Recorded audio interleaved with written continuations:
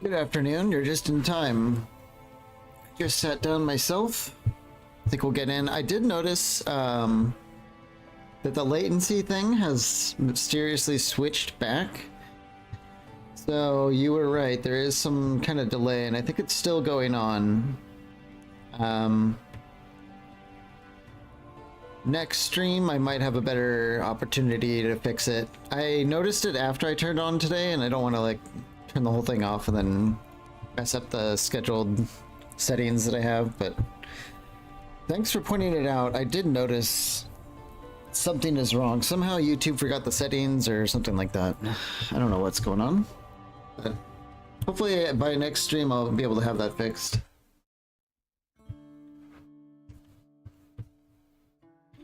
Now to remember where we are. Oh yeah.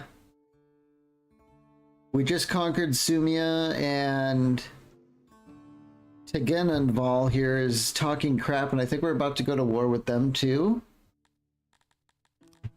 That sounds about right.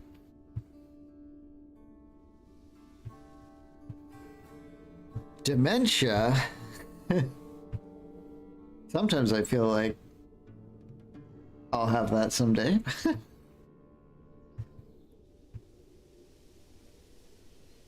YouTube's like gaslighting me though. Like, I know it used to be ultra low latency, but now I confirmed it's not after I turned on the stream, and I'm unable to change it. So I probably have to turn it back off and on it again. Alright, we're like redlining on a lot of stuff here, which is not great, but it's also it's not that bad. Usually late game city is like redlining on just about everything. Why are we red? You have no trade agreements for this resource. Oh. Yeah. We killed the people that we would have had a trade agreement with, so now we need new trade agreements. Probably with these Buksu people. Yeah, look how much territory they have. Oh my god, we're completely surrounded by them. Ooh. Yeah, they've got territory on all sides. Here's some independent lands that we might be able to snag as well. Like a lot of them. So, wow. Oh. We might be able to sneak out to the coast here and claim all this without too much fuss. But I think we're going to cut a deal with these people. We need someone to trade with, and they don't see us as rivals because they are enormous, and we're still just like this teeny podunk little spot here. So let's... How come I can't? You are not liked enough by the faction of this stance to be considered. A minimum opinion of 1.5 is required. Oh.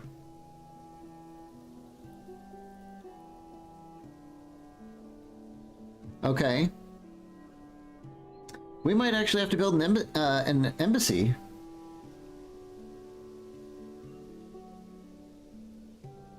Yeah, I think we're gonna have to build an embassy. I'm not even sure if I have that unlocked.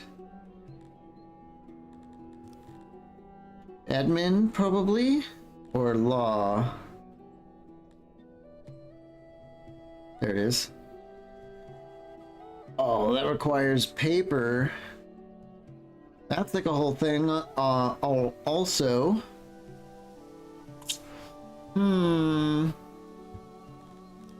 We'll just have to deal with not trading with a neighbor, I guess. That's gonna be tough. I think we should conquer these people first, and then we'll see if we can kind of ham-fist import of grain and what's the other thing that we're missing? Fabric? Or fiber. We might be able to squeeze it out of these people, even though they're not very good at it. This place is going to be growing, and we are trying to work on the loyalty, right? Yeah, the support's slowly going up. But I think we might want to fight these guys first, so we sent home our swords girls. An embassy, that's quite the bluff for the friendly nation, yeah. Embassies are pretty good though. They can help. And in this case, I think it would definitely help. We need to get a whole paper operation going, and this is kind of like taking the priority. If we lock these two cities down, I don't think these people are going to attack us for a while. So I kind of want to declare war on them and then fight this group here. Hopefully it's not nasty. We could get mercenaries for a couple days.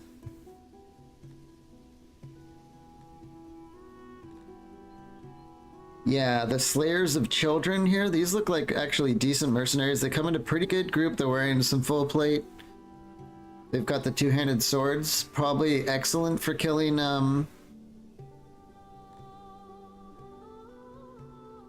like militia and stuff. They only have 70 and we have 400 though. We might be able to do it ourselves. I guess we could just go check it out. So why don't we declare war on them? Screw you guys. Let's go after their army and see what happens.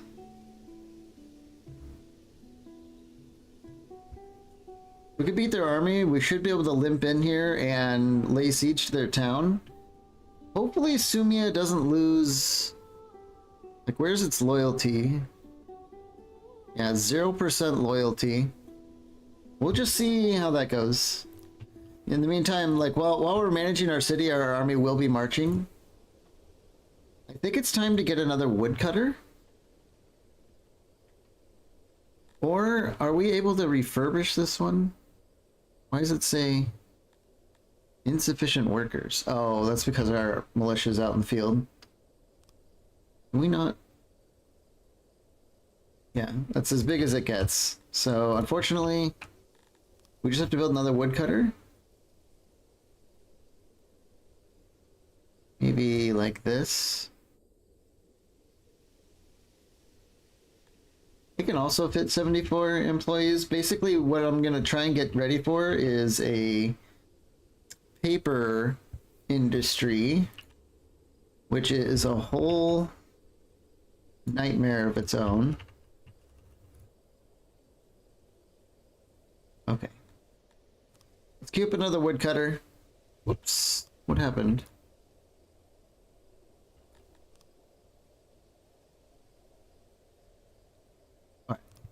Like a weird thing over there. So let's keep going marching with our guys. We do want to get our army home as soon as possible. This is like 400 workers. Yeah, the region of Sumia has very low public order and could rebel any day now. A temporary fix would be to station troops there to turn the troublemakers, but in the long run we should look into fixing these problems permanently. Yeah, that's why we're going to fight this army, but stay here until the support goes up. Once the support is up, the loyalty should follow because we built a lot of these happiness buildings. But right now it's just nasty. Religious differences, like all sorts of... We might need to build like a shrine here.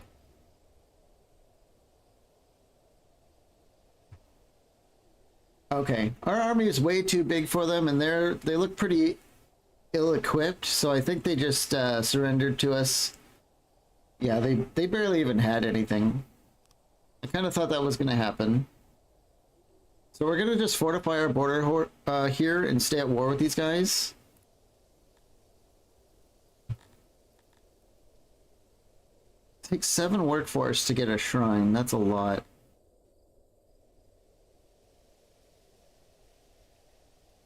What's the debuff here? The population, representation, distance, religious differences, and support. Yeah, the support, the multiplier for support is just a little too much. But once this goes up, it's just a thing over time. If we had an embassy, you can actually send like diplomats to a city that you haven't yet conquered.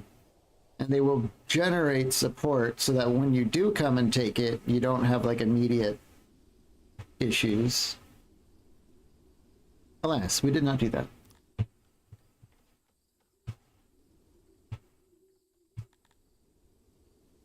Yeah, the slave submission here is also looking pretty spooky.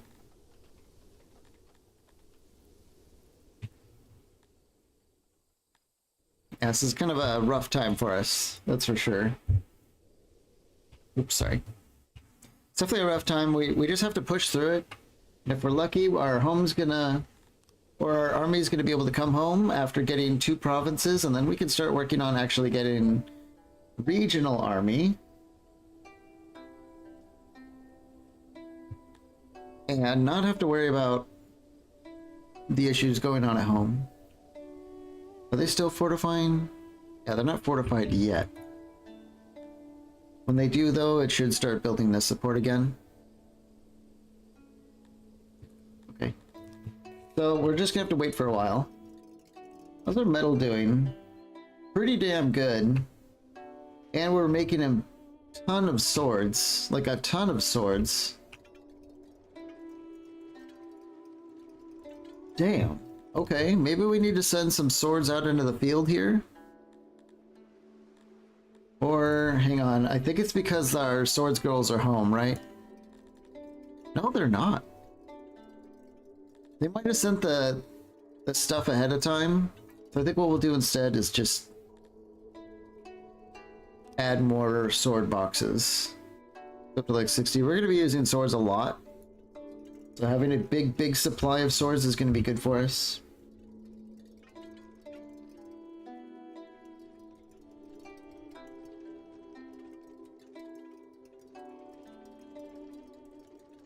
Yeah, we're full on the relevant resources here. Our metal is going to need... We have a noble here, don't we? We sure do.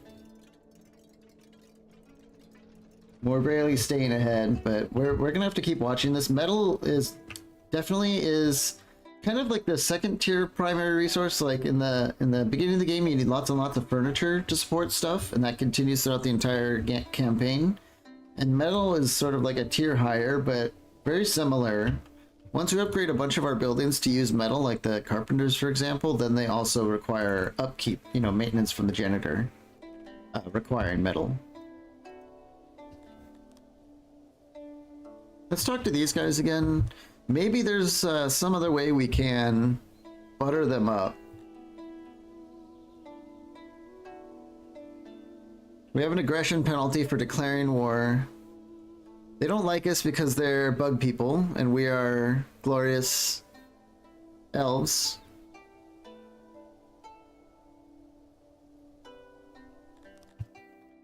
I think we're gonna have to work on a paper industry. Although our workforce is suffering.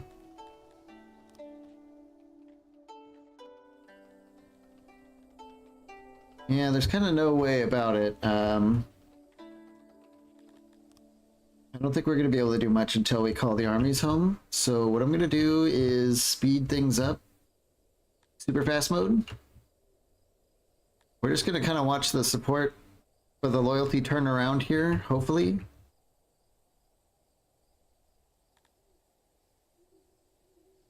We're also going to watch if this army regenerates, we can hit them again and take more of their stuff.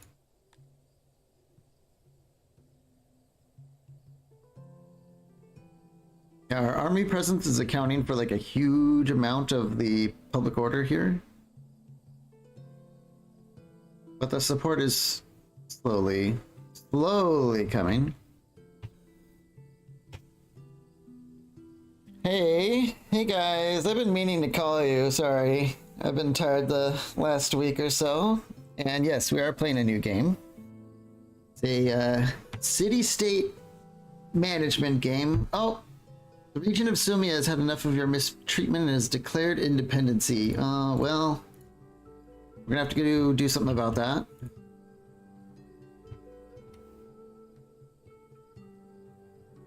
I wonder if we should have parked the army on top and if that would have changed things. Yeah, it's like a city building game. We've got like, let me slow it down.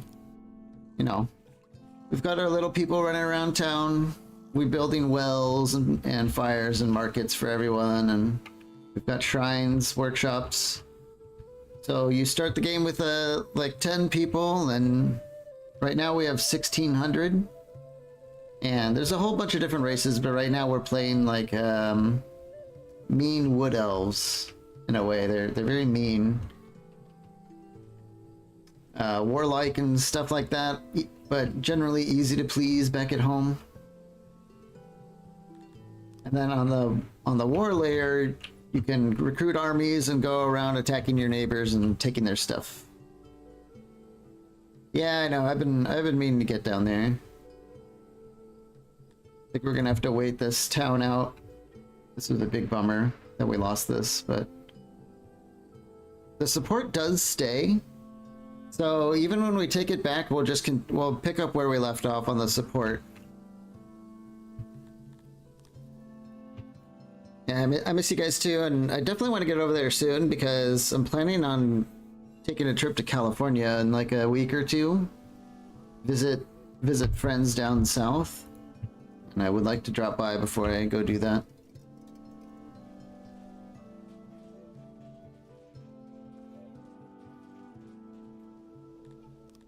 Okay, let's go back into fast mode here. I don't think we're gonna have to besiege this place for long.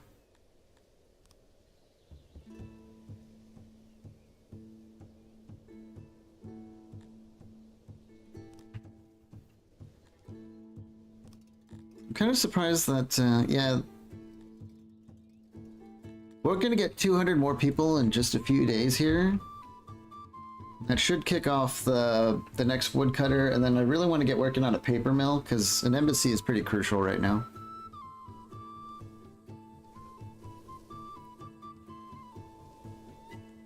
Here they come. You can see the numbers like skyrocketing because half of our soldiers are coming home right now and returning to work. Yeah, we're back in the positive workforce. The suppression is going way up because we actually have people who know how to fight at home. So this makes me feel a lot safer. Woodcutter is going to be coming back online. I think I'm going to drive. I haven't really taken the new car for like a really long drive, and I think it should be at least somewhat comfortable. But yeah, I think I might drive this time.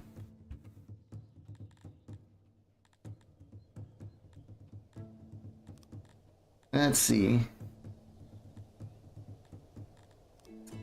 It's either crafting or refining. Crafting, paper maker. This is like a whole thing. And, we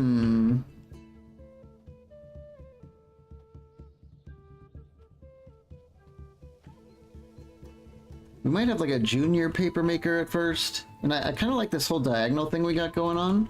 I want to, see, let's go to planning mode and copy this, flip it around.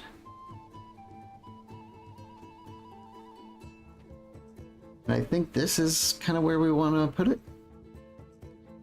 Yeah. So I just want to get that here as a placeholder so I know how to do the other side of our thing, and then we can build around it. We'll first lock in some roads here.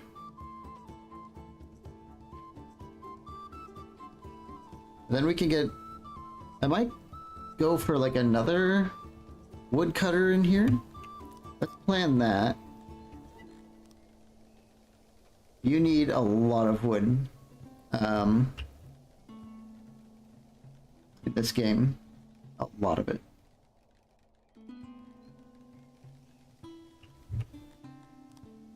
Okay, let's cut the road out here. We don't need... Do we even get workers for doing this area? We don't. So we could like remove this. I'm looking at the worker pool right here and adding and taking away and just kind of noticing which parts we don't need. So we might be able to get like a paper workshop in here. I don't know. This does look kind of like a pretty poor woodcutter area, so maybe we'll just forget that.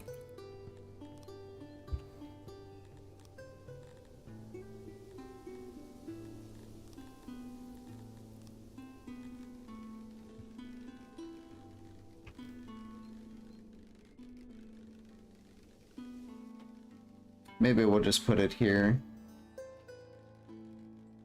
Honestly, we're gonna need a lot of paper, so let's just, instead of a baby paper mill, let's go with a giga paper mill.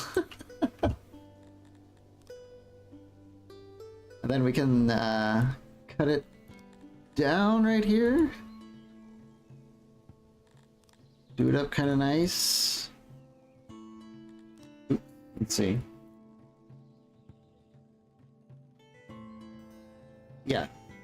That should... Yeah, okay. That'll keep the whole dynamic going. We're gonna need some of our famous alcoves. Maybe one over here and one over here. Yeah.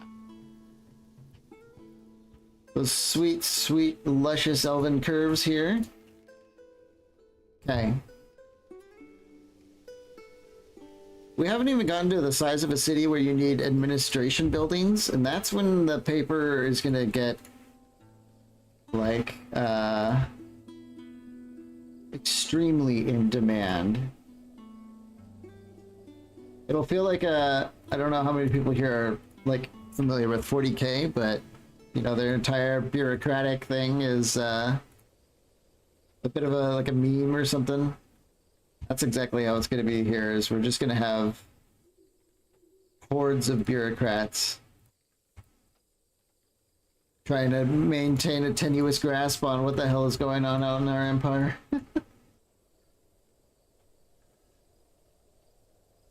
Gotta get all these damn pillars in first, though. Can't do anything without them.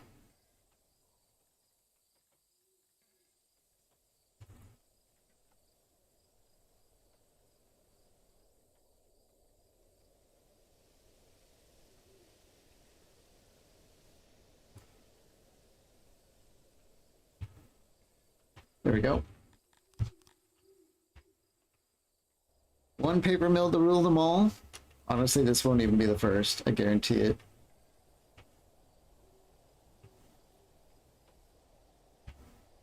See, if the warehouse is down there, they could have workers coming right up this street. So I think I want to build the storage like here. The warehouse workers, let's build like a door like right here. They can come right up the street, come inside, grab the paper, and leave. Now it's time for the workbenches. Oh yeah, bureaucracy. I swear, like a game like this would make Machiavelli proud.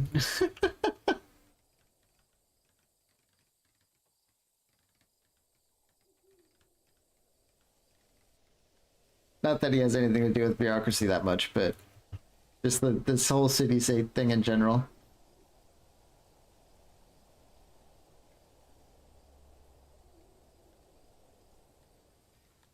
$204 workers, that's pretty good. But it could probably get better. Alright, let's run with that for now. We'll do the auxiliary stations and then see where we are.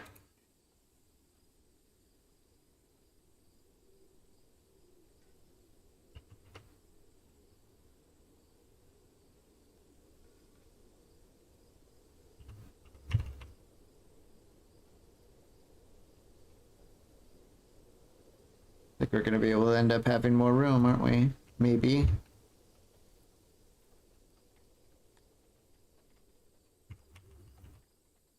Yeah, I think last time pretty much every time they update the game, there's like kind of an overhaul to the bureaucracy and research systems, and in this current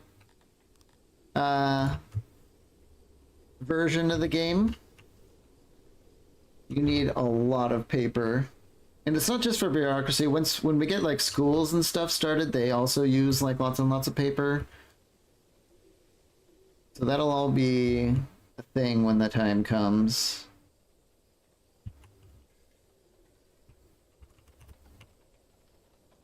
And I'm pretty sure some other things require paper too, like the labs and stuff. The final tier of your labs, I think, will also require paper.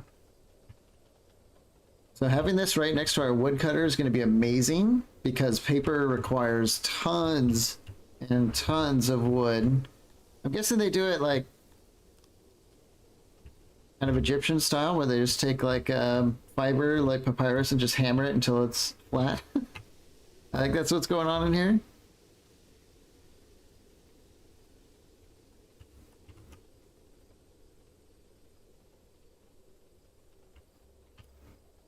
%. Okay. It's probably not going to get much better than that, but 287 employees is a lot. Got a door there. Get one here, and here, and here. A lot of entrances. We're going to be having employees come in from like every direction, but most probably over here. That's why we've got these 2 doors here. Might even build some more decorations so that when they're all coming and going to work, that, you know, they pass by all the trees. This is going to be good.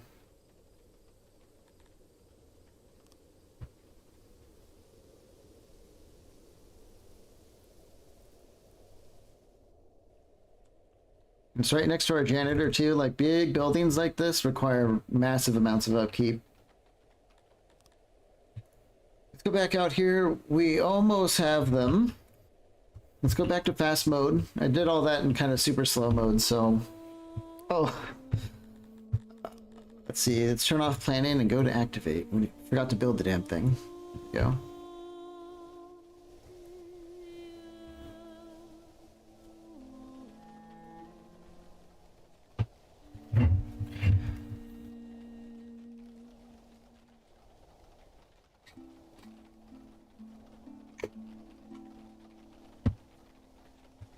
All our busy little bees.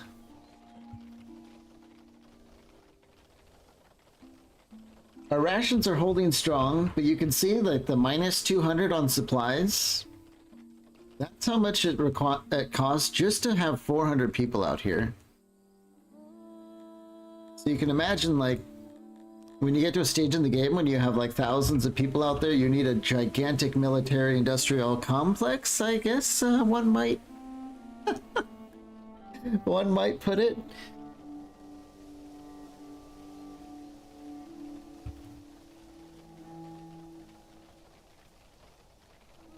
Okay, we have a lot of swords at home. How much do we give? It's 500 for each one of these groups. So we have just enough to swap our... Oh, I don't think we can edit them while they're out in the field, can we? We might be able to do it from here? No. Well, when they come home, we can give them swords.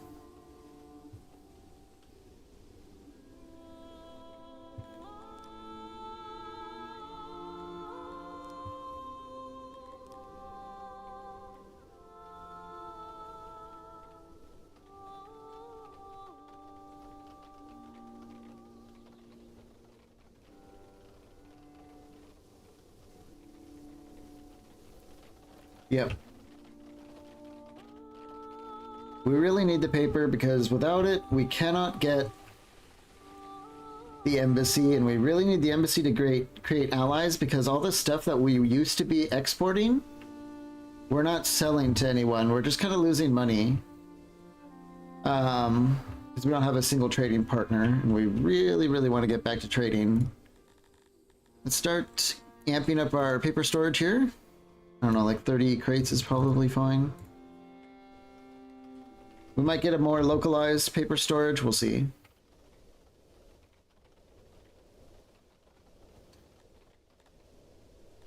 As far as tech goes, we have a good 60 innovation here. And as we're about to get paper online, I think I want to increase our wood cutting even more.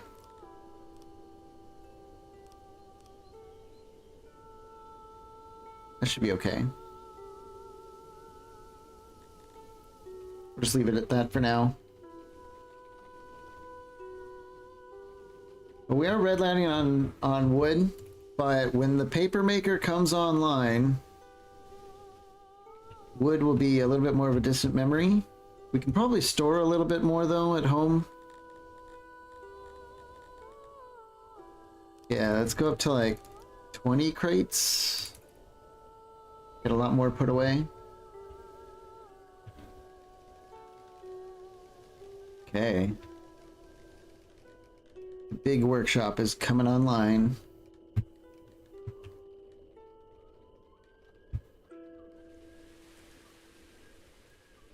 Who's slacking on this? There we go. We should see a big wave of people coming in here to drop all the stuff off. Yep. Go back to the world map. Okay. They give up. Let's just take our city back. Jerks.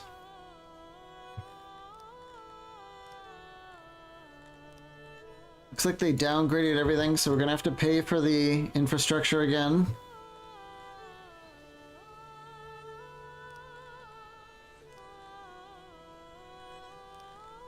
I wonder if we should get a shrine this time instead.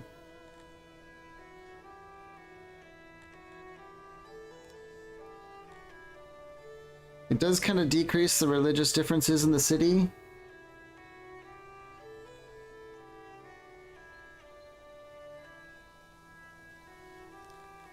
Yeah. Do like a fighting pit and a shrine instead. That might help things a little bit.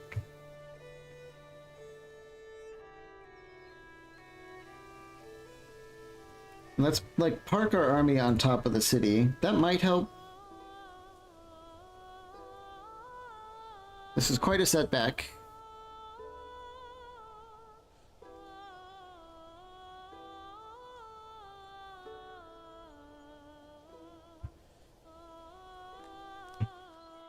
Usually they don't rebel so quick, but our army is fairly small.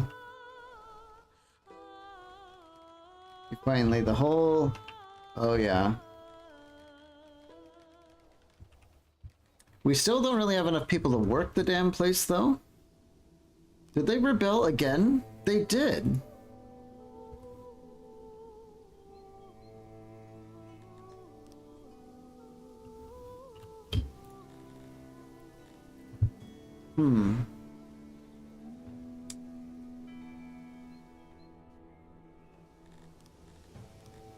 Okay, what if we do...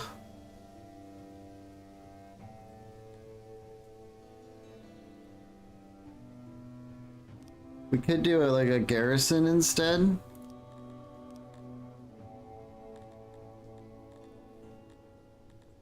I don't think I've ever had something rebel so many times.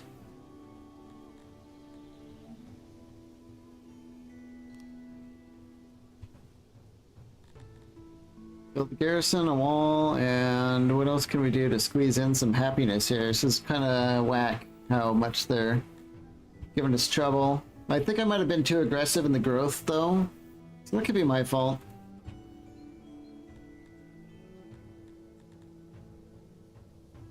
We do have some positive numbers now, at least in projection after the place decimates a little bit.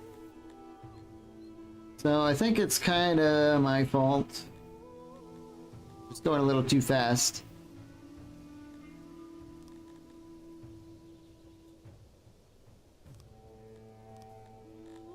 What do Garthemes like? They like the fighting pit.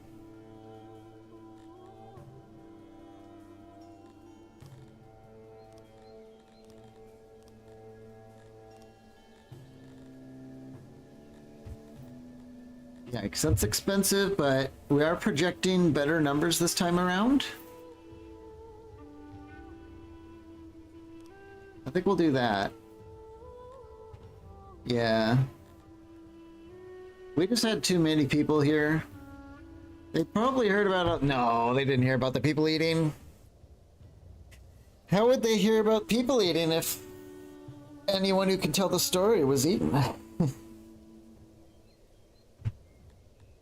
Okay, our neighbors want to give us a gift because they're being snide. You may not know it, but we, Caleb IV of Buxu, are not only the mightiest of rulers, but the most generous. Here, have some stuff. They give us 69 denarii. I wonder if they're suggesting anything. And then a couple of rations. Okay. And now you can see that we're generating loyalty like straight away. We had just too many people. So it should build up pretty quick now. Yeah.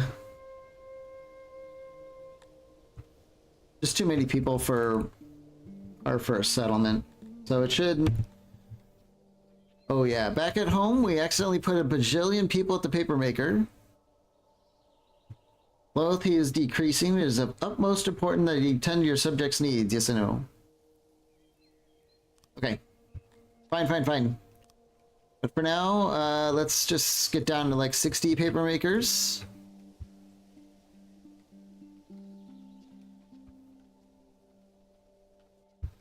And work on a... I think it was under admin, embassy, yes.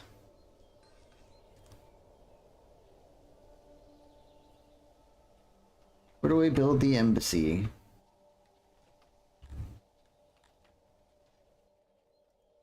I feel like it might be next to our kind of like our noble spot here. But we are a little bit stretched thin on this side as far as like support goes.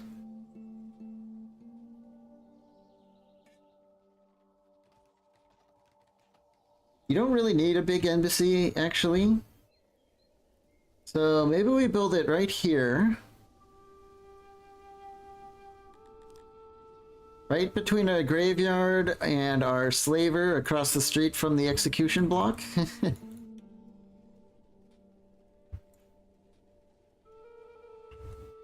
I'm sure that's fine. Right, probably.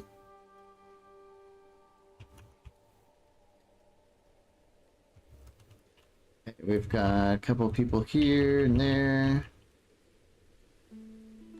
16 embassy employees is probably fine, because we're not doing a whole lot of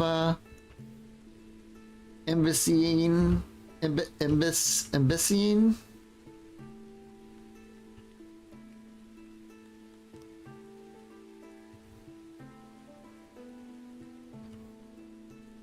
We just want to get in the good graces of like the one neighbor that we have.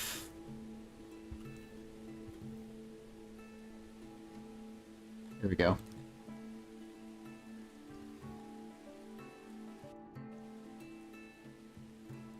Boom.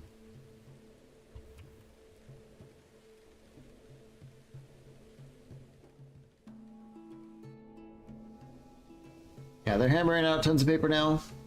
We're not going to use a lot yet. But when it comes to administration, it just kind of like exponentially grows at some point. How's our town doing? 3% loyalty? It's actually going up though. I don't think they're going to rebel again now that we're taking it a little bit more smart this time.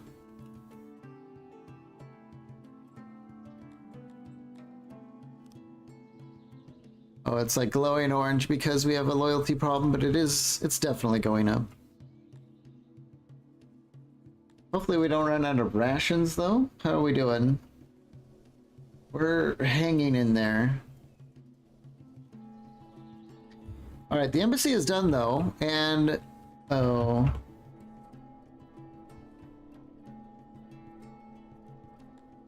I thought we were going to supply gems, but it turns out it actually requires full-on jewelry.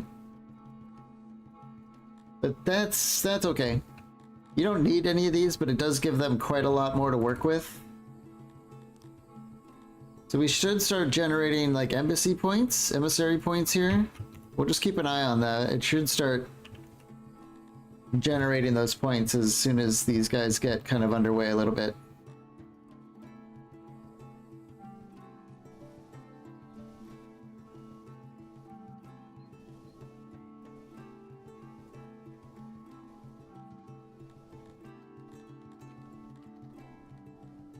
Yeesh. I feel like we're hanging on by a thread. Our army presence is still accounting for a lot of the loyalty in this city. You can see it's like kind of going up across the board. So once it does, we can like cut out some of these support buildings and then go back into more growth and stuff.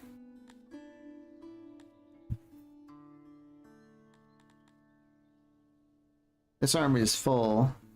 We're going to want to attack them again soon. We're losing a lot of money. Our opinion, however, is up to 1. So we're getting closer to being able to make that trade agreement. And yeah, we're starting to generate our emissary points now. So what we can do is we can talk to them. An accident, huh? Couple of people hurt at the old lumber mill. Something happened with the rotary saw and Mrs. Geophema Sullivan. She's down for the count. Right. Embassy points. So if we talk to Flower here and then... Yeah, so we talked to them directly, I believe. The court. And we click on Calum the Fourth. Alright, so there's like, he's got some traits here. He's warlike, a seeker of glory who will eagerly find or create a conflict for a chance of battle. Of course, he's a bug man. He's also cruel, probably goes with being a bug man. And he's lazy, also, coincidentally, probably because he's a bug man. However, we have options here that we can send emissary points to Flatter. And the more points we get, the more we can start flattering the leader. And of course, the leader holds quite a good opinion over the entire little kingdom they've got going out here.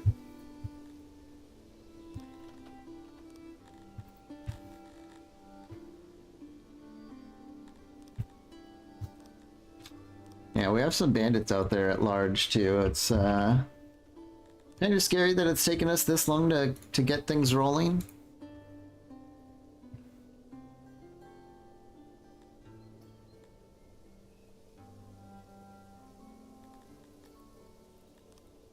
And now that we've set up the flatter thing, anytime to increase or decrease it, we could just go to our emissary points and just adjust it. Easy peasy.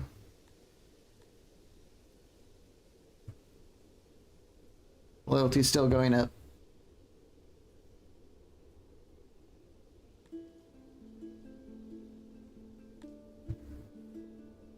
Hopefully that's the end of it. Okay, we've got like kind of a yellow face now. A lot of this is probably still from our army presence though. But when it swings around and we stop getting a support debuff, it should self-sustain. We're also cleaning up the devastation from like fighting in the area a lot, so that's gonna help too.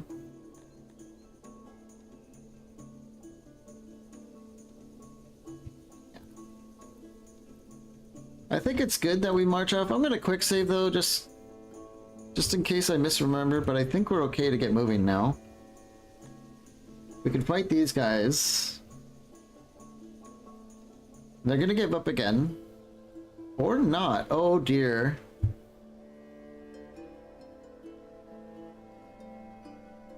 They're sallying out with their garrison. They have one catapult. A lot of the bugs, I don't know, maybe we try and take this fight. They outnumber us by 65, but we have some archers. And if they're poorly armored, let's do it for the content. We haven't had a battle yet today, and it's kind of good that we're getting into a battle like before we get really deep into it and everyone's wondering what's going on. Let's take stock here. So they've got some, that must be a militia. Not very well trained, barely equipped. Same with a lot of these guys. Some regional divisions, yeah, our archers are gonna tear these things to pieces. Probably. The one thing we want to make sure is we're not in range of that catapult. These catapults are brutal. Let's just hit start and... Are we in range? They might have to come after us because they're worried that our tilapia archers are going to be outranging them dramatically, which is definitely true. Get our spear girls up in the front. Spread out the archers a little bit. So yeah, our range is pretty decent here. I think we're going to focus fire this group. Yeah, we should see some punishing barrages after one or two. I think, hopefully. If not, we're in major trouble.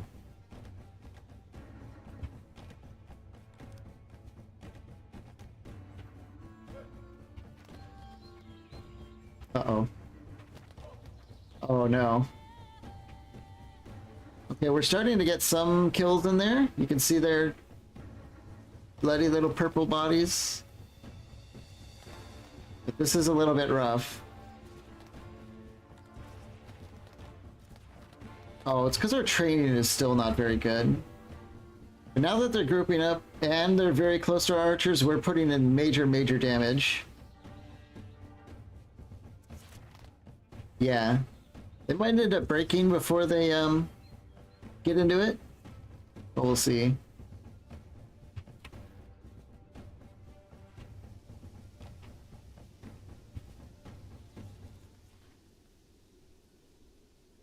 These are Amevias, I think. Yeah. Oh, these guys are super scary. These are like the lizard men. And they're like straight up Saurus, basically. In a world where no one else has that luxury of being a Saurus. So they're slow, but these guys are absolutely brutal. Like, playing as a Mevia, your soldiers just destroy everyone. It's kind of cool. And that's another group of Mevia that I'm not happy about. Maybe we shower them with arrows.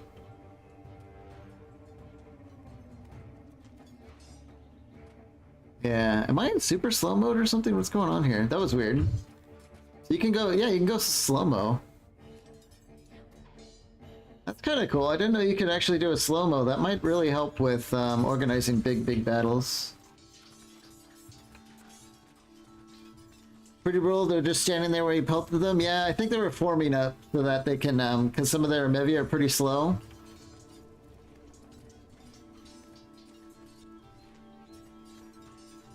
But, oh boy, I'm not too sure how this is going to turn out for us. Let's have some of our archers start working around the sides.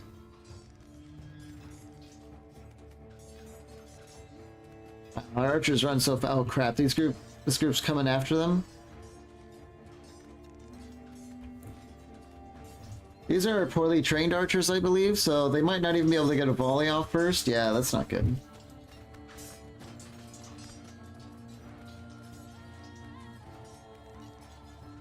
I was hoping our archers were going to do more heavy lifting. This might be a little close. Okay, these guys, this little group of Amevia broke because they see we're coming in on their flank.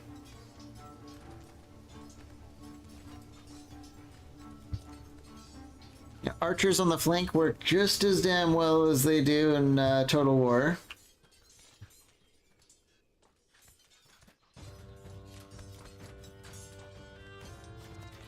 Alright, form up please. Hopefully we shoot them good and not us. Oh yeah. That's pretty brutal. I don't think they're gonna really like that for very long. Yeah, they broke. Let's go down here. We'll send some relief over here for our archers.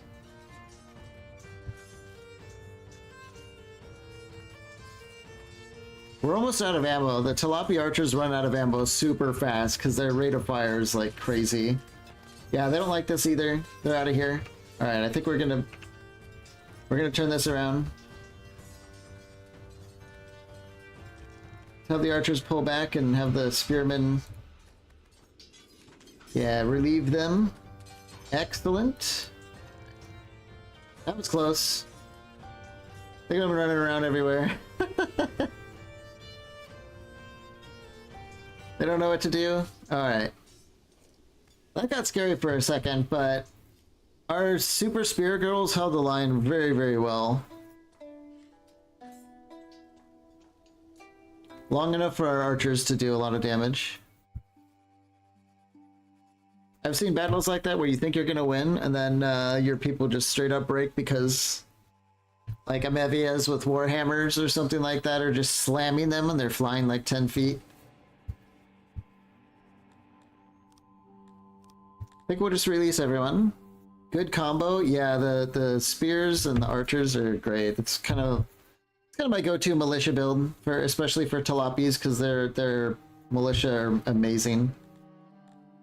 So we'll send some of this loot home and continue on into Tegenaval, which might not have a garrison there anymore because we just defeated them in the field. So this might be a quick siege.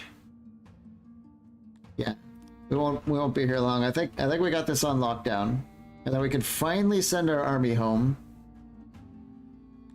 Right when we're probably running really low on supplies. Yeah, it's a classic, the old hammer and anvil. Yeah, especially in Total War Warhammer. Definitely one of my favorite combos is to get archers behind the lines and just hammer home the point, I guess.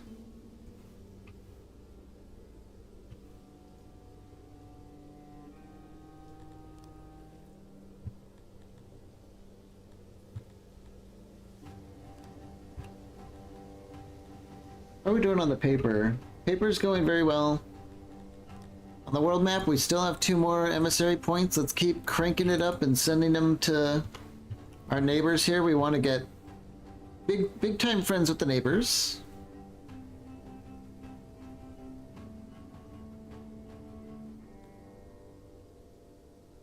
We'll keep checking in on this. It won't last long. See me here, loyalty is going up, everything's going okay. We kind of got over that hump, it feels. The only issue we have here is our bakery is no longer making bread, which means we're no longer making rations. Let's use meat instead for now as a temporary measure. We really need rations. The bakery is no longer making bread because we're not trading with anyone. That's where we were getting our grain, it was abroad. So once they bring the meat and the herbs in, they should start cranking out rations again. It's going to take them a while to readjust the entire room here, get everything stocked up and ready for production. More emissary points, keep sending them over.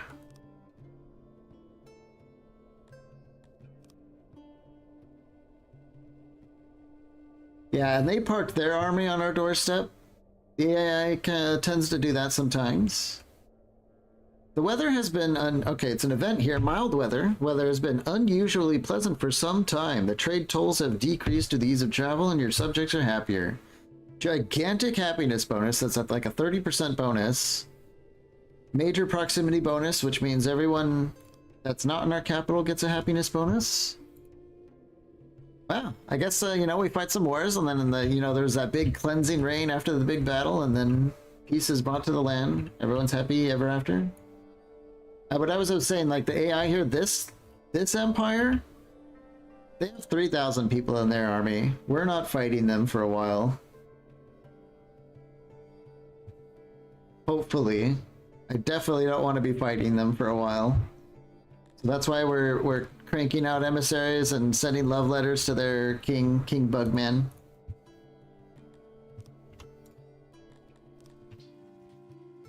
Yeah, but at home, loyalty and happiness skyrocketing up. The weather's great, everyone's happy, the army's victorious, so on and so forth.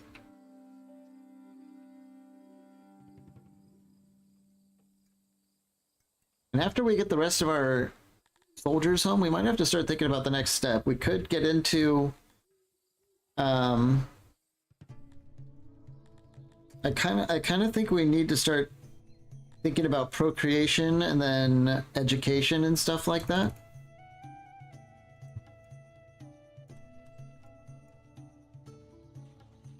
We'll see how it goes.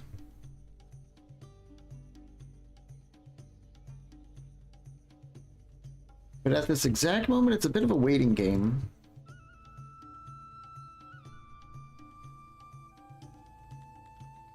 What's our immigration looking like?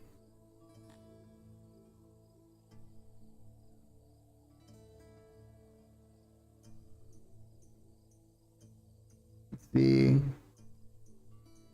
Yeah, we don't have much of an immigration thing, but because of the weather, we might actually start immigrating tons of people. Because of the happiness right now. Which is good. We could definitely use a bump. When's our next elevation here? We're quite a ways away. We need 800 more people for that. We're almost taking this.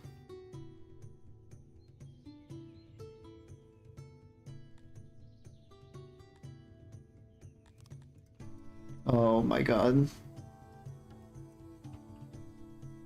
The rations is bad. Let's upgrade our ration maker. I think that should make them a little bit more productive. Yeah, it takes clay, pottery, furniture. Yeah, we can upgrade that. That should dramatically increase their production, but you can see that the supplies, we're barely holding on here for a few more days. This is very rough. But we got the town. Let's occupy it. Build it up as best we can here. Yeah, we don't really have a lot of government points. Hold on, let's go back into town. Give our governor a few more promotions. That should give us plenty of government points to get it done right.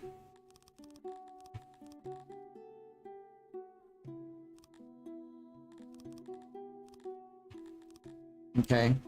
So what I'm doing is... My god, I don't even... This is a whole thing to explain. I'm not sure if now is the time to explain it unless someone had a lot of questions about it, but... Generally when, like, this used to be a bug people town, and there's no way we can sustain as many bug people as... If we were a bug faction, we'd be able to figure this out, but we are losing thousands of pop, and there's no way we can get them back. So this town is just going to be demolished because all the bugs are dying off and leaving and stuff like that. We can't stop it. So it looks like they had actually genocided everyone here. You can see the blue bars are growth and the orange bar is shrinkage. So it was mostly Garthemians. They had killed everyone off. It's going to take a long time for this place to recover as the indigenous population moves back in. It's going to take a while. So we're just going to set up this is like a growth building. It increases how many people are going to be growing in the town. It adjusts region capacity, I think is what it's called. And this gives us the workforce. Every building requires workforce, like the well here, for example. Oops.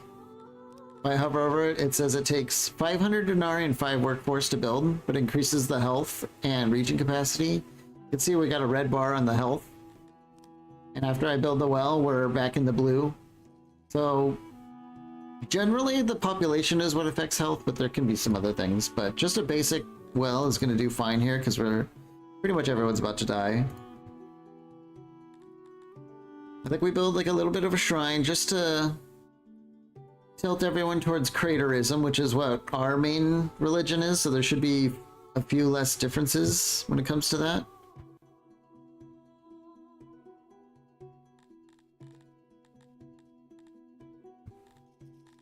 And what else can we do here? We definitely want a couple of happiness buildings. Usually I build like the happiness building that most reflects the highest population we're going to have, in which case it's going to be the Tilapis. The Tilapis definitely love themselves a good fighting pit. You can see they have a 1.5 happiness out of this, whereas a stage, they will get a 0.6 happiness. So, and then I build the second one for our second most populous, which is going to be the Cretonian and Dondorians. They're pretty much tied, and I believe they both like to drink. Yeah. So a fighting pit and an inn is definitely going to be enough to satisfy the happiness here once the initial rush of damage is done. I think maybe we get a garrison building for now. This will add like a little bit of a garrison, but it's also a cheap loyalty bump for all the races. We could also build a wall. It's another cheap loyalty bump. And beyond that, I think the rest we can spend on what we want to benefit us. which for now is going to be grain and fiber. And you can see the red down arrow. It means they're really bad at doing grain here.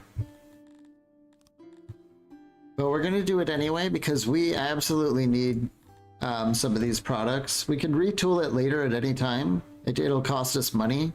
Yeah. All these changes cost 134k, which is a good chunk of our money. But we will be getting some taxes incoming. Hopefully they don't revolt while we're here. But we'll see how it goes. This is going to like steady out real fast. Yeah, you can see the numbers. It's just dropping in the hundreds every day. And once the numbers kind of catastrophically flop, we'll see the loyalty turn around because there's pretty much no one living here anymore.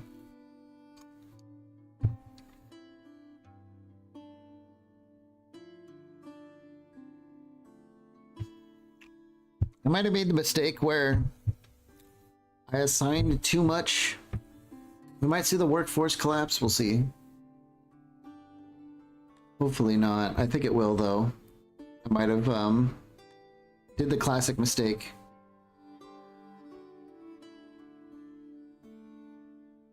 Yeah. The region of Tegucigalpa has very low public order and could rebel any day. Yeah. So what happened is, this is a big time classic mistake.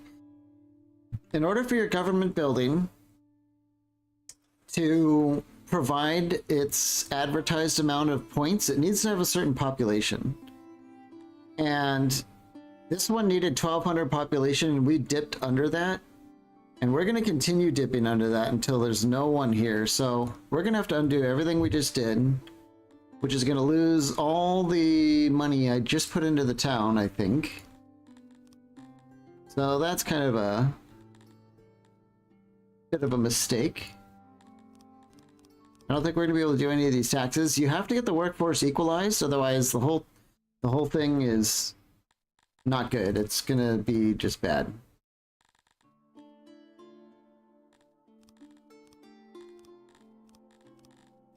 Yep. We have to tear it all down. Let's just go with that. Yeah, we lost 130 grand remembering that. But I won't forget it again. It's been a while since I did the conquering interface here. We just have to see where the population settles and go from there.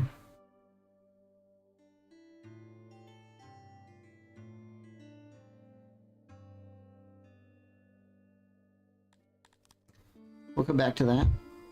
Rations looking extremely bad. We're gonna just push this to the very last day. We do have some more emissary points. Keep sending them abroad. What do they think of us now? Yeah, we're getting there. Once this region settles down and we show we're not super bad neighbors, their opinion should go up.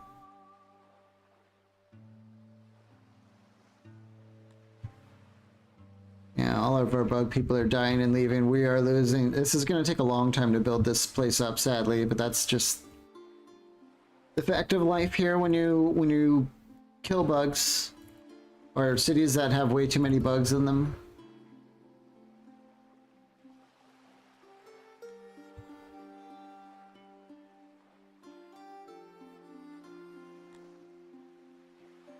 What are we doing on knowledge?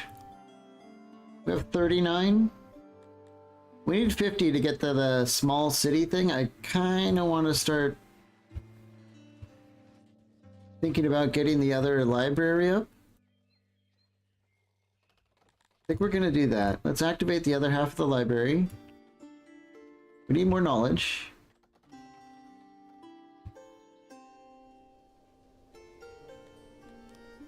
We should be, let's see, we have 2,000 people in this town. We need 2,400 to get to the next one. We just need more land. We might go over here and conquer these indie neighbors eventually.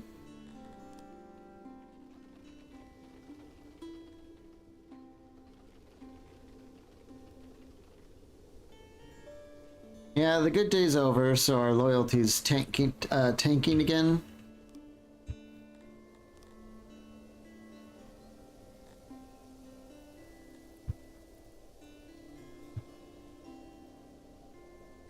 Okay. We have just enough workforce to get the growth to level 2. And this place is going to have to grow. It's going to take a long time because you need the people to move in first, and then they'll start like reproducing and stuff. But this place is just a shithole for a long time. At least it's paying some taxes though.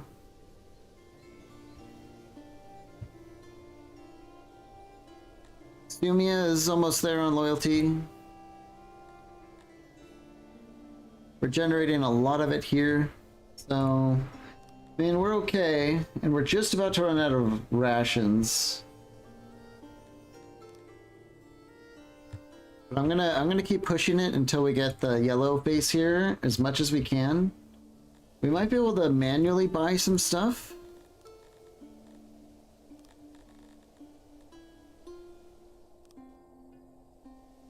What if we get like another 1,000 rations? What can we give them? We can give them some livestock. I know we've got a ton of that. We can pass off some of our opiates, maybe some gems. Oops. And what else? I know we have tons of furniture. Let's give some of that away. We're actually giving them so much we can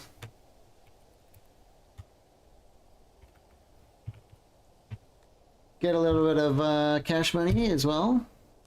Okay. They'll send us the rations that we need to continue our army in the field for a little while longer. After all this, I definitely don't want to have these guys rebel and start the whole thing over. So just get it done right.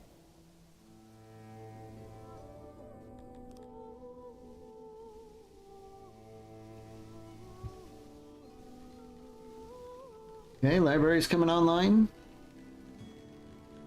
This second library should do wonders for us.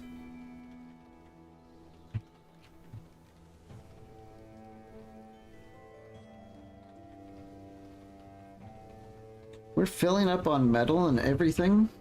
That seems just crazy to me. Let's upgrade our warehouse. Just a little bit of wooden furniture should give us a whole lot more room for all this resource. Yeah. The ore, the coal, the metal, we freed up a lot of room. Oh, so there was good weather and then we hit the drought. Okay. Might see an impact on our food supply, but we'll just see how it goes. Where's our rations? Did it already get in town?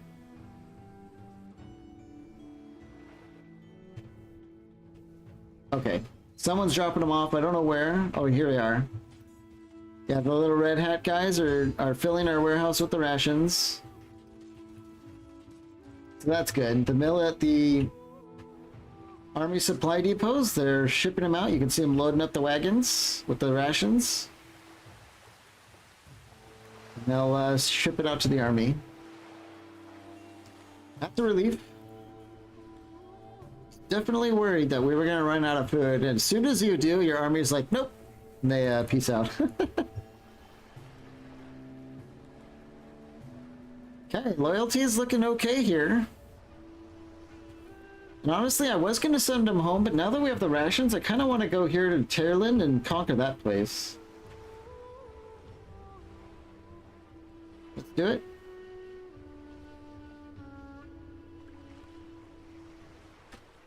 Yeah. We shouldn't have like that big issue that we had with the bugs, because this is mostly occupied by the Talapi. They're not going to leave when we conquer them. They'll most likely stay behind.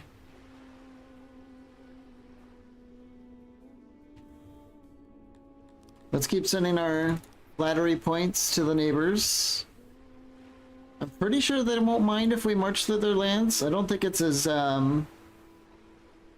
punishing as it is in Total War. Like you take 1 foot into their lands and incur like diplomatic penalties for a century or something.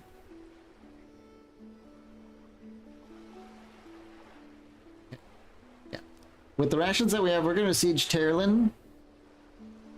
Since we have our army out in the field, I really want to use them before we get home, because it's like, you probably noticed it's like a whole thing to, uh-oh.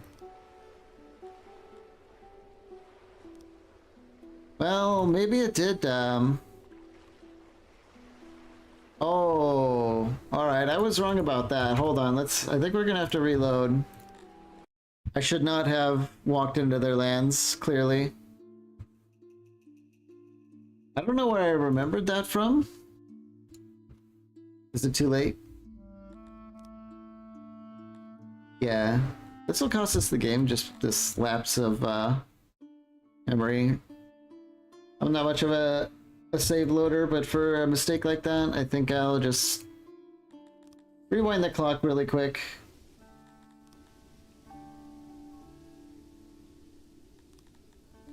Did we do our... We might have to do the ration trade one more time, but we should be good. Where are they? There they are. Another 1,000 rations, and then we will send some of this, some of this, some of that. Some of these. And then we'll just take some money. Okay.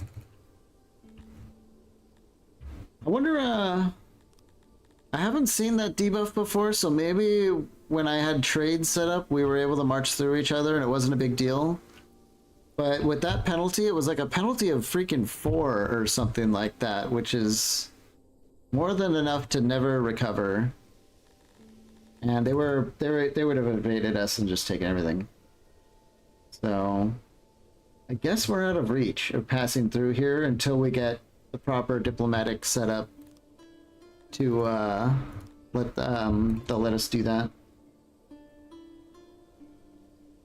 So I guess we will be sending the girls home after we recover in this town.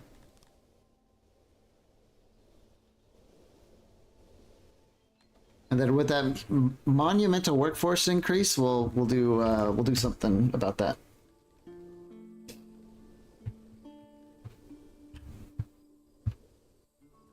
We're making rations, right? Yeah, the drought is here.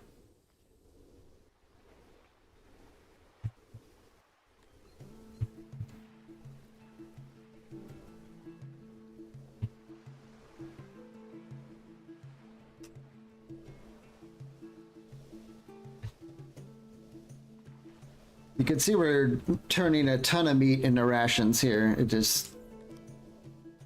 The industry takes quite a bit to go. Hey, is the drought over? It must be. Or is that like a freak storm?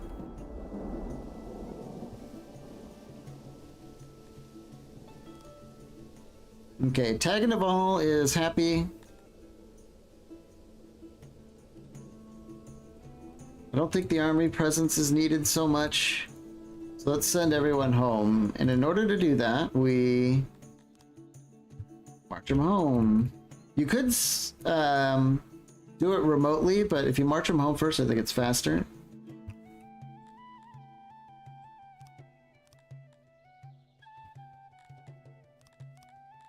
Let's keep sending those emissary points as they produce. It might be good to get a jewelry workshop going though, so that we can really crank up our emissary building.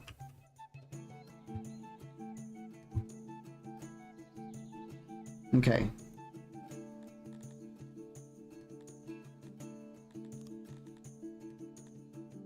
You don't want to disband them. What you do is you go to town, you click on your army here, and then you recall them.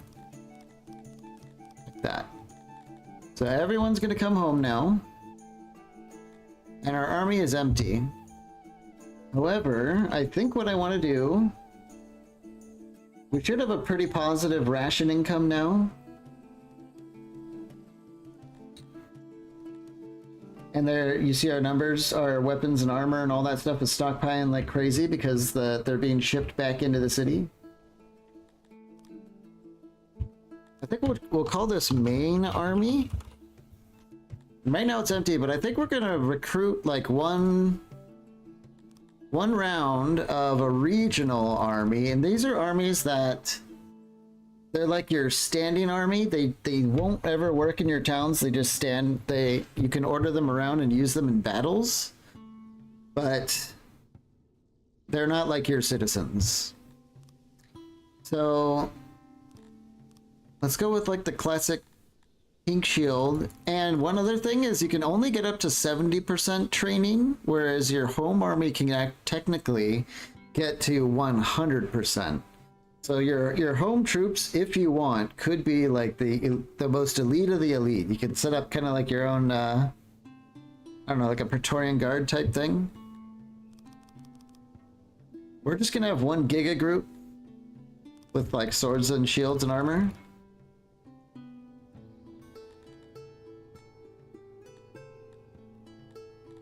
Yeah. And we'll just pay the rations to upkeep like one group of 200. We'll figure that out at home. It's gonna take a while for these guys to train, because they have to train just like your armies at home. So in 3 days they'll pass their basic training, but then they have to go from 0 to max melee training, which is gonna take a while. And these soldiers are we can manage them with a little bit more granularity. So while our people are home, oh man, we don't have nearly enough housing for everyone now. We gotta figure that out right away. We should be able to afford just those people out in the field. And if not, it's gonna be a little bit easier because we're going from 400 down to 200. But in any case, we do need more houses. We have a lot of people working in this area, like the paper mill and stuff. So I think we'll get like a bunch more housing in here. That's probably where the shortage is. Oh yeah. Everyone's a little bit mad. But I think...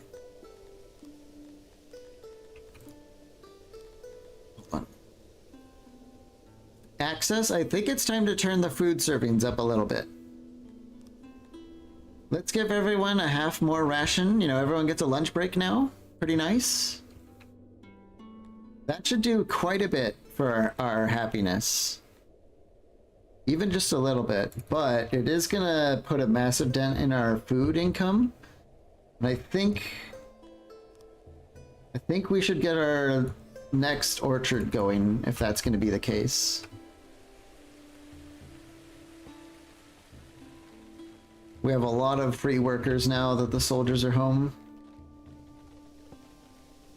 So we don't want them to turn into like banditry and stuff. We want to get them housed and back into the workforce before weird things start happening at home.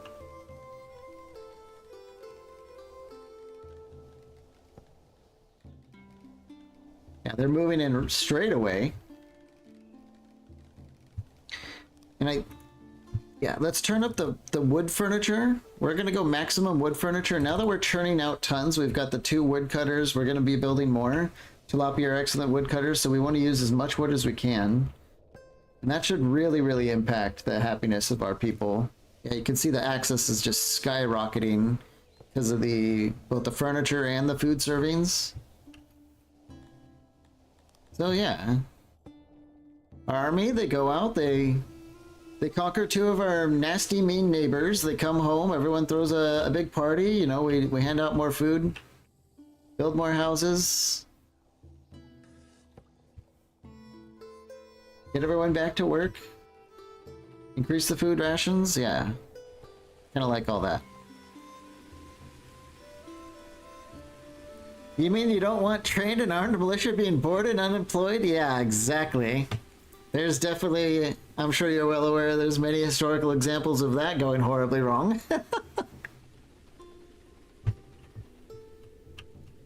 So we're trying to avoid that. We still have a huge workforce, so there's got to be a way to do something about that. And I think it could start here at the gem mine. And I want to build a jeweler, I believe. We could have the jeweler right next to the gem mine. Get rid of this like little opium farm.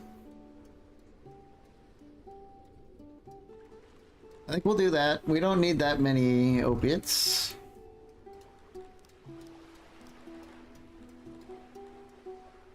Yeah. We don't need a whole lot of jewelry.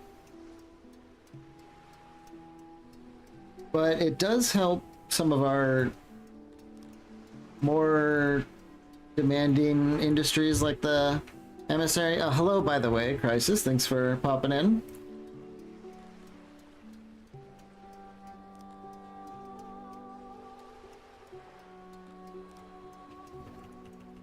We'll just have them working nearby the gem mine. They'll take some of the gems and turn it into like fancy stuff.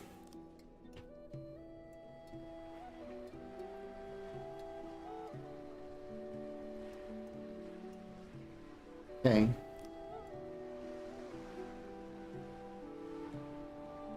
That'll do. It'll definitely do for now.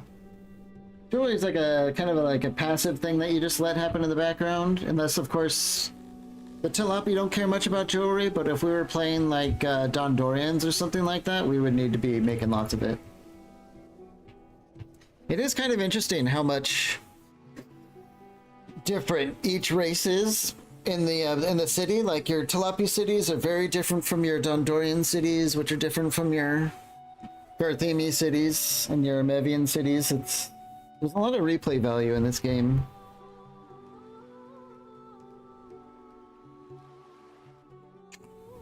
Oh, I see we're full on bows and arrows. Let's assign a couple more crates for that. We love our bows and arrows.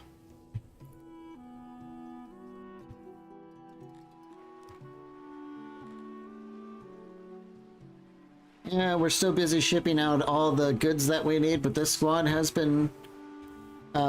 they've completed their basic training, and now you can see they're 0 out of 73% melee training. But when they're done, this will be like a standing group that persists. And they'll be a little bit easier to maintain because we can do it a little bit at a time.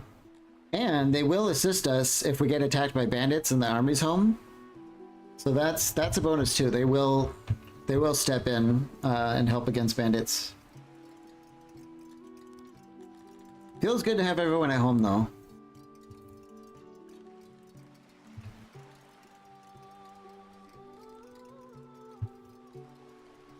Let's speed things up again. Just want to monitor this jeweler and see what happens when it comes online.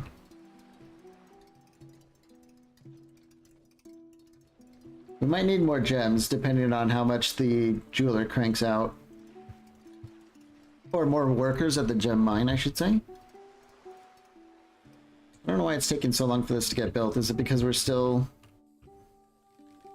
Yeah, we're still working on the orchard, but this is about to be done. Look at them hammer those trees into place. Yes! Fast mode looks crazy sometimes. Okay. Another 50 workers. Yeah, we're much better off now. You know what we should do? Oh yeah, we should start turning this into fruit wine. Should absolutely start making some of that sweet, sweet, delicious fruit wine. Are we still shipping fruit up here? Yeah.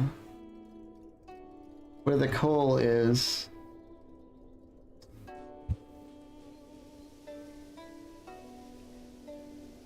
Let's increase... I guess let's upgrade the warehouse and then increase our fruit storage. I want to build like a fruit stockpile up here. Because once we build a brewery, we're going to start going through it pretty fast, so... Brewery's going to be great, though.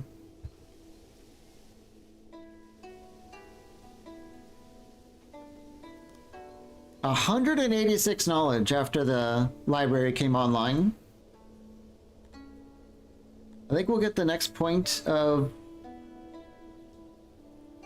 the organization, or maybe not. We need to find a way to get up to the level 5 growth so that we can grow to build the next level of the large town. So I think we might need to retool. Yeah, we don't need all this support now that the city is kind of recovered.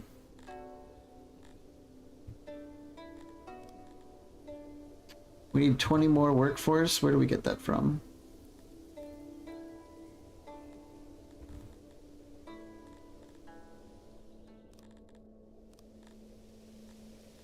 Damn.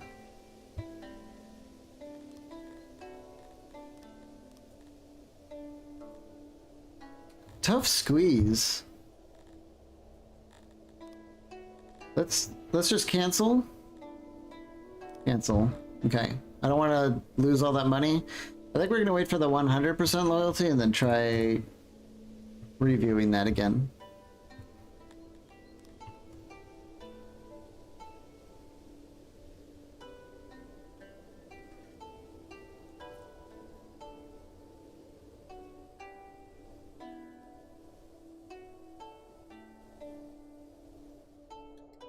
Okay, the jeweler is done. They take metal and gems and turn it into jewelry.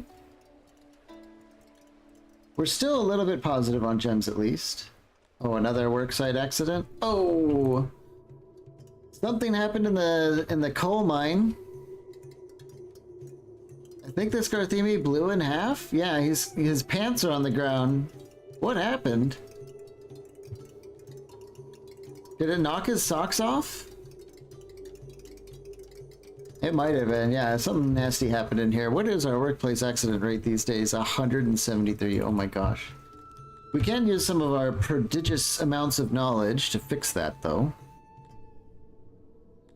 A couple more points in workplace safety, maybe?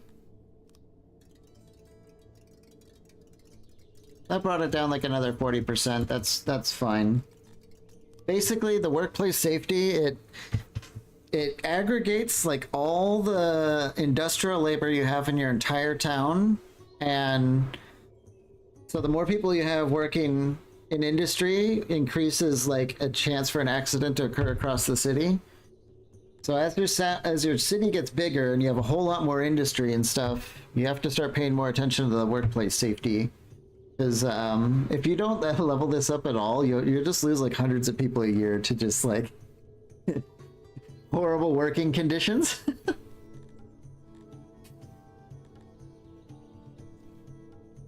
We can spend some of our knowledge to upgrade the library, which in turn will give us more knowledge.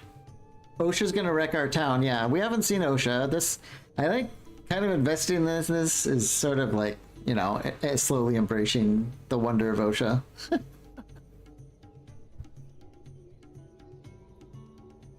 178% accident rate. Your rescue crews are breaking legs carrying people out. Yeah, but the twist is that they're breaking the legs of the people they're carrying out because they haven't been trained in how to carry injured people. I think we might spend 100 knowledge to be able to upgrade our libraries, because it takes cut stone and gems to do that, and we have that. So with 100 knowledge, we can upgrade both of our libraries and probably get more than 100 knowledge bonus from that, hopefully. Let's do that. And then let's get a school. I don't know if we're quite ready for a university yet, because that takes a lot of people. Like, you take a big portion of your labor pool out to put them into a university. So I don't think we're going to do that yet.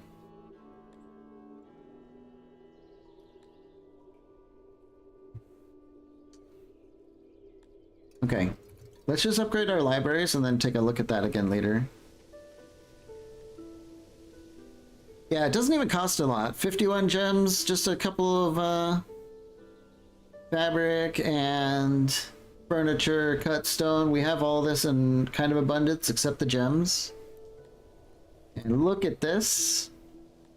Very modern, very sleek. We've got purple carpetings, gold trim.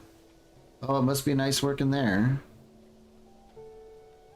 And that should dramatically improve our knowledge in both of these places over time. However, our maintenance is going to go up for all of those resources in the library. So let's just take it Let's just kick it up to like 50 people at the gem mine. Make up that difference a little bit more. Yeah, tons of people died.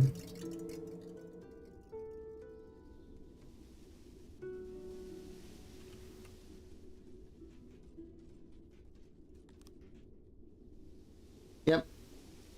Our happy cannibals are running up north to deal with the... Let's just fully employ the cannibal crew. They'll go out there and clean up the rest of the Garthemies for us. We recycle in this town.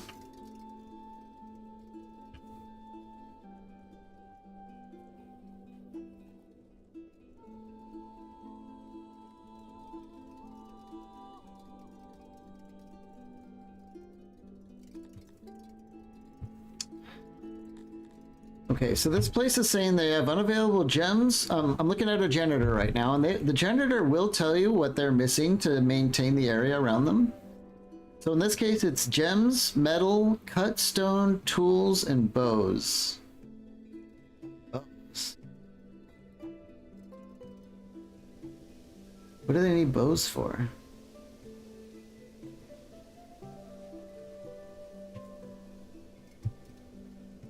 Huh.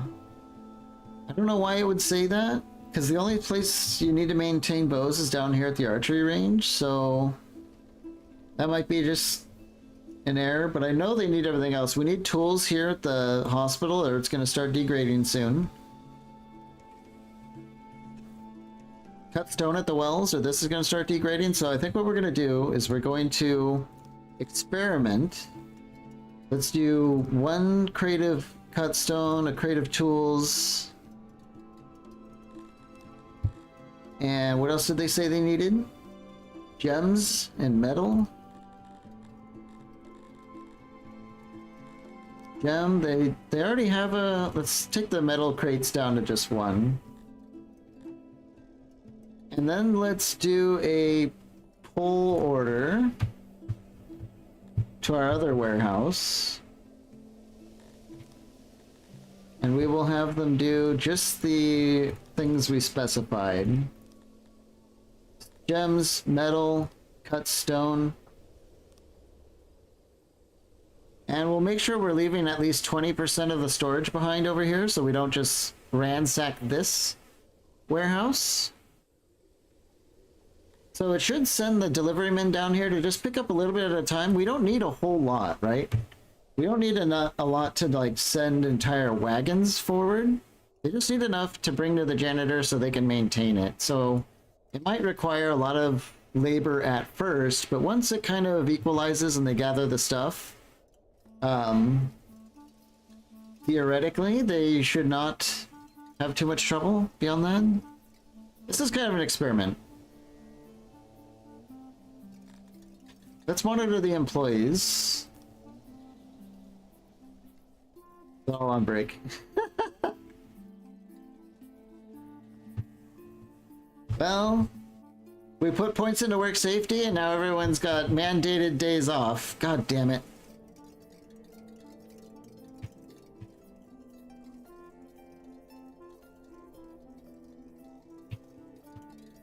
Okay, we need to figure out the fruit shipping though. We're not shipping enough fruit.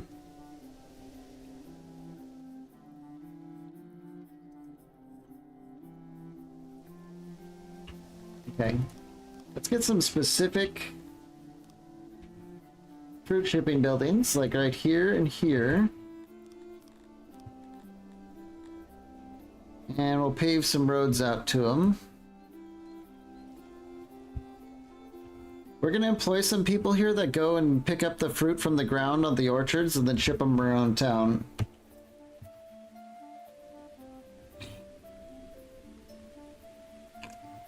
Let's check the, our neighbors. Let's keep putting in those flattery points and then seeing... We're getting there. We're definitely getting there, and the flattery's helping. The aggression penalty is going down because we've finished declaring war on people.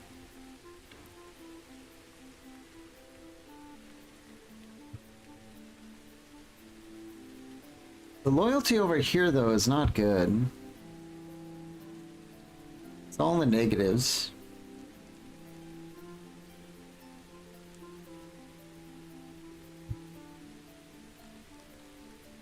Yeah. We'll take down the growth building and put in like a fighting pit. That'll at least get the tilapia bonus up, and it's projecting that we're gonna have most of the tilapias, so like having a positive for the main race and like the negative loyalty penalty for like this tiny little handful of Amevia in the region isn't really going to impact that global loyalty that much. But if we have a ton of tilapias and they're loyal, the place will be loyal. It's kind of weird the way this whole thing works, and it's also hard to explain. I've just experimented with this stuff for like hundreds of hours. So it's hard to explain. Maybe, I don't know. If anyone has questions, you can ask though. I'll just keep trying to explain it as we go.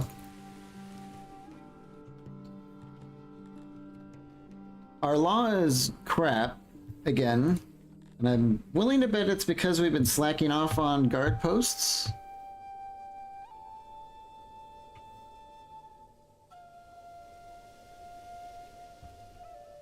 Like another guard post here might be pretty nice.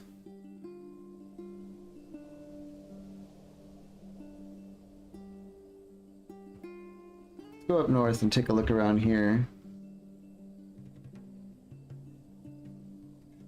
Yeah, I think we can use a guard presence up here as well, especially near like this mine where tons of people are working. Cover these houses in the mine.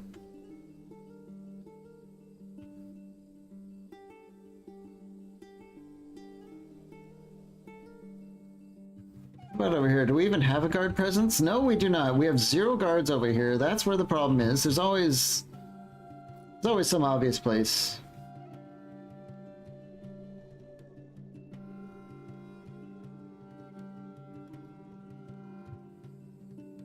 I think maybe like here is good, although I want to build one close to the mine, but this is like our main road.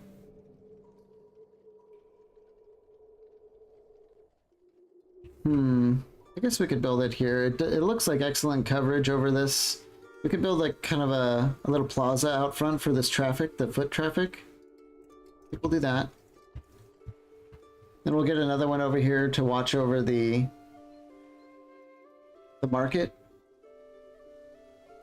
Yeah, okay. That should cover it. That's why it's so scrappy. Speed things up for a while.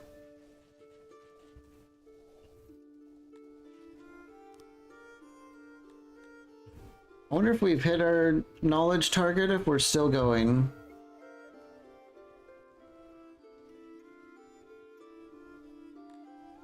It's still going up. Yeah, the target is about 550 here, and we're only at 380, so I think spending the 100 to upgrade these to the tier 2 will pay off.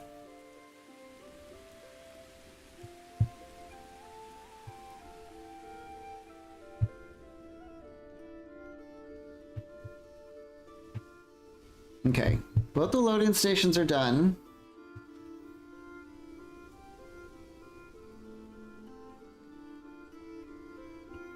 But it looks like they actually cleared up all the... Yeah. Alright, let's just disable these for now. I think we're gonna need this next orchard to be done before we have enough fruit to turn it into wine. Increasing the food servings has really put a major hit into how many days of food we have, and you don't want to go under this bar generally, because having a good food storage is giving us 1.5 fulfillment just on its own. So giving out a whole bunch of food, if you give out too much, yeah, you do get a big bonus in the food servings, but you lose the bonus you're getting in food days. So you want to balance these. And you can see we're getting 2 more fulfillment by just a half ration a day. Huge benefit. That's why we're in the 80s on the loyalty. Speaking of no guards, how is Ziff doing? Well, Ziff's in the big time now, remember? The filter by favorite. He's just going around. He's managing the Auroch pastures now. So we need to eat more, he says. And couldn't you allow us a bit more alcohol? They want booze.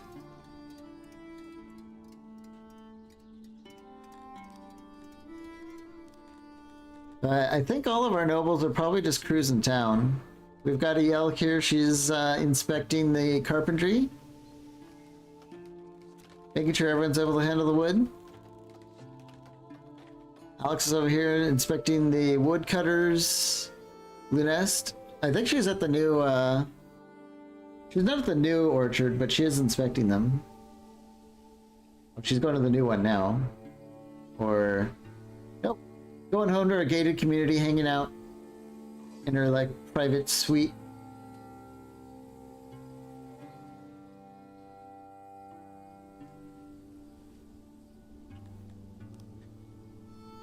We still have some more emissary points we can crank out.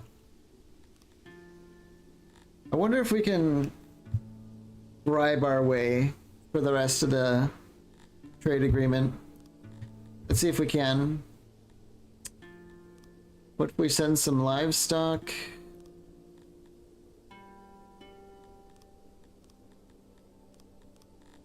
Oh boy. Our bribe would need to be significant too. Yeah. So if we gift all this, we're only going to get 0.02. So we need to find another way. And that other way is probably just keep flattering them. So let's go to our knowledge. There's actually points we can put into our embassy a little bit. There. I think we'll just invest into it a teeny bit, and that should help. Should help kick it off a little bit more. And then I think we can turn on the use jewelry at the embassy. So the using the jewelry plus the research should crank out a whole lot more embassy points that we can send to flatter our neighbor. He's really holding us back from I want to get over here before one of the other AI takes them, because like independent lands are like free real estate. No one cares if you go conquer them.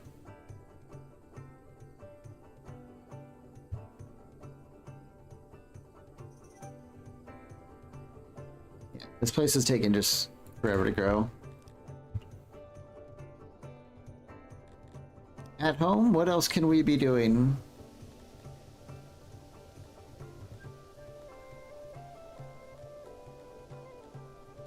We could work on education and start making our own people. We could ramp our mines. See, how's the wood doing?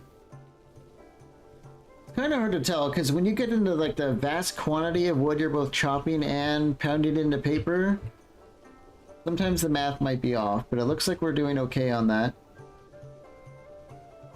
The grain and fiber, though, is a major issue.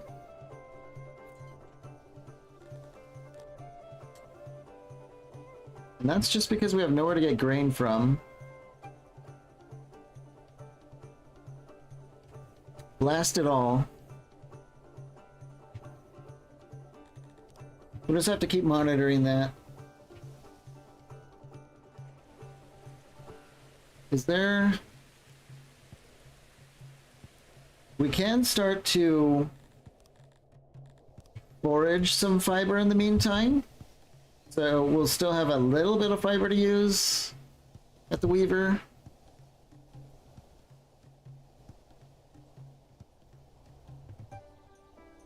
Here's some more out here.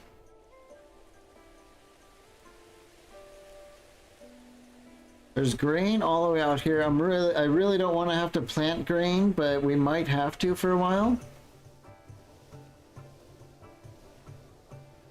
I don't want to be using this meat to make our rations. I don't think we need any more slaves for the meantime. Maybe we do have to plant like a big grain farm.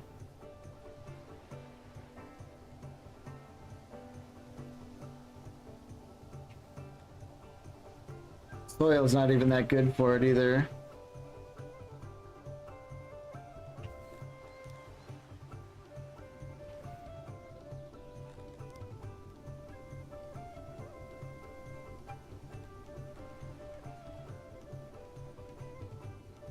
But, well, some grain's better than no grain, I guess. Let's do it. So what we're gonna do is we're gonna tell our people to forage from here and then take it over to that field and plant it, and then we'll have a grain income again. This is all temporary until we can get set up. Our mini army here, they're slowly training. They're at 7%, but they are fully equipped and armored and everything. These guys, yeah. I like having regional divisions ready to go. We can send them anywhere we want too, and it's not going to impact our home. Like, we do need a little bit of loyalty over here. We could send them to hang out in Teganaval, just to support the loyalty over there. Show them the king's watching.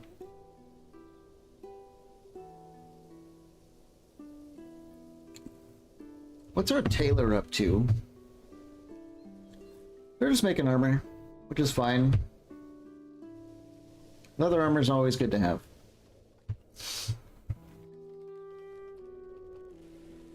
It's crazy that we have this much leather, but this is the bonus of tilapia, and I don't want to get rid of it too much. I think maybe we'll just increase our stockpile for a while.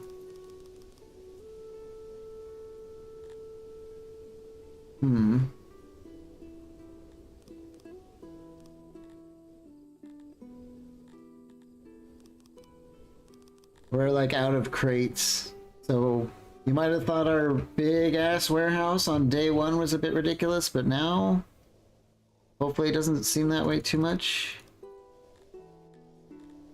Just adjust some things in here so we can get some more storage. Yeah, having a lot more leather stored is going to be good.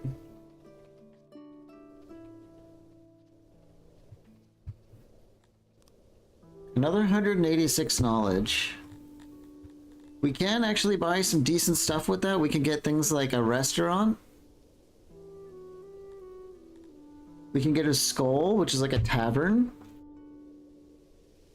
We don't have the fruit to do that just yet.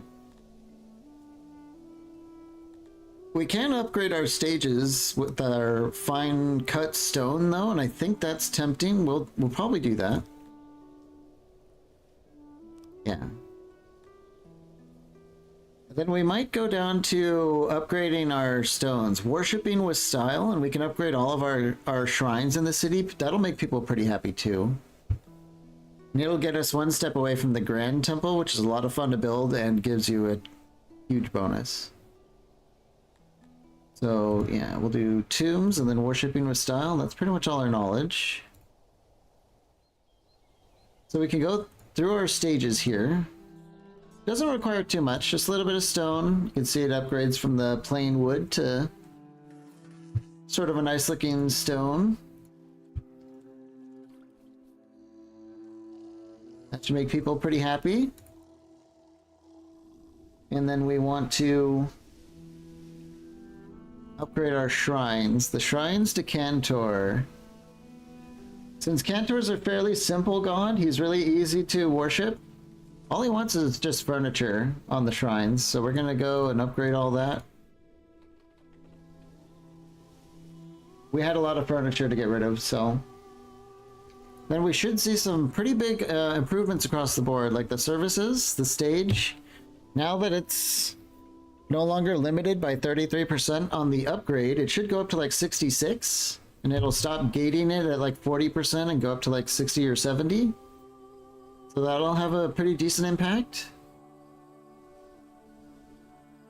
And what was the other one? Under religion, the shrine is going to be the same thing.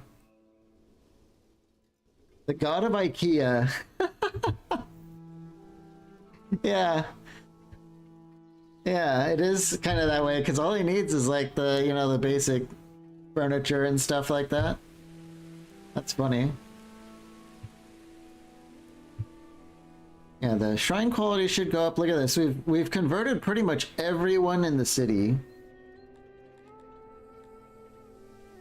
including most of the slaves. So this also kind of, that's probably why their submission is kind of back again, is a lot of them have had the opportunity to turn away from their evil gods and repent and atone and all that stuff, you know?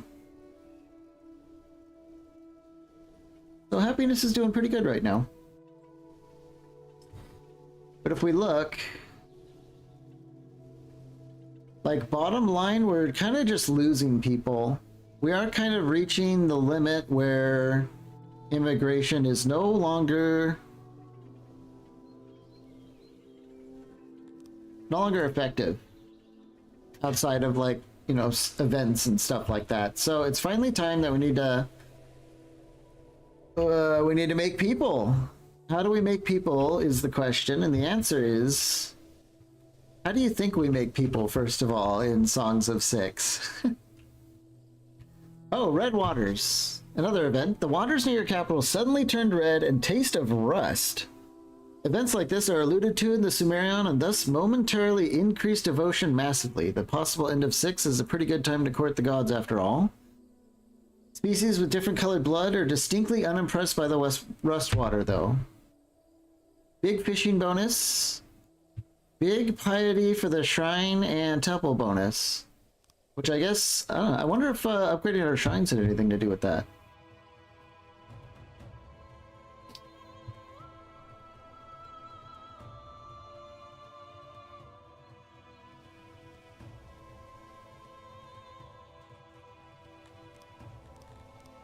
Build some roads over here. It's looking distinctly unroaded. I don't like that. The one thing that we got from conquering that one neighbor is a stone income at long last, so I think we can spend some of that to pretty this up a little bit. Yeah.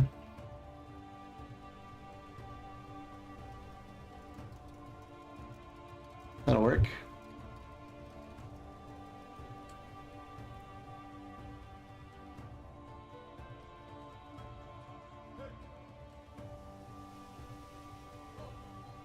The next fruit harvest is coming in. And I think we will turn one of these things on.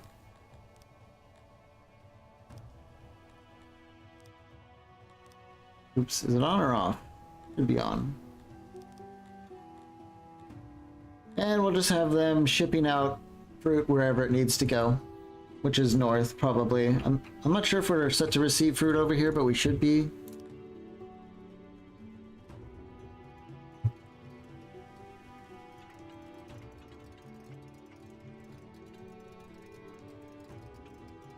How much is the embassy using? We're barely staying ahead of the embassy with the jeweler. That's kind of perfect, because we have no really other use for the jewelry. So, oh, we have 16 emissary points. That's what I was hoping for, was a big bump. And now the flattery is going to start really kicking off with our southern neighbors here. It's going to take a while to kick into action, but we're almost to the point when we can get trade going, which is going to boost it even more. And then we can figure out how to sneak by and take these other provinces and stuff. Over here in Tarnival, oh, the loyalty's 100%. What do you know? We sent over 200 of our highly equipped ladies. And yeah, everyone's happy all of a sudden. We should be on the threshold of the next town upgrade. Yeah, we need 3 more people here, and then we can get to the next town upgrade. So we're putting it back together, slowly.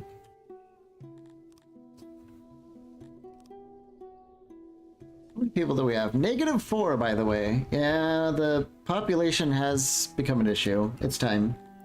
So, for those of you wondering how to get people in Songs of Six, you basically make them as if it's an industry. It's just another industry. I think it's funny. It's probably it's a bit of a placeholder, but it works for what it needs to do. Let's see, do something like this. We'll build it out behind the insane asylum for no reason in particular.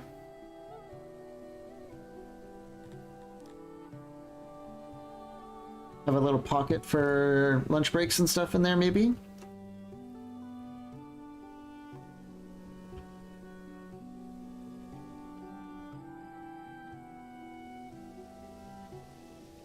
Maybe some of our little dips and doodads here. Sure. Let's fill this up.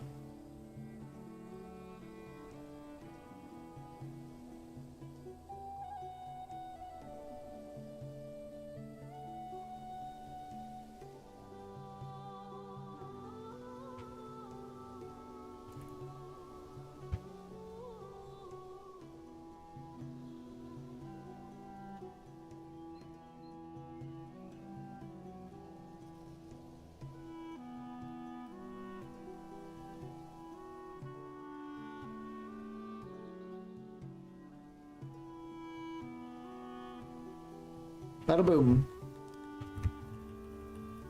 Now we're gonna jam as many cribs in here as we can.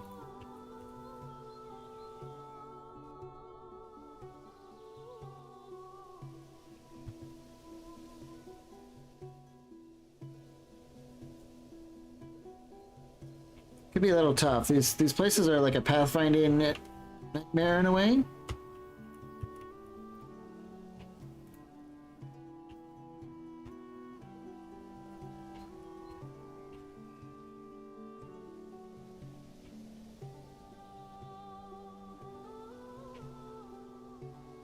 Each race has their own like growth statistics. Like Garthemi, they grow up really fast, but that's because they have pretty short lives. Talapi, offhand, I don't know how fast they grow up, but I do know they live pretty long lives. So it might take a while for some of them to grow up. We might be able to look after this, after we get this thing built up.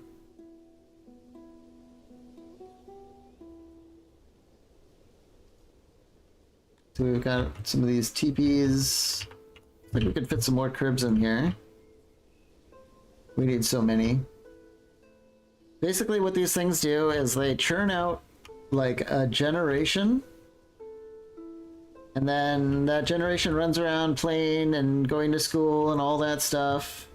Then eventually they grow up into big mean elves. Okay.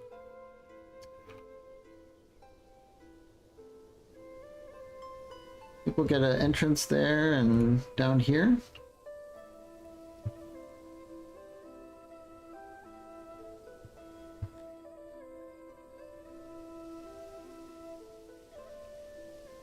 Okay, that should be good. Get some roads back here. Oh yeah, all this is unroaded. Let's definitely fix that up.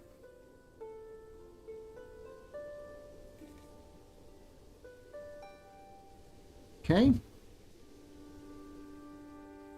Maybe get some decorations up in here.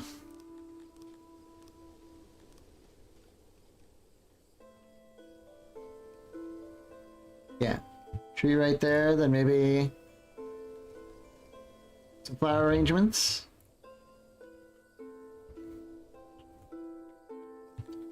Maybe we got a tree in here too. Double tree.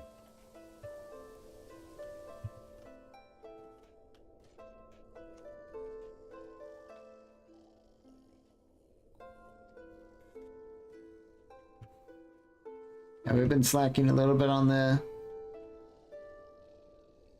treeness.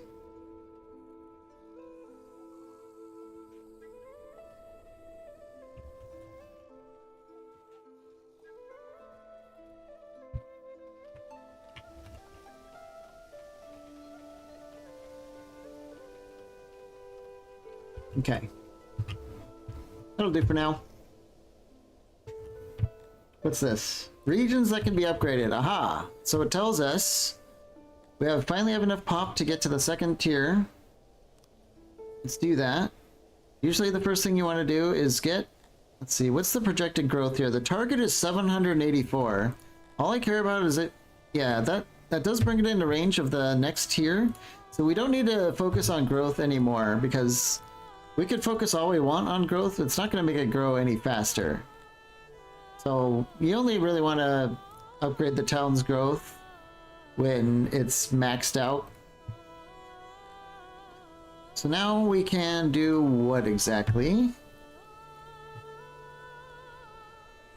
Probably get a shrine going on. Get a little bit of praetorism here. Oh, and that's it. Can we do anything else?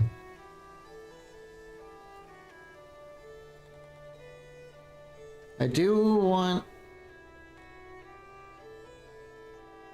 grain or fiber. We started our own grain field that might be okay at home for now. So we can get kind of like a crappy fiber operation going on out here. And it looks like, yeah, it only takes 3 workforce to get to the next level, so I guess we'll just do that anyway.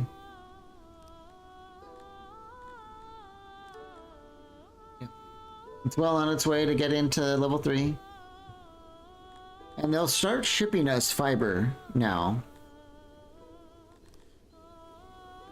So you can see it's calculating here into the taxes. It might actually be enough for the size of our weaving operation. We've got still a lot of immigrants that want to come in.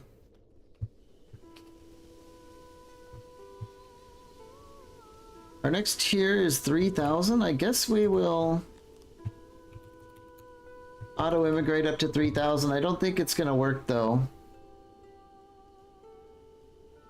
Or at least it's going to be really slow. The nursery is what we need now. And speed things up. We barely have a workforce anymore.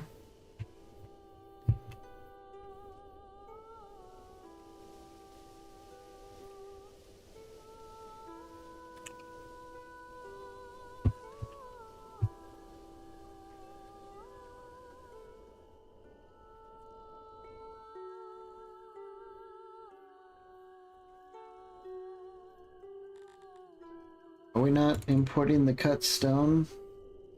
Maybe we're just doing it so slow the janitor's having trouble?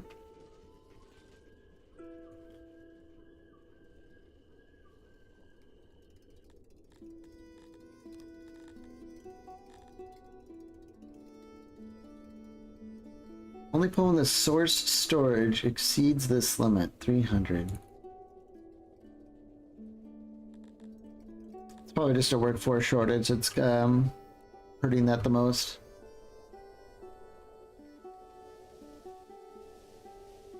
Must be, yeah.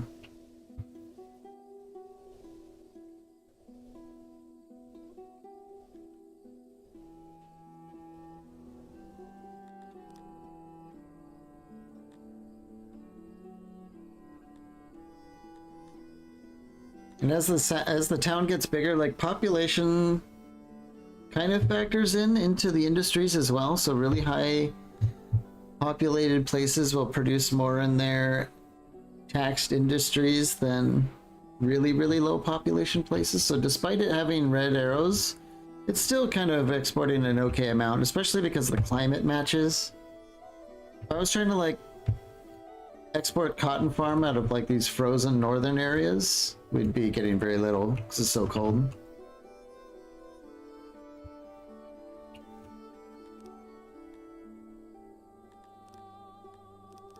Boy, we're really struggling to butter up our neighbors. It says the kin treatment is at 0.5, so it's probably because we have a pretty high enslaved number of Garthemi that's holding us back right now. Which is interesting because the Garthemi themselves love it when Garthemi are enslaved, so they just don't want them enslaved to us. That's the main complaint, probably. I wonder if, yeah, see, they'll sell us 10,000 Garthemi, by the way. Not nearly as much as everyone else. But without our Garthemi workers, our mines would basically stop running. So we're gonna have to figure out a way around that, and that's probably just gonna be continuing to work on the embassy.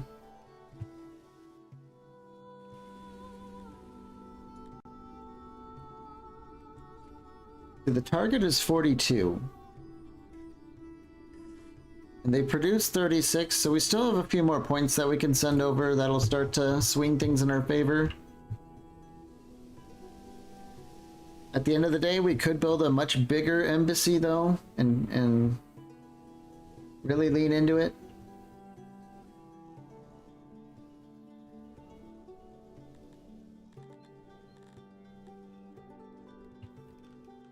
Our nursery's almost done.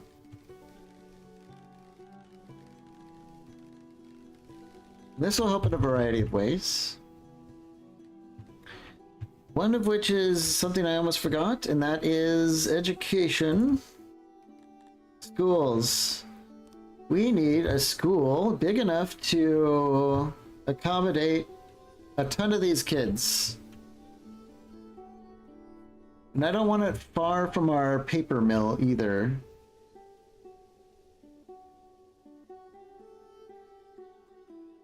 What if we build like a wacky looking school here? Oh, we don't have enough. That's too big. That's okay, it leaves room for like another diagonal thing that we can work on there, so let's run with it.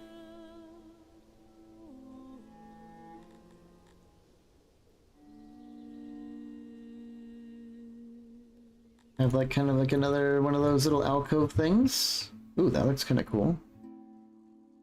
That'll probably make people happy as they go by. Okay.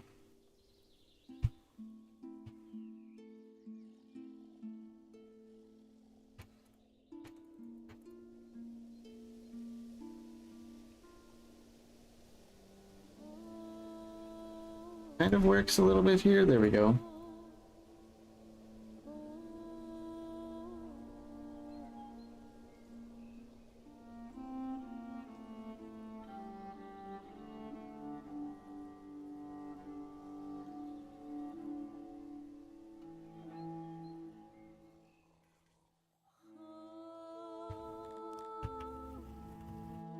So we need services for like 200. Probably a little bit over. Might be tough. Generally, I mean, I feel like if you're going to be going to all the trouble to be making people, you might as well go to the trouble to educate them.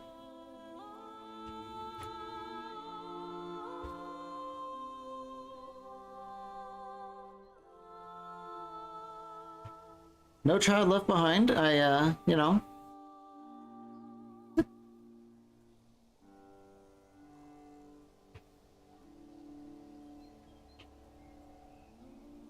God, I hope I didn't give one of you like a seizure or something.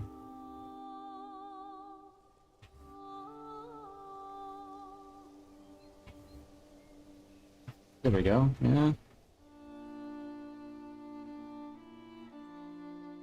Ooh, this is a really tough squeeze. 192, come on, come on, come on, come on. How do we...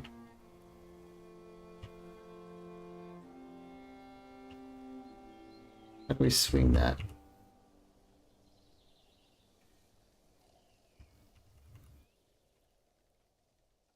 There. 196, come on. Under 2, I want to get over a little bit. I want like slightly extra space.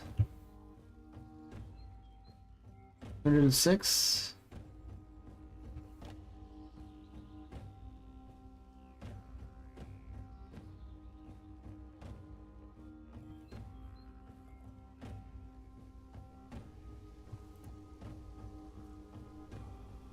That should be fine. Okay. Now we have to fill it with shelves and stuff and carpets. This might make it even more difficult.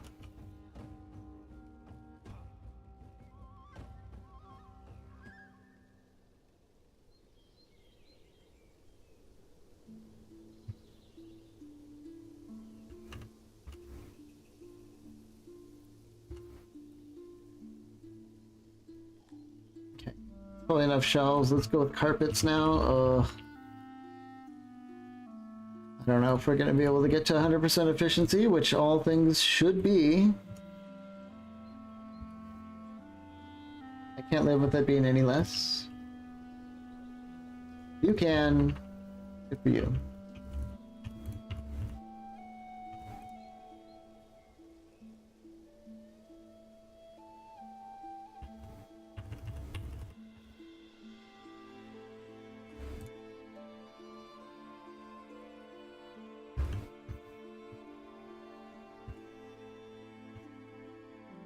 Oh, we're gonna have to cover every square inch of this place.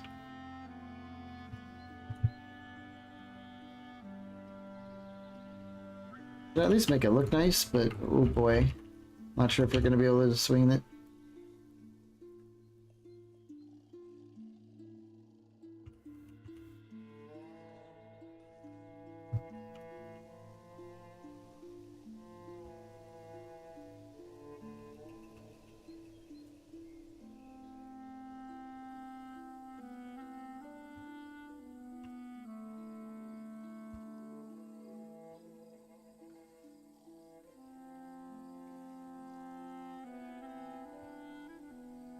Oh boy.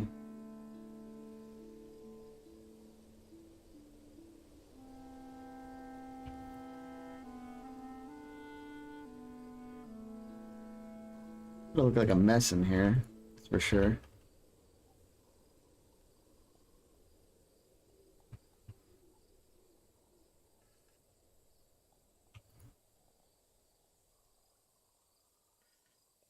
Every single square inch.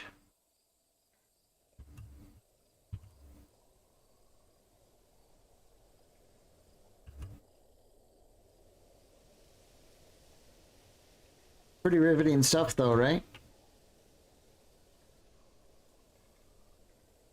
This is the kind of content that will make my name.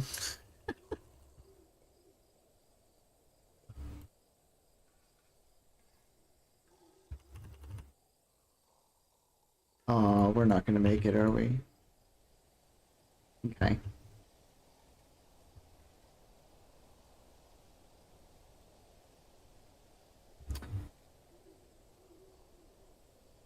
Is there a missing that being yellow is not good. Let's get rid of that. Yeah, I missed a that might actually make it so we can square this out though.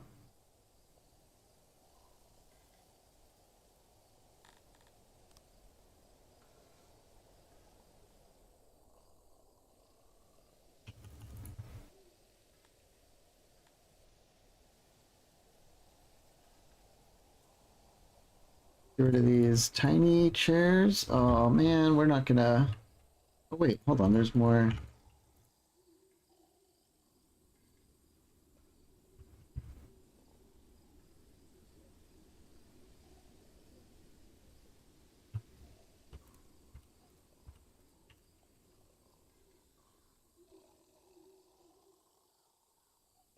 96? Damn it.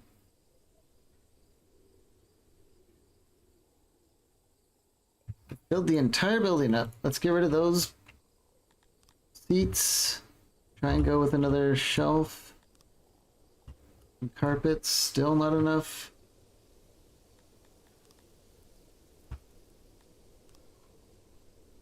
$99%. Oh, come on, game.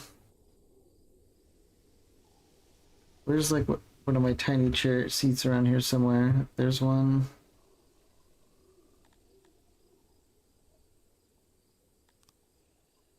Okay. There will in fact be one or two children left behind, but it's gonna be what we have to do.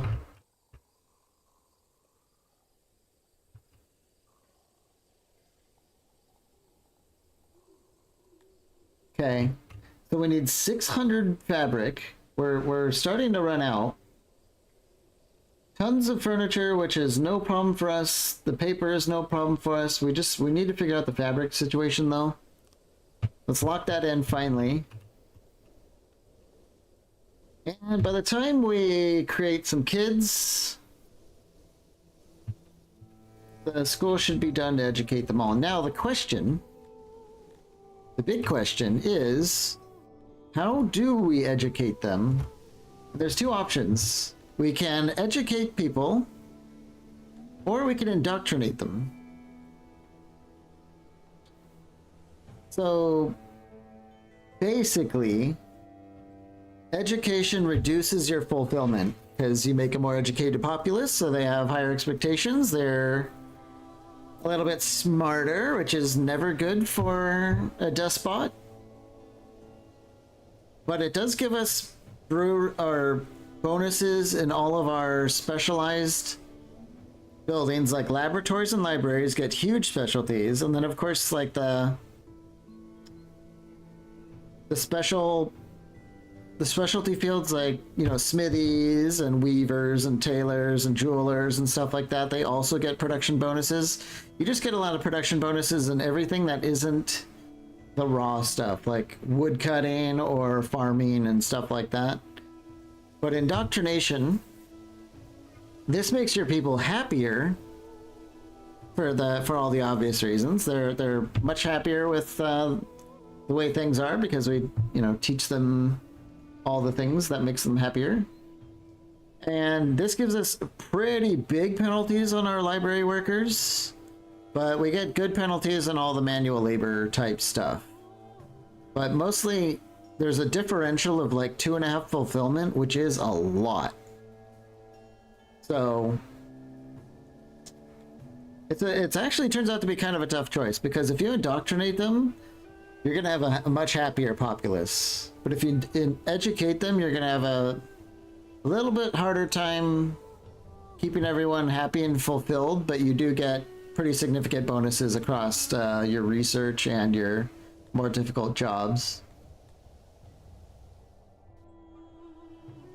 Oh, and indoctrination's like 5 times faster than real education.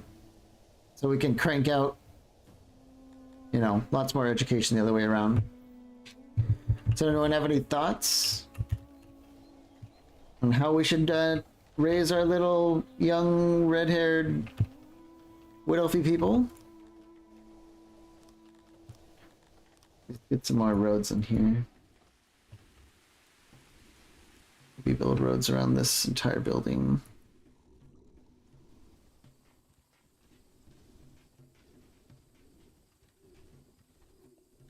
Yeah, we'll decorate this or build something there later, but for now we'll just flesh it out. We have plenty of the stone.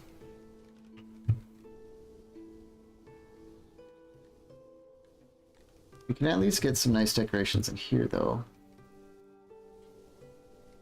Little trees.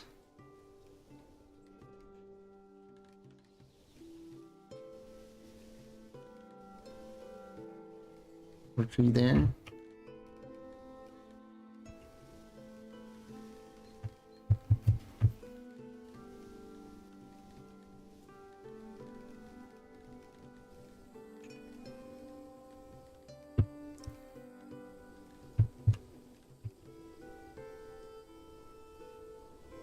wonder if we ever planted our grain field. Not quite. I wonder if it's going straight into the bakery after it's been harvested. That might actually be what's happening. So let's turn off the bakery for now.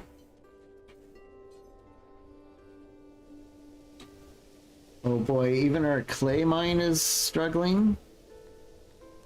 And it's full. Uh-oh.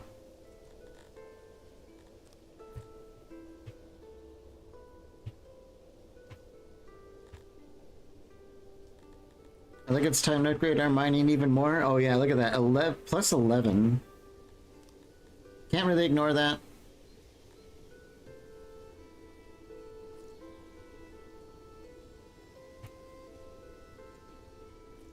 Yeah, the laboratory is just demolishing our clay. That's sort of expected.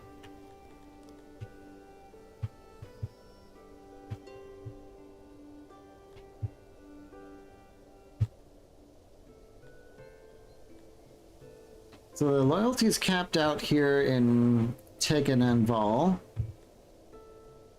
Can you indoctrinate certain populations? Yes. Good question. Yes, but also no. You can only indoctrinate by species. So I can indoctrinate if we had like, let's imagine we had a two race city. Not very doable with Tilapia, but if we were like Kryptonian and humans or something like that, we can have both. So like I can educate my Tilapias and then I can indoctrinate my Kryptonians. So you have a little bit of control like that, but I can't split it based on like the class they are within that race. There isn't really a whole class thing going on. At least not in the current version of the game. So yes and no is the answer. You can only do it by race. I don't think yeah, the slaves don't get any education at all. One thing you could do, like another thing we could do, for example, is we can indoctrinate our Tilapis to make everyone happy, and to make up for the major penalty we would be getting on libraries and laboratories, is we can maintain a large population of human slaves, and humans have natural bonuses towards that, so we can kind of avoid our penalties on those industries by just getting other people to do those industries for us.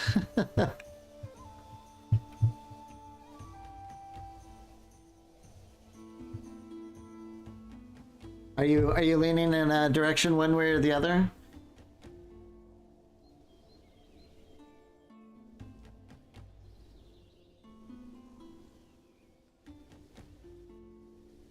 This is almost done. That'll be nice. And we should see our, yeah, look at all these like little wiggly tilapia babies in here.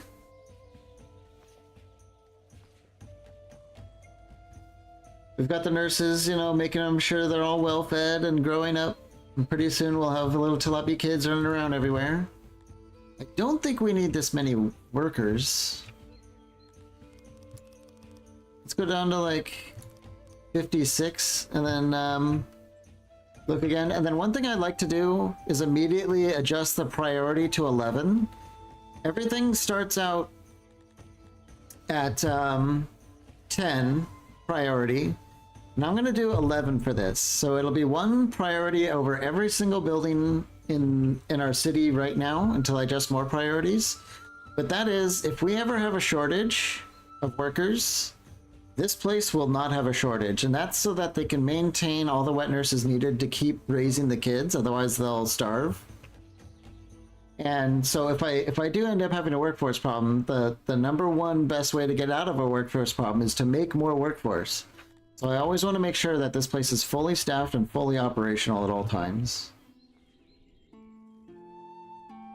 Education for the yields, that's your personal thing, but maybe indoctrinate for the happiness, then switch later if possible.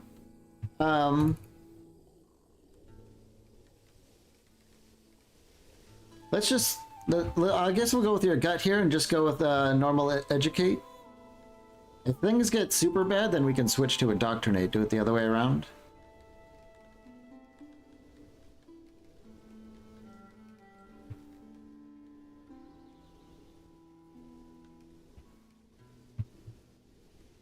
Hey, the school's done.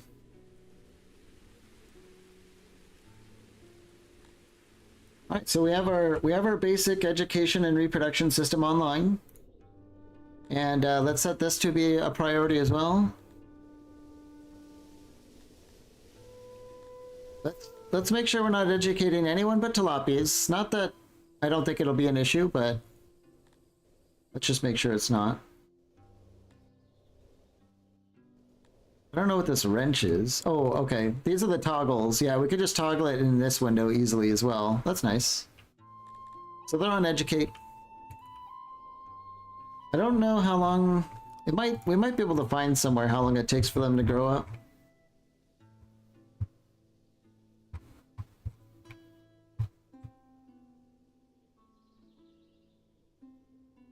Oh boy.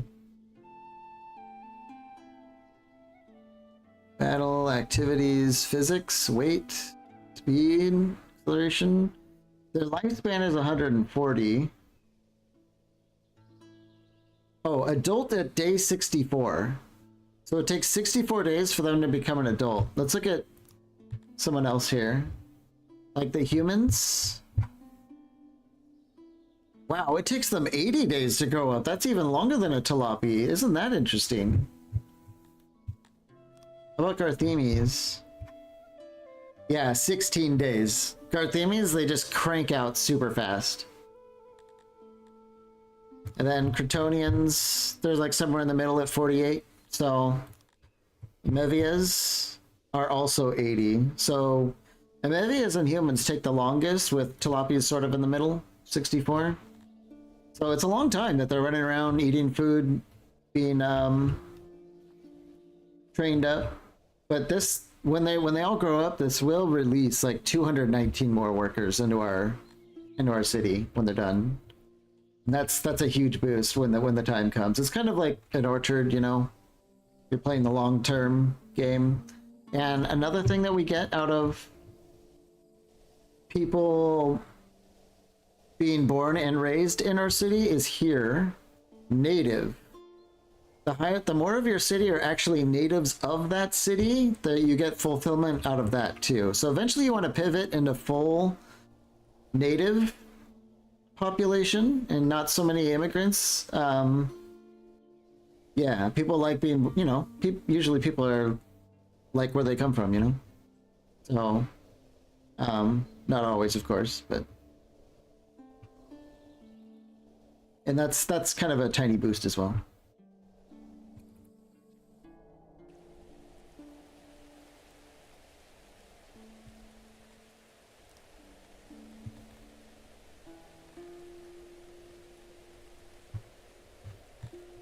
We still have 98 knowledge here. And I want to get something with that.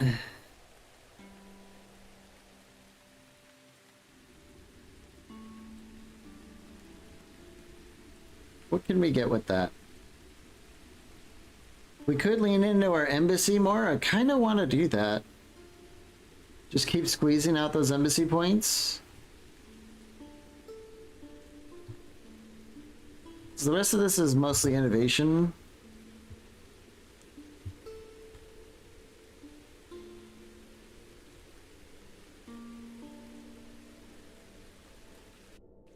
Kind of a tough choice, though.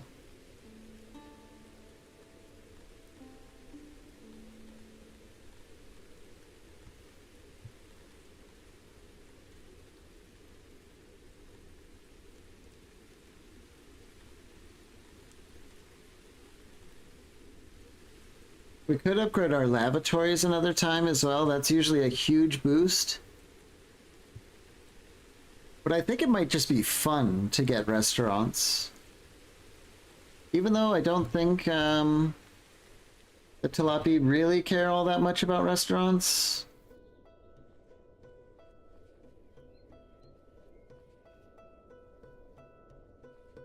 Yeah, we wouldn't even get one fulfillment out of restaurants. It's 0.75. It's kind of like peanuts in a way. We could do like the speakers, the city speakers. What is that going to take? Where's the speaker upgrade? Entertainment. Is it architecture? Hearth. Bench. Oh wow, we would need to get both the basements and the second floors to get into the fine speech. That's a little bit too much. What we can do is upgrade the hearse though, and let's do that. That'll get the basement unlock as well, which is going to allow us to get a little bit like more population density, which is good, so that more and more people are very, very close to the buildings that are boosting their happiness and stuff.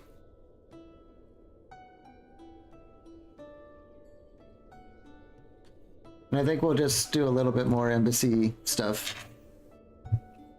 What's the target? Oops. It's up to 49 now. That's another whole 10 more embassy points.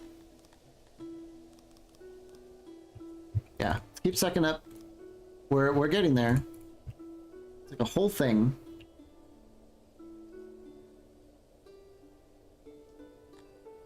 We are running out of money because we have no one to trade with. Sucks.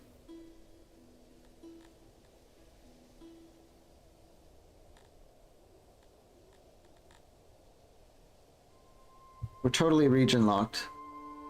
But I guess it's, you know, we kind of expected that when we built the mountain home here. It told us that we would be a little bit isolated, so these are just part of the struggles of the game. You don't have to... Every game's different.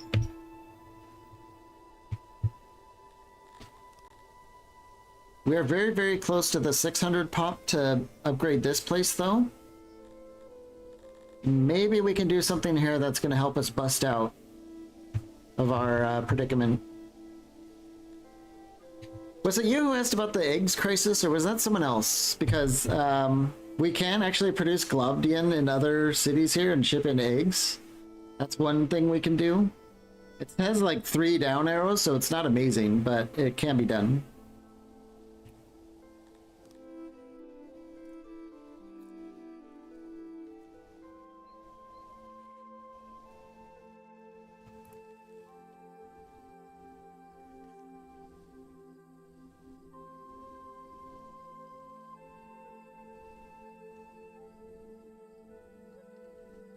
Where's our masonry at?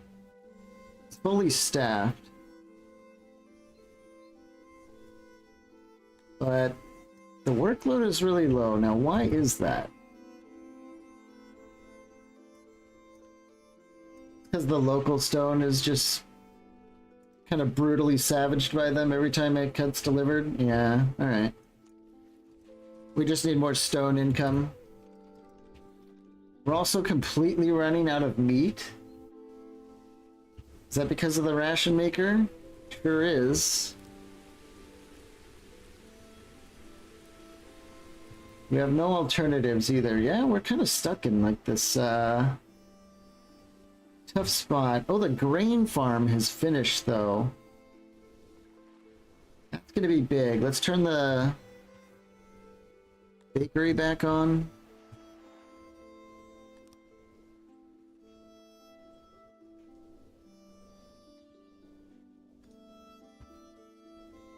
We might be able to do custom deliveries and just not have the... Yeah, just give us a ton of grain, please.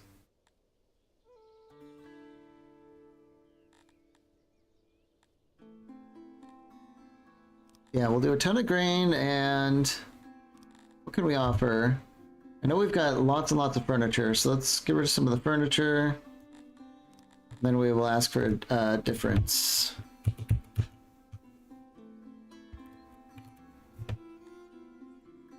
Okay. That grain should help get our business up and running.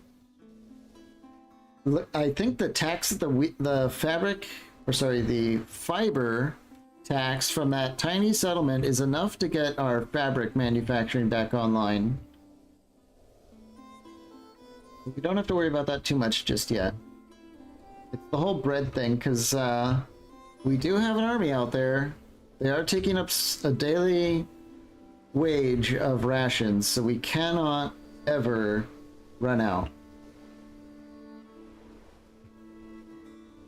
We actually have tons of opiates. Let's turn our hospital onto using them now.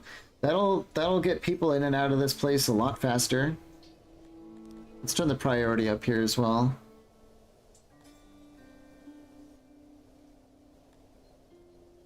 No available services, yeah. So once we start using opium here, these people are going to recover much, much faster, and we can start getting them out of here real quick. How's our other hospital doing? It's fine. So, it's not near, I mean, this... We have a lot of people living in this area. Oh, hey, there we go! Decory Ray. Our population is greater than or equal to 3,000, and... Just a reminder, that does include our slaves. We got a bunch of free innovation and knowledge and more noble promotions. Huge, huge, huge. So with that free innovation, what do we do? More production, probably?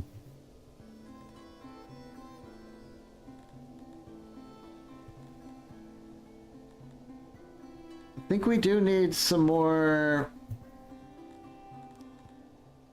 Well, we are positive in the fruit orchards right now. It's kind of hard to say, though, because it swings a lot. But we do have a lot of fruit laying around. Maybe we don't need to worry about that just yet. But our mines, our clay in particular, is not doing good. So I think we upgrade the mines. Yeah, use all our innovation for the mines. That should help the clay recover, because we could falter and not be able to get enough clay into our lab, and then we're going to be in major trouble.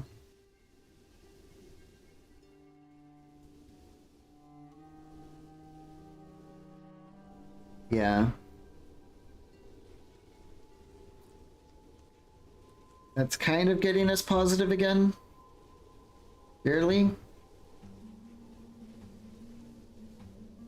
This map actually doesn't have a lot of clay on it, which is not good, but... Sumia here is a clay place. They can ship us clay, so if we can get it to a point where it grows, we can ship both stone and clay from here, and we won't have to worry about that too much at home. Tegenaval just went over 600 people. It's ready for level 3. Let's get it up. Boom. That gives us 13 more workforce. We can ship in more stone, which sounds pretty tempting.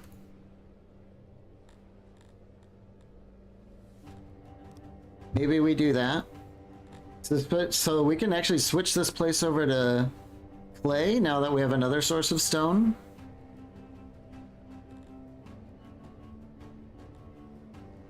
And it's on its way to 966. Is that enough to get us to level 4? No, we need 1200. So we might need to put the rest of the workforce into the growth. And that will take us to 1200, but now we do not have enough health projected.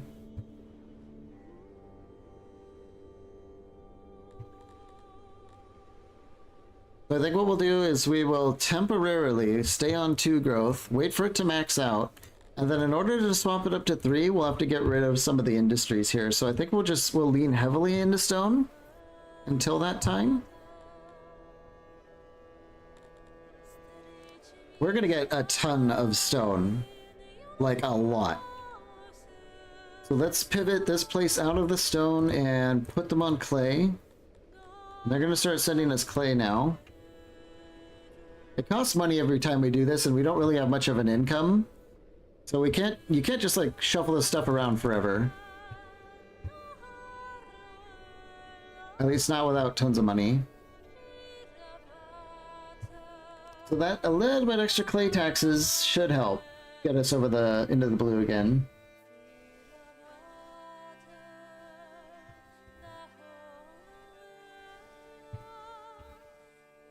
Have we had our first batch of kids yet? Doesn't look like it.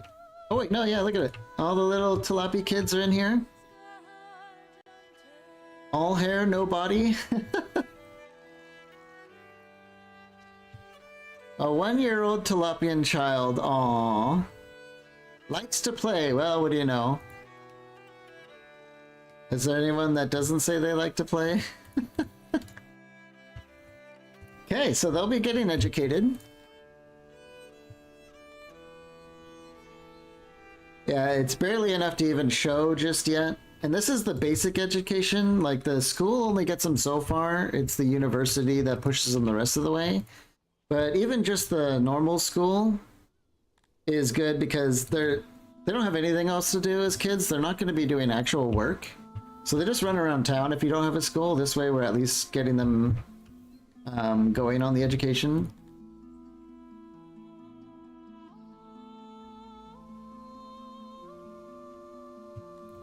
Do we have a corpse laying around somewhere?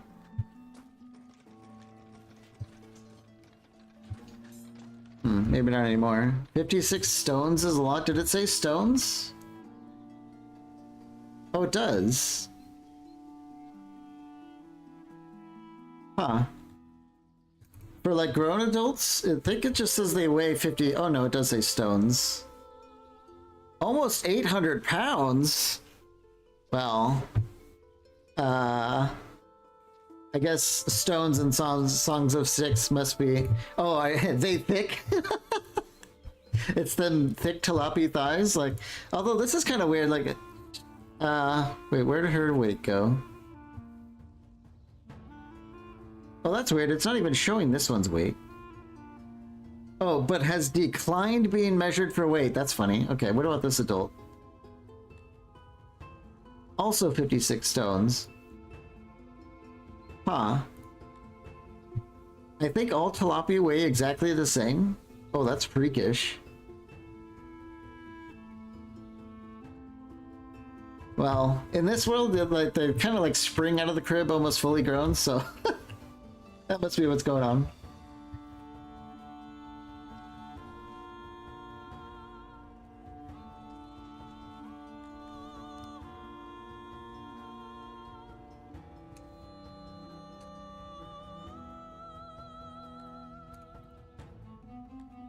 Yeah, we're kind of just doing a lot of the waiting game, but yeah, look at this stone, 410 stone. We're just going to keep getting shipment after shipment of it. And we can go crazy with building roads and all the stone buildings. The masonry is finally going to be able to pick up again on the stone cutting job. The only thing that we're having trouble with now is balancing our workforce. We're kind of in the we're barely maintaining parity between our job demand and how many workers we have. So that's not the greatest.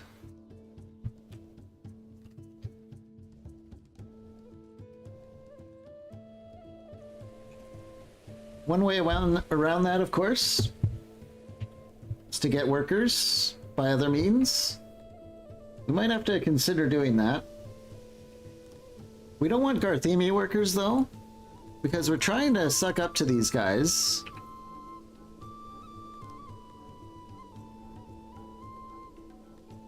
So let's see if we can get a different kind of worker from them. Let's open up a dialogue, see what they have. Tilapias, Amevias, and oh, that's horrible. I don't want... What about these people here? They've got some Cretonians. Maybe we take some Cretonians? Maybe like 100? That should free up a tilapia workforce to work and fill in the other buildings again. I think we'll try this. Remember, that's partially how the Roman Empire fell. Reliance on slave labor. Yeah. That's what I like about this game is how accurate some of it is to, like, antiquity is, I suppose, the word. You end up coming across a lot of the same problems, and using the same solutions and stuff.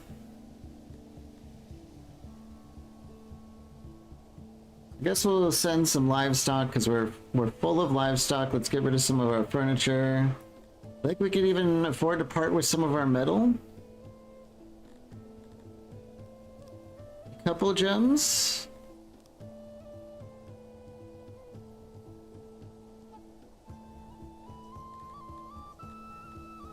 I really don't want to use our money because we don't have an income, really.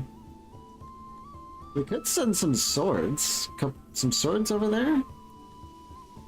We do have a lot of extra swords. We could send some bows. These are tilapia neighbors. I think we can send them some weapons. Hopefully they won't use them against us in the distant future. But for 100 more workers? Sure. Right now we have a really good submission score, so... because our army's home. And that's good because tilapia aren't very good at the farms either. And the Crotonians, they're very good at farms and they love farming too. Generally, most races, like, they love what they're doing what they're good at. Let's pave this over. This has been unpaved for way too long. I think we're ready to upgrade our hearths too. It's going to take lots of metal and cut stone, so we want to be careful of that. Maybe we'll just upgrade the most used ones first.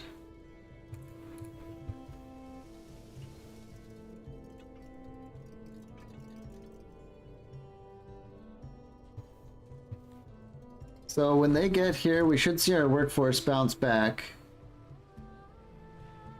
Ah, that's them right there.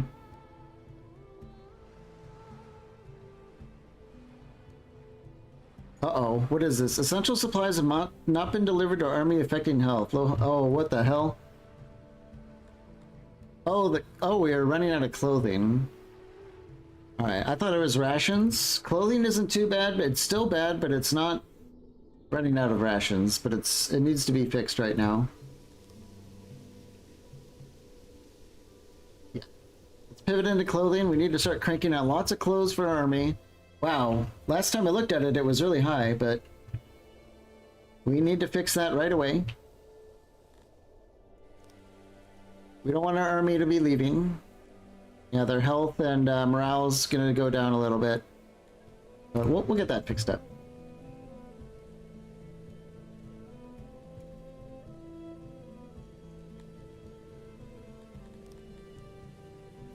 Where's our clay? The clay is slowly bouncing back thanks to the taxes. That's good. If we ran out of clay, we would lose innovation, so we don't want that happening.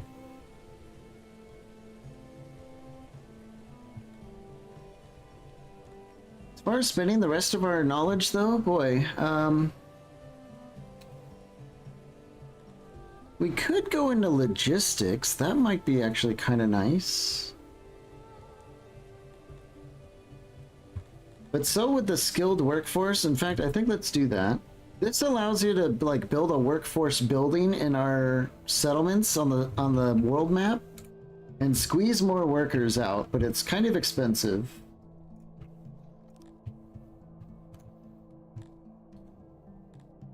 Yeah, you pay workforce to get a percentile workforce across your entire realm, which is very, very big. But we'll have to work our way into that. We might be able to get him in 10 Gaval once we get to the next level.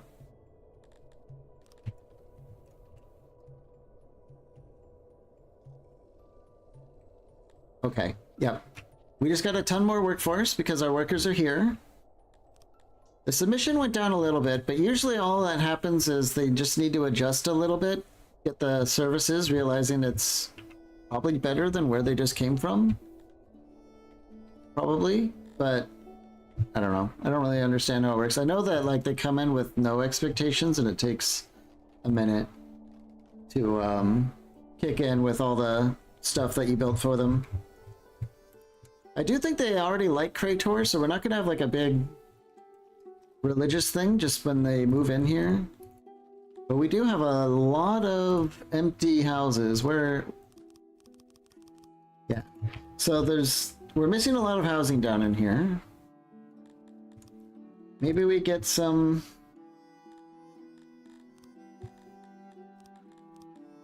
room house. We could build the smaller ones to make some room.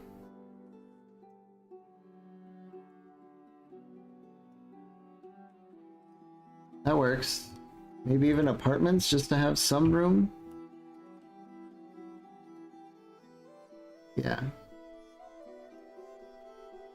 That'll jam a couple more people in there. And then they're mostly working at these farms and stuff. Oh, you know what we can do?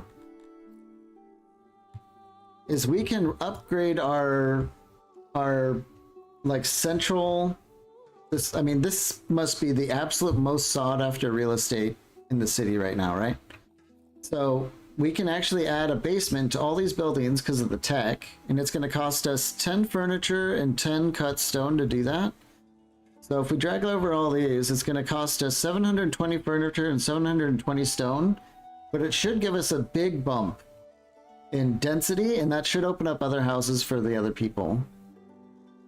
Boom. So it fits 4 more people into every single one of these houses, which is enough to open up a couple more things. So we should hopefully see that.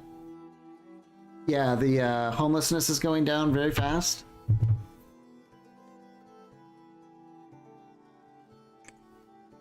So that'll work. And once these are done, we should get rid of the rest of the homelessness, I think.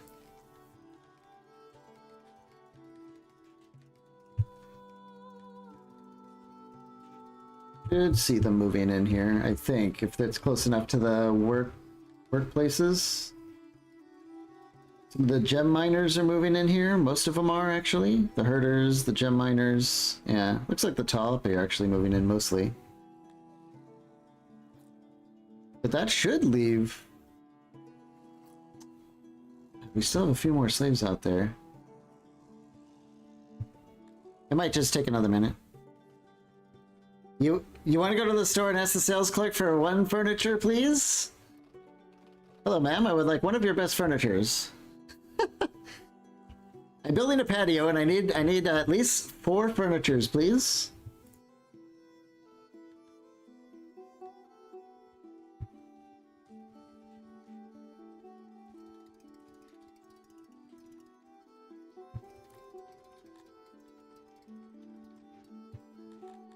What's our nobles doing? We've got the Auroch pastures. Oh, we need a point in this.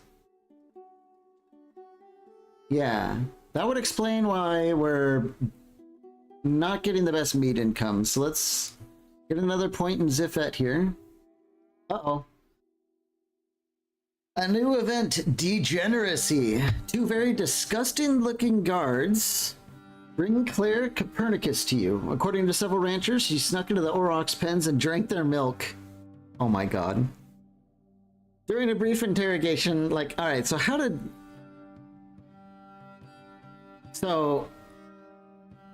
Let's think about this. Or maybe we shouldn't think about it? No, let's think about this. Did she bring it... Did she walk into the pen with a pail or not? That's the question. During a brief interrogation, Claire Copernicus reveals that she even consumed congealed spoiled milk. Oh. One of her guards' professionalism fails them as they audibly retch, or cheese as she calls it. What the hell? The problem is that there is no actual law against this, which is why Claire Copernicus now stands before you. Sadly, she is not deranged and seems to be disconcertingly lucid. Exile the milk drinker or let him go free? Come on, there has to be an opinion on this. Isn't milk drinker? That's like a Skyrim meme, isn't it?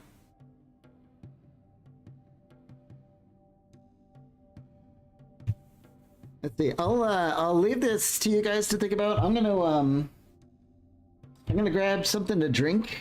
Yeah, we're about 3 hours in. It's about time to wet my whistle. I'll be back here in a couple minutes.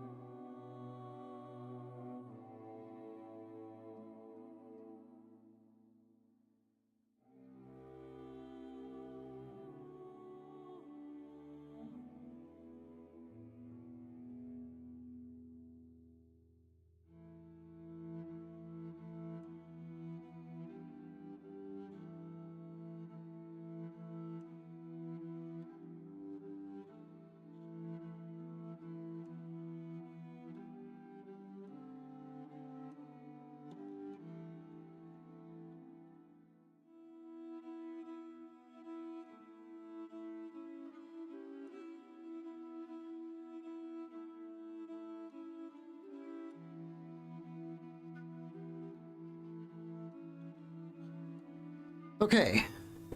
Sorry about that. Might have taken a little bit longer, but we're back. Let them free. Cheese is delicious.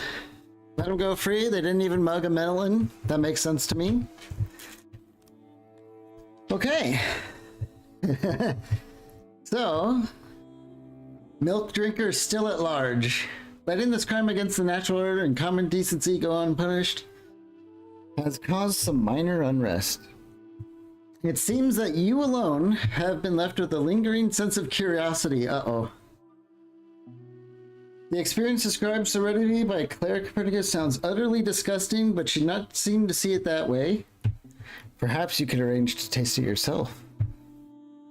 Since you all want to continue ruling, such a thing would have to be done secretly. Uh-oh.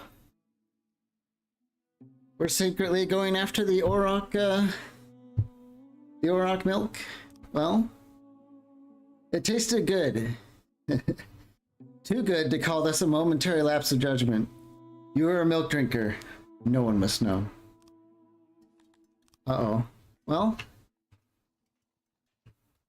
I guess that affects the health a little bit. Or just the happiness, I'm not sure. Either way, it's probably temporary. It's gotta be a Skyrim meme.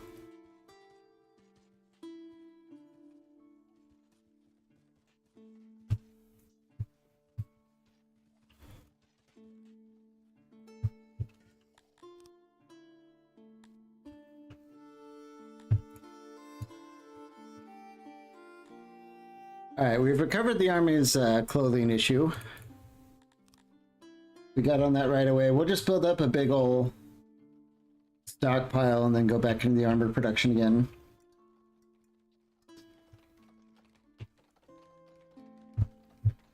I think we do need shields again. Yeah. Let's swap one of these over into shield production. Shields are a pain in the ass to make because of the leather. We'll make a ton of shields again.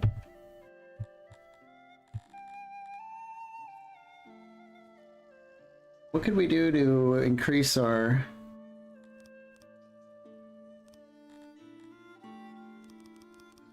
Yeah. Let's just try and build a big shield stockpile.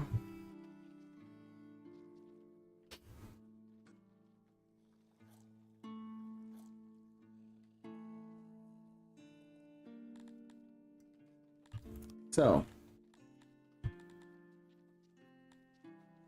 where were we?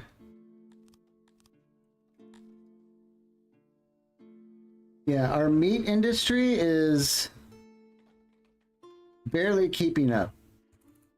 So it's time to start figuring out maybe sort of industrializing, maybe not industrializing, but just greatly expanding our pasture operation, and this might be a good spot for it. It's all till soil. There's a little bit of infertile soil, but I don't think that'll be a big deal too much. But we might want to like expand all the way out here, building a bunch of ranches. But I don't know if we want that central in the map, though. We might end up with like a really big, like, city in the middle. Once we get to like the university and things like that, and a temple, that might all be happening in the city. Did I never tear this house down? No. We should tear that down so that no one uses that again. Okay. So maybe like on the edge here, we build up a bunch of agriculture stuff. And then we can join these two towns together by like an agriculture type thing. And that'll work because we're pumping water through all this, which is moisturizing the land too. So we can actually like irrigate it a little bit more, moisturize it real good. And then get a bunch of animals on it. That might be the plan.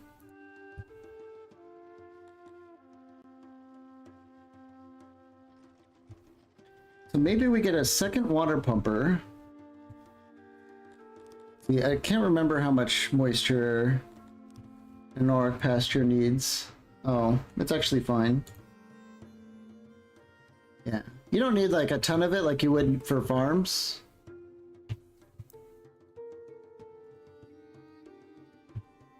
So that it should actually be fine. We don't need to get any more crazy on that. So let's start it like maybe up here. Oh, look at this. Our mass grave is apparently getting a lot of use. Let's turn that off. Let's let that finish doing what it does. I think it's getting used before the cannibal has time to do their own thing. That's probably what's going on. So that's gonna take a while. You can't just get rid of these. They have to wait for them to clear out. That's fine. They will fertilize the land. Let's start building some pastures.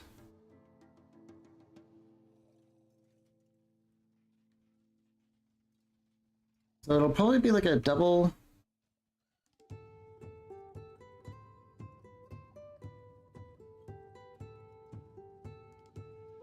So something here and then something the rest of the way, I think.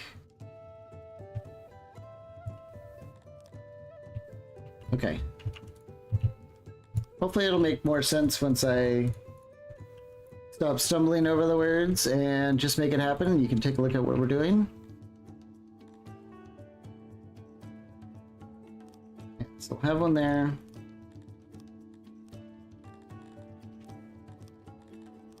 We'll probably end up putting most of our population into this, because I really want to recover that meat. Remember, I think it was both the Tilapia and the Garthimi, they like having... Where is it? They like having meat in storage, and it's actually worth a whole extra fulfillment. So having just lots of meat around is good. It makes people happy, and we can use it for, you know, rations and all that stuff too. Oh my god, speaking of rations, we have a ton of bread now. Let's switch over to the bread rations.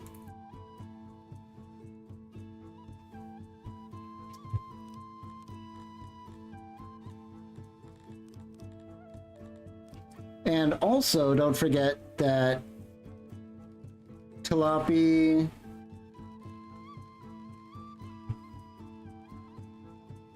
love ranching.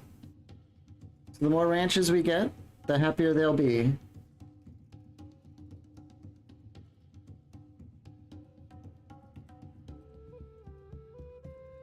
Maybe something like this. The gate there, huts.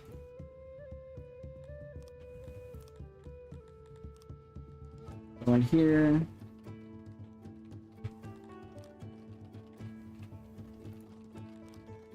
More huts.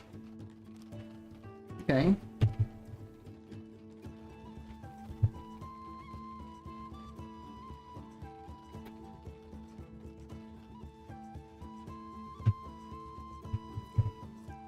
Uh-oh. We're out of tools. We need to fix that right away.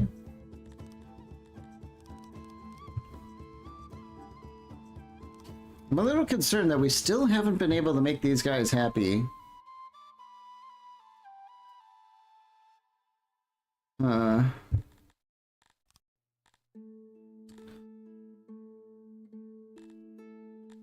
That's not good. We might have to get rid of our Garthimi slaves and replace them with something else, but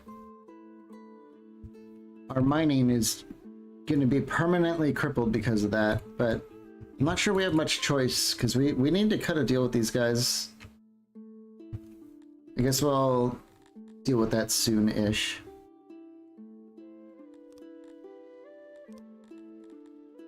Can I really just not...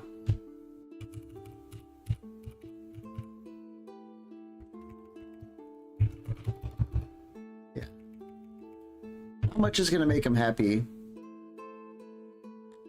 That's not good. Okay. What was I doing?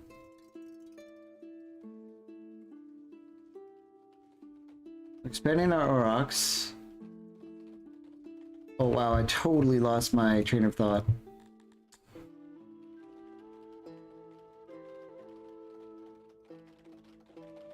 At least get some roads down to these entrances.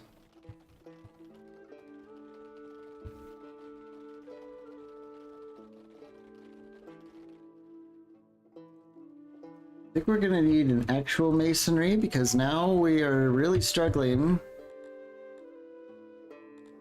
Where's the masonries?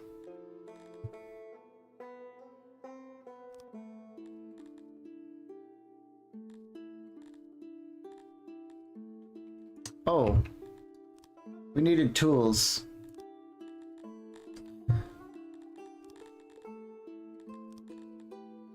Stop it. Oh, you know what? Do that. We're full of swords. We can make our own damn tools. Let's just change over to our own tool production for a while.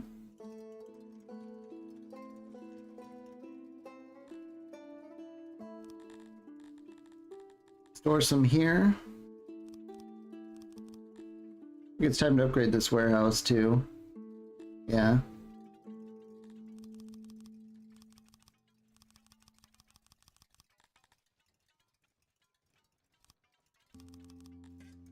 Just make our own tools. Do we have any logistics wagons here? It actually doesn't look like it. What are we doing with the metal? Maybe we're just sitting on it here. Is that what's going on? Yeah.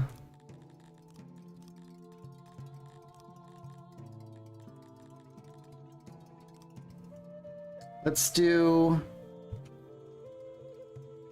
export stations. Maybe like right here. Ooh, that fits perfectly.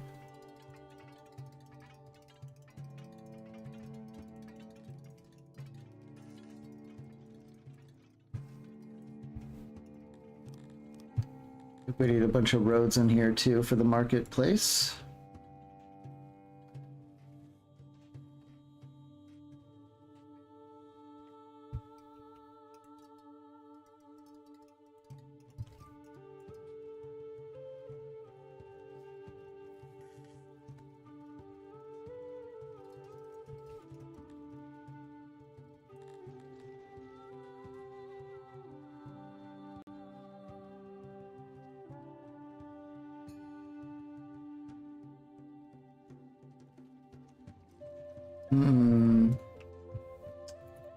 Yeah, we need a bigger masonry. How do we deal with that? We can build it here. That actually seems fine. A real masonry instead of that little podunk one. Probably what we need.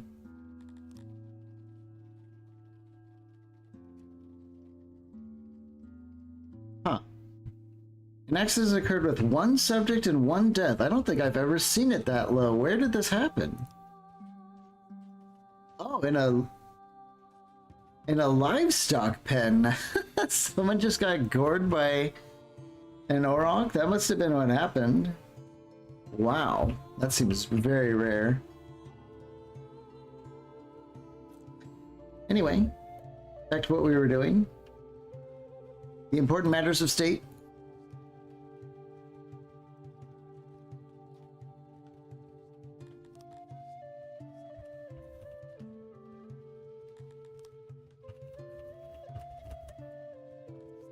Workbenches, yeah, we're already looking at quite a few more workers than in the other one.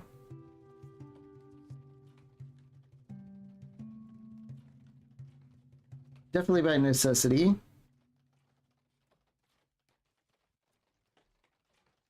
Was someone trying to get some milk? Oh my god. You're right onto it. Maybe it was our milk drinker. He was like leaning right under and boom. Crushed. So ends all milk drinkers.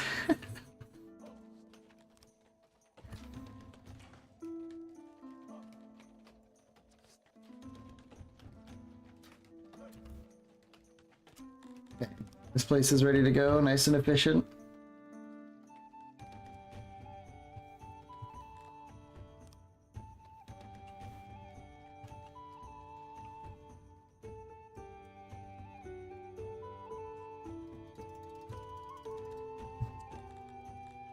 This loading station, I believe we can set them on metal and have them just ship that out to the rest of the city.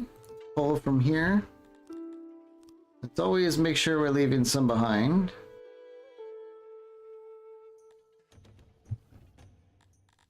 Our storage is too high here. Let's go down to 10%. Yeah. Then this one is going to be, that's right, for tools.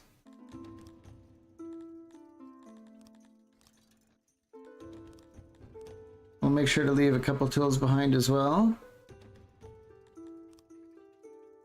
Start shipping tools around the city as well. We make tools really fast. Oh yeah, we've already churned out tons of them. Let's get a tool income over here. Let's get, we don't need any there. Let's get some up here. There we go.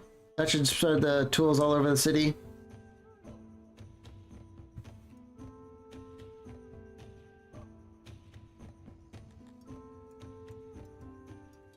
The source room does not have any resources available to pull. Really?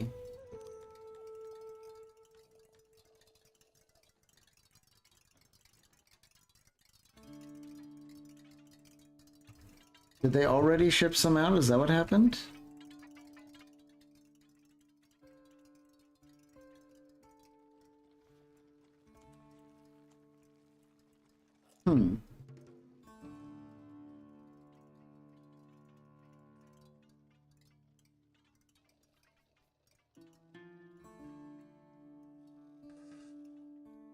This warehouse may be running down and stealing the tools from there before, but it'll all eventually catch up and reach some sort of parity, so I don't think I need to micromanage it too much.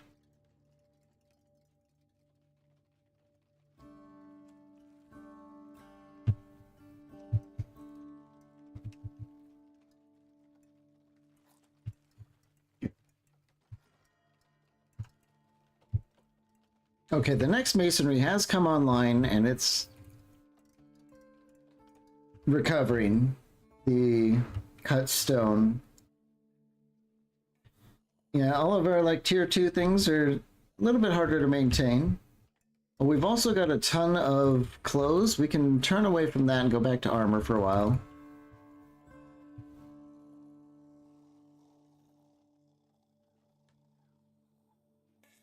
I wonder if our generation has grown up yet.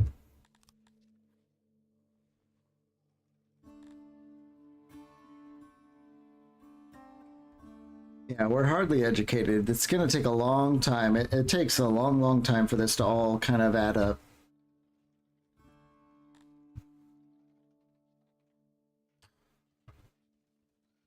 All of our pastures are up and running. But it's still going to take a while for it all to come together. So let's keep expanding it. I think we could probably do that just by copying these buildings.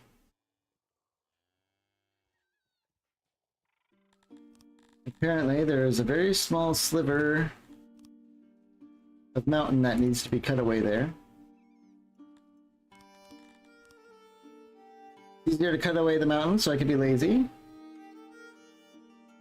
Uh-oh. Nope, we're just gonna have to redraw it. That's a pain. Because you can't have a Baltic collar pasture anywhere under a mountain tile. Sorry, an Auroch pasture, not a Baltic collar. Spindly different. Probably doesn't sound like it, but they are.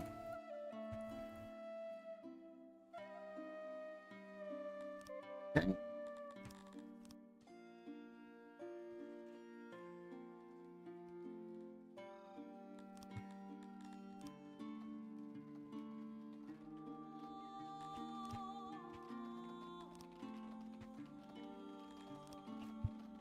Lots more pastures.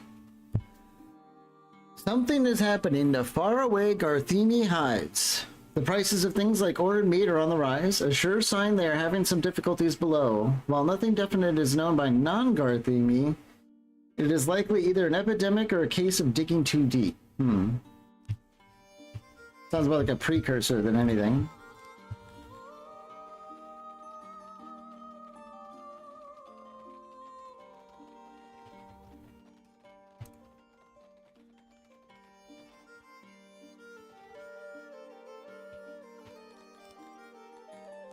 Keep making more pastures. We love our cows. Especially, a certain kind of tilapia loves cows as well. I guess we don't want to discount them, do we?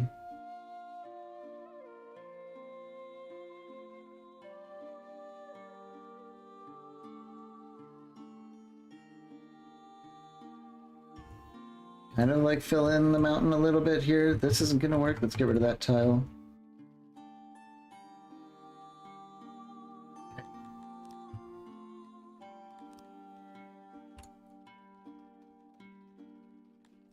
More. Then we're gonna use all this extra meat to feed our population more, which will obviously make everyone much more happy.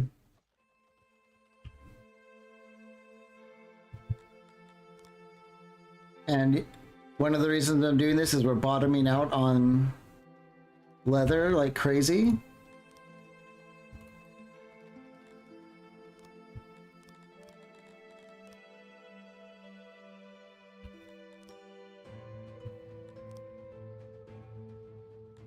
Boom.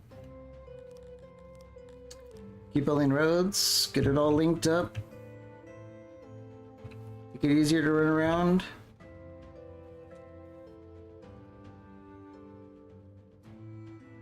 Okay, speed it up. Get all this stuff built. It's probably going to be the rest of our labor is going to go into this.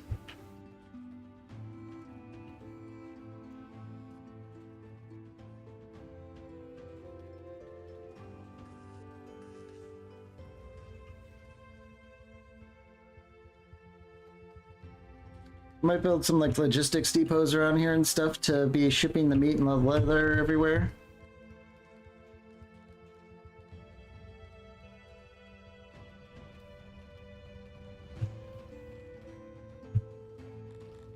Maybe we'll build a warehouse here.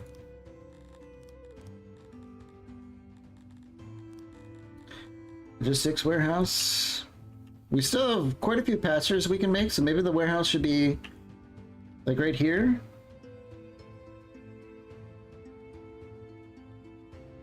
Probably doesn't need to be super big. That's what I always say before I end up regretting that it needed to be bigger. Let's see how it goes though.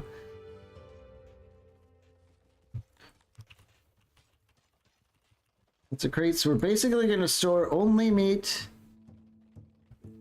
and leather. Just long enough for our logistics wagons to truck it around town.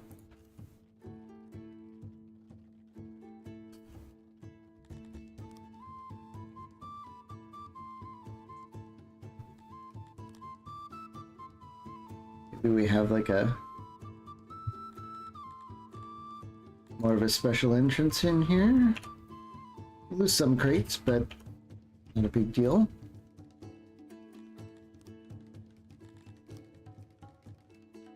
Kind of make up for it a little bit.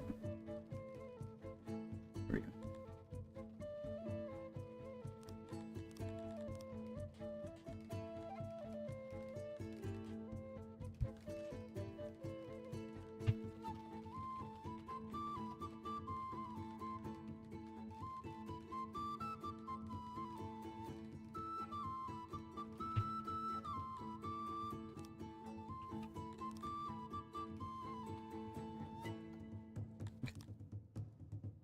How are we doing with our friends? We're just falling short. I think we're gonna have to kind of bite the bullet here and do kind of like a slave swapperoo. What if we get rid of like 100 Garthemi? And trade it for like 100 Kryptonians? Yeah, we're getting the raw end of that deal.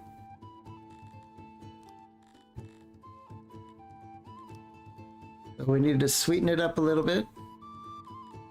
What should the tools trade for? Not nearly as much as metal, but we do have a ton of tools.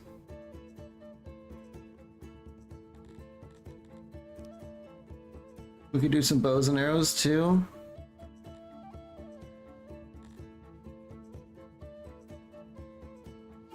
Ooh, the gems are worth quite a lot here.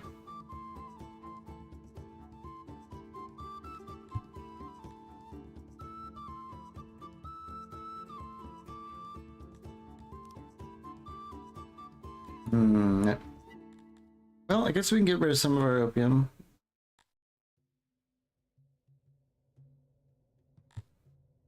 And we'll make up the difference with a couple of bucks.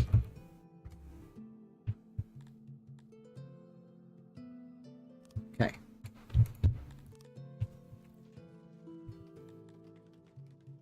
Hopefully that little swamp helps.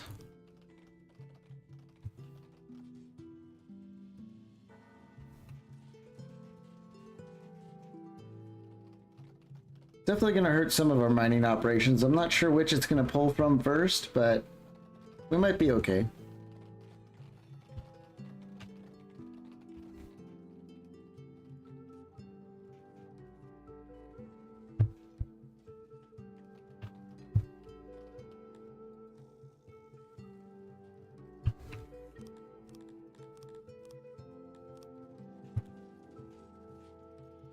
We could focus a little bit on some decorations around here, though. We've got space for it all. Might as well squeeze it in where we can.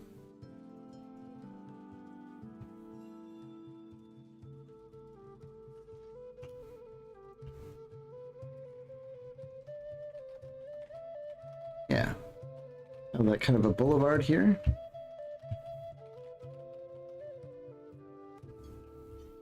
Okay, the replacements are coming in, refreshing our pool. Let's see how our friends like that. Wow, that worked on. Oh.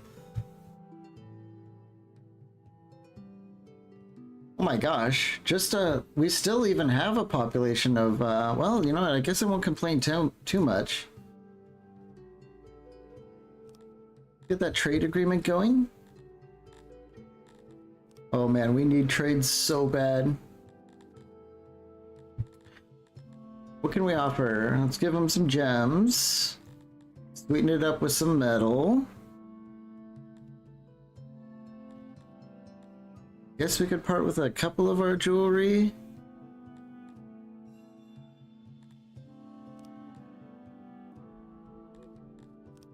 And these full plates are worth a ton, and we don't have nearly enough to equip a squad anyway.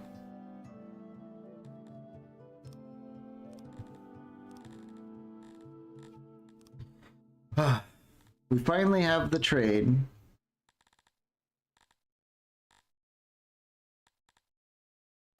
So all this stuff should start automatically exporting again, and we should start getting a little bit of income again.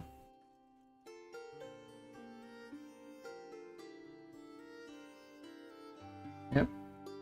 Our gems are selling. Oh wow, we just made 200 grand. Wonderful. The grain is going to start coming in again. Everything's going to be wonderful for a while. Oh boy, we needed that. With the grain coming in, the bakery should be able to go non-stop, and so should the ration maker. That problem will be resolved. The main question is, can we march through their lands now? And I have no idea. Let's just do a quick save and then run out here really quick and just see what happens. I'm not sure what deal. There's no, like, open borders like in other games. So I think the trade might be like a sort of open borders. We're gonna find out.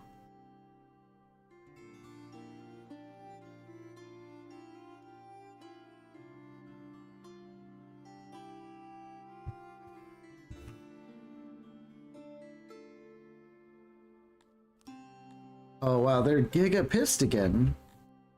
What happens if we go through and we're not there anymore? Yeah. We're still sciencing. We'll just reload it, but I kind of want to see, like, after we walk through, what happens.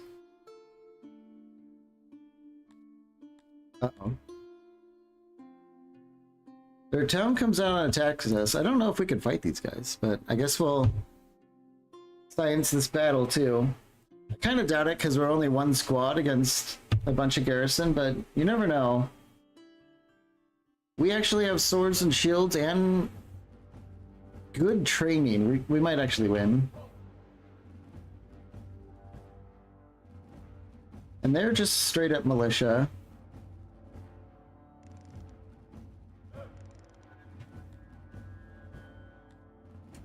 Let's get in a tight formation.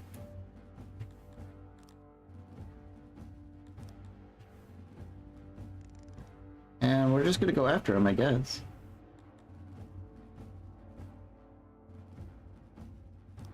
Let's get him off guard mode. We're gonna want to do as much damage as we can. I think we're gonna win, probably. We're really well armed and armored. Let's charge. Oh boy.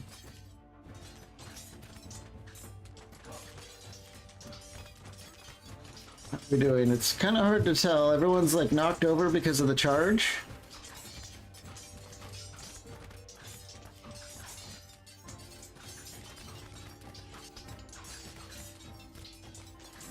This might be a little bit more protracted than I wanted.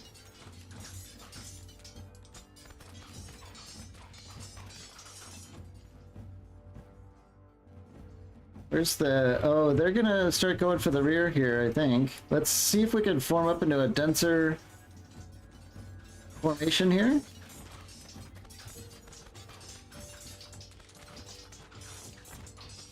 Yeah, they're on our flanks and stuff, but hopefully kind of getting into a tighter brick is gonna make the difference. Hopefully. I don't know. We've killed 15 of them and we've only lost 2 so far.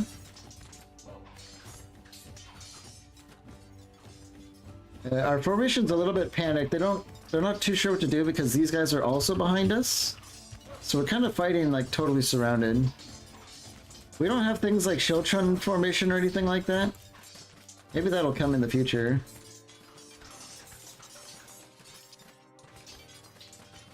We are definitely fully surrounded here. Alright, let's assume a guard formation and regroup here. Try and stick together a little bit. And move in again.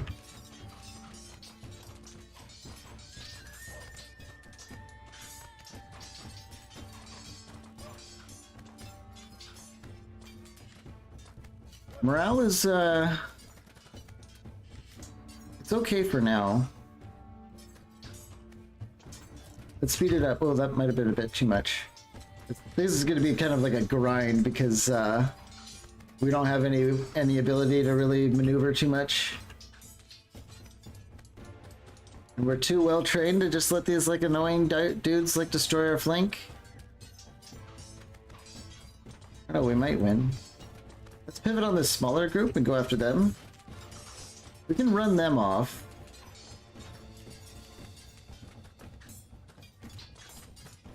Turn them off. Get out of here.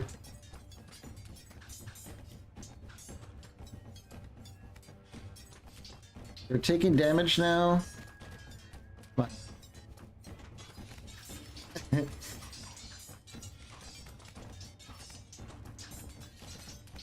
How close is this? This kind of reminds me of watching bacteria fight on a slide. Oh my god, that is such a good reference. It is kind of how it looks, huh? It's all wiggly and stuff. We're starting to take a little bit of damage here, but I don't know. It's hard to tell if we're winning or not. The trouble is that they're spear soldiers. So without being able to flank them and stuff, they're really able to hold us at bay. But we did run that other group off, and these Cretonians are too cowardly to fight. We're definitely just fighting Tilapis here. I think let's turn the guard mode off again and try and go on the offensive here.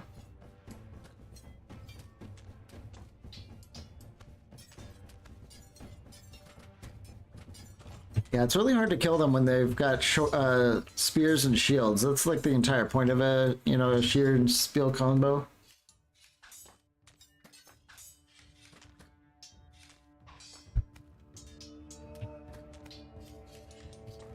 Technically, we've only lost 10 people, despite being outmaneuvered and stuff. These guys are just, I don't know what they're doing. It's because, let's see. These Tilapia are 1-1-1 with decent training. These are also 1-1-1 with the same training, but Cretonians don't stand a chance against Tilapies in a fight. So I think they're eternally wavering about getting into it, because Cretonians are the most cowardly race. They don't like fighting. And the Tilapi absolutely love fighting.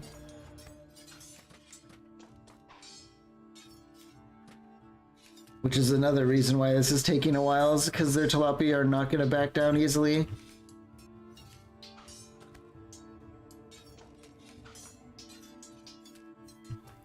Let's speed it up super fast. We're going to need to stab our way through this one. I think we're definitely winning, though. In a straight fight, we should overcome them. Just from the training alone. Oop, they're starting to sting us on the sides. That's not good. Alright, let's go after these Cretonians. Maybe we can break them real fast. They're gonna fold way faster than Tilapis will. But they might be trying to hold us on the flank while the Tilapia group gets us on the side. That could be bad. But I'm gonna double down and go after the Cretonians here, because if we can break them, these Tilapias might not feel so confident anymore. Come on, you punks. Got all these spear militia without any way to organize around them. What I should have done is hired 2 100-man regional squads, but that's fine. Let's turn on these ones and kill them. The Cretonians are still around. Wow, this is a really long fight.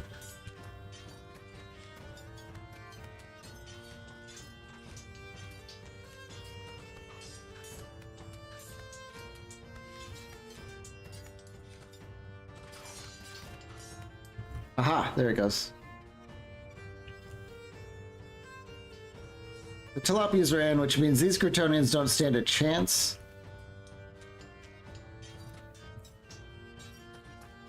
Come on, fight us. Yeah, this battle is as good as over. As soon as we wear these guys down a little bit, they're done.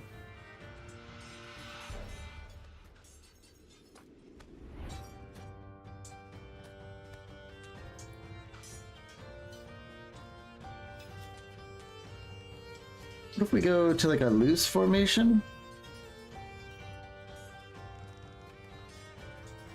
There we go. Okay. Oh my god, what a battle. Just for the science, too.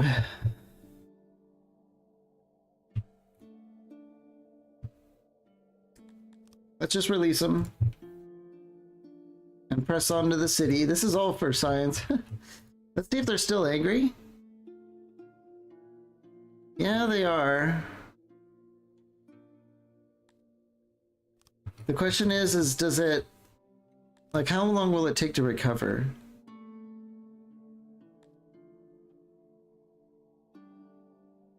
No. Yeah, to buy out their opinion again, we have to give them everything we have, pretty much. What if we say no? We're not on your lands anymore, right? Shouldn't that count for something?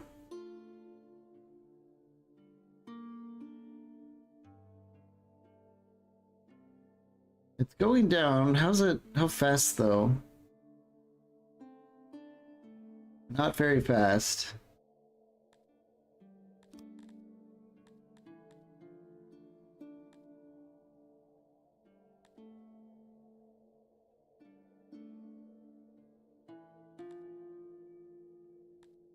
I wonder if peace is what we needed.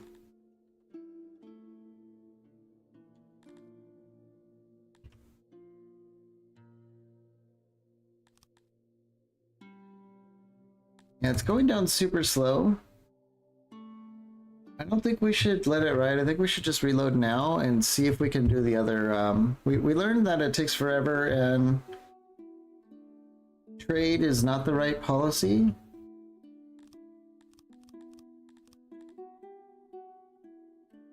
Oh, peace is only the opposite of war.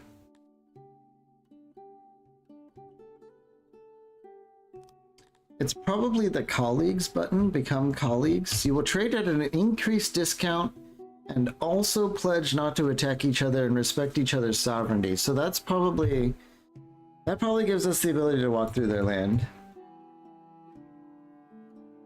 We really need that ability. We're gonna be stuck here unless we do something.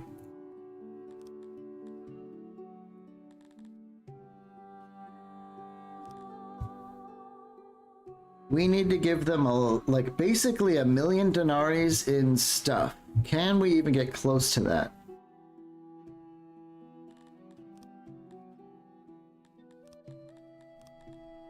If we give them a bunch of weapons and armor, yeah.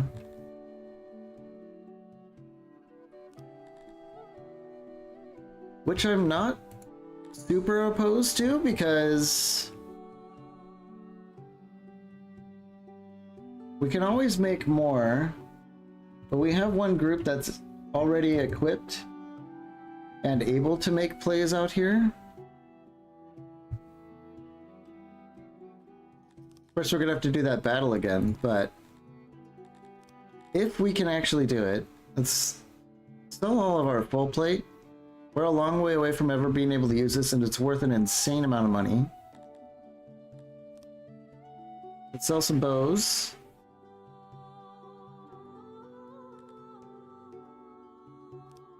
Sell some swords as well. We're getting there. I don't want to sell all their weapons though. There's got to be something else we could do.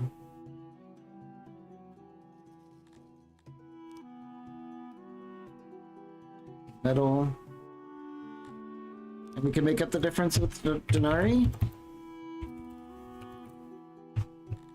Oof. That's expensive, but I am pretty sure this should do it.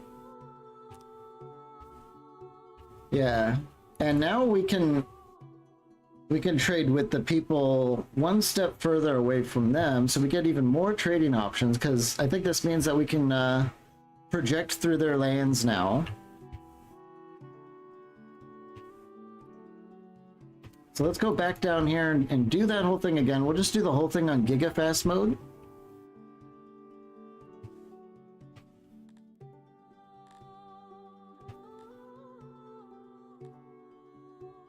Not too stoked with being friends with bugs, but we'll build up and then one day they'll get their own. As all bugs should.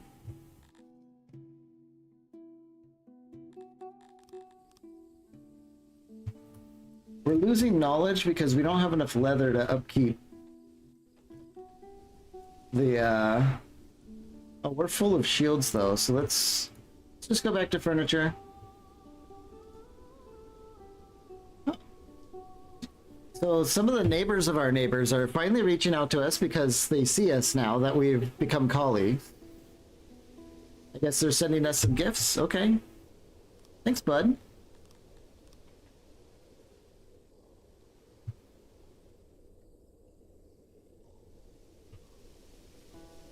So we should have plenty of leather now that we're not making the shields anymore. That's kind of what did the damage on the leather front, is making all those shields, but we have enough to hang on for a while. Another nation? Oh, they're gonna send us some eggs? Hey guys, thanks very much. Wow, we've got a nice rep, I guess. Let's do a quick save here, because I'm gonna do it in Giga Fast mode, and just because it becomes unplayable, we can just reload and do the fight now that we know that we can win. This should be Giga Fast.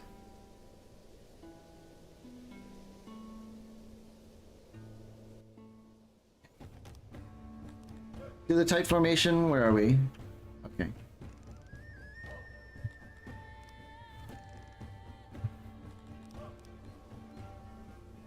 Kill them all.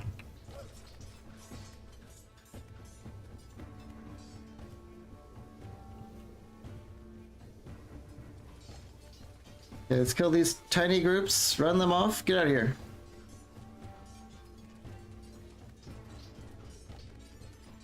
Kill this group of Kryptonians, run them off, probably. That should turn things around.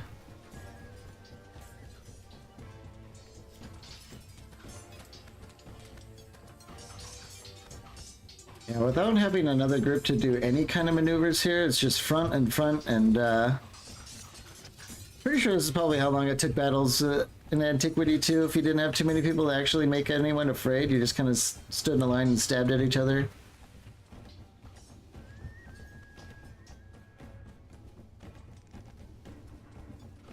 Get it a little bit tighter block formation there.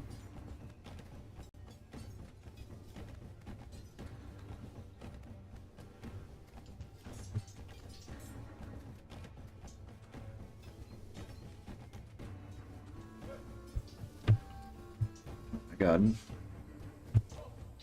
The spears get a bonus. I think the deeper their formation, up to 5, they get a compounding defense bonus. So what they're doing right now is they're in a formation to last a long time.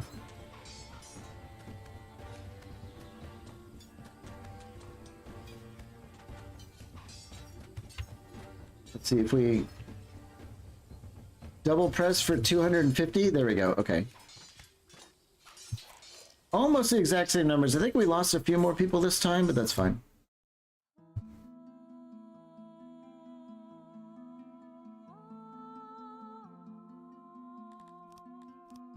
Release everyone, march into the city.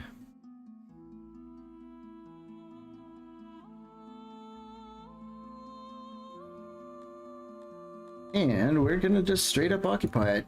Boom. More land. Let's see, the target. They had a lot of bugs in Amevia here too. A lot of them are going to be leaving. Target's 590. Let's keep that in mind when we build up or rebuild their civilization. What's the target now? 1.12?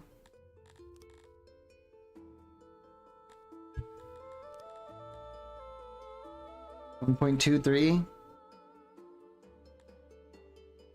This might be too much. Let's just go to level 2.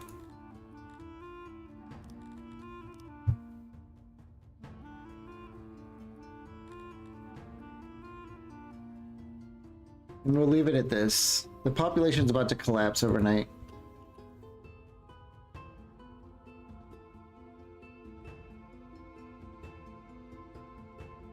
Later on, when we have a lot more infrastructure in our other towns, like the worker havens and stuff like that, we can save towns from collapsing like this. But we don't have enough infrastructure to like support these war-torn regions after we come tearing through and demolishing everything. Huh. Some neighbors are gonna send us 10 humans. Okay. Ooh. Some of our neighbors are conquering these independent regions. Well, that sucks. They just took them. We're gonna have to race up here to grab this spot before it goes too.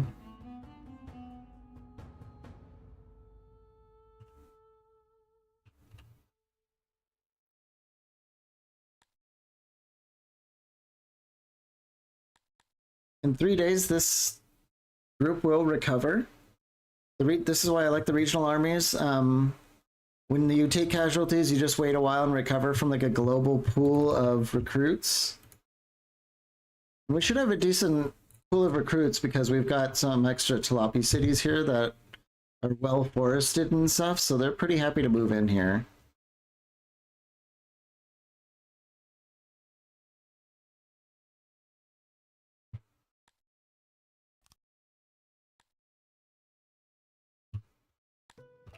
Keep speeding it up.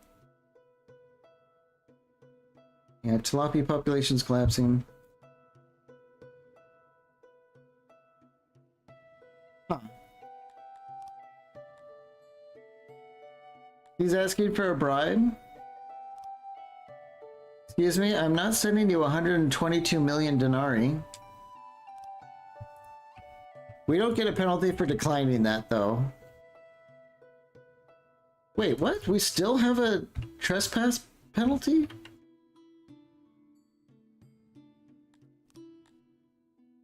Huh. It might still go away, though. Now that we're colleagues, he's promised not to attack us, so hopefully that stays. And that's why he asked for a bribe instead of made like a demand. Oh, we have a bunch of people trapped. Really? Cut into the walls. Dig our people out.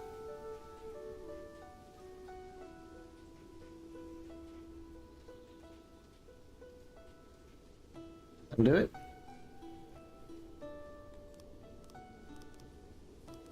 Yeah, they're all right in there after building this pasture. Whoopsie daisy. Get some people employed here and start having them. Let's see, let's reduce the range. We'll have them gather up meat and leather.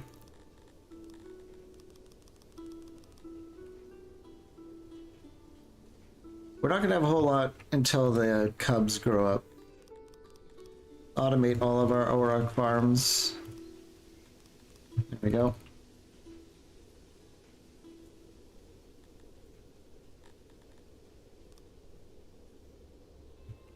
Hopefully these guys don't attack us and we're fine. Hopefully. But our army doesn't really need to come back. We're abroad now, we can march them up here and take these and then, I don't know, park them on the border here, somewhat close to home. We'll see how it goes. It's a bummer that all these were scooped up though.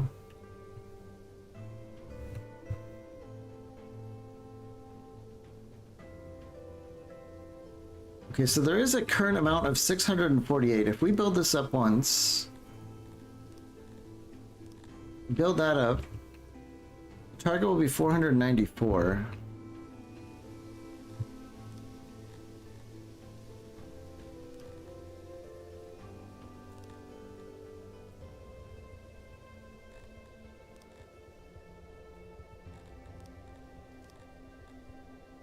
Okay. I think with this arrangement, we will have saved this city from losing more population, and it's going to be all growth from here on. So we can focus on loyalty first and foremost. Oh. You know what? Yeah, looking at the loyalty, that's not going to happen. There's too many people here. We don't have a big enough army to keep everyone in line, so we are going to have to let things collapse a bit. Gonna have to collapse in order to get bigger.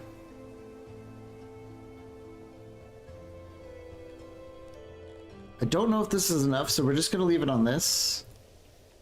Get a little bit of health in there. And just go like that. Now the main question is, do we have enough ration production at home? No.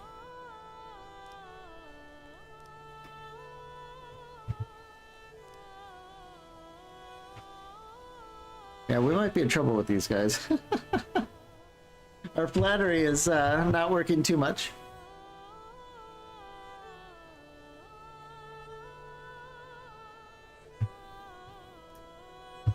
They might cancel our colleague agreement.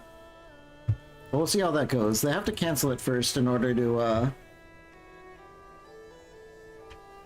go to war with us.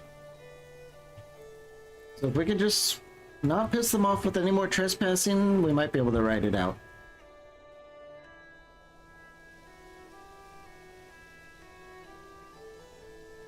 Okay, this region is almost... Yeah, our neighbors are giving us like tiny little gifts here and there.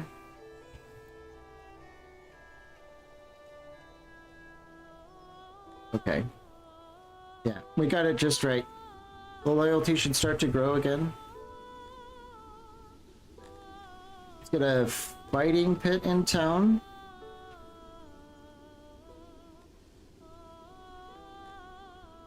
What's our region size? Does it say the region size? Is it over here?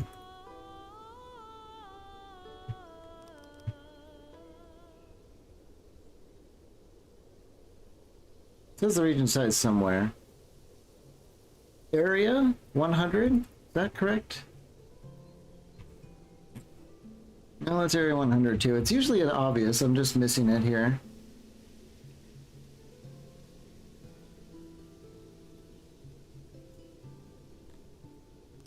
Oh, under info. Okay, this is 111. Basically, region size kind of dictates the ultimate size of a city. 162, so this is going to be one of our biggest spots. It's definitely going to end up bigger than these two. So that kind of tells me what I can invest. Yeah, this is actually quite big too. And this is huge, Cluris. This is extremely small, so we do want to start pushing our way up here. But this means this place is going to be able to support a large population just because the area is quite large. And it's got lots of moisture too.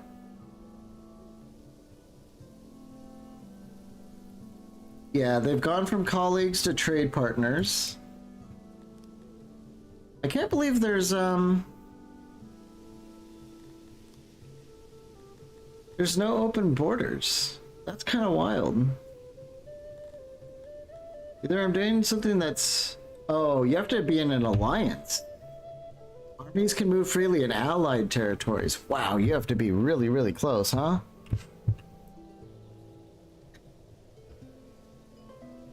Well, if they attack us, it's game over, so we'll see. We'll just see what happens.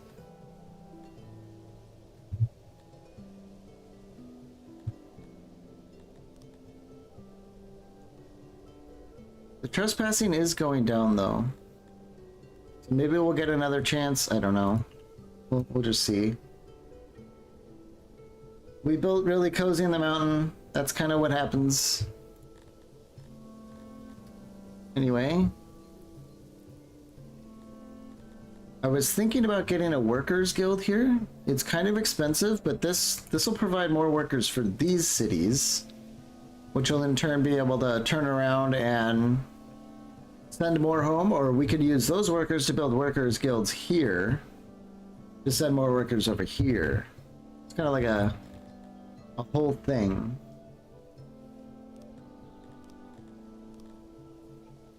Let's start with that. Get a little extra workers. It's going up naturally to 1.2, so there is enough people here eventually to upgrade it without needing more workforce into our growth.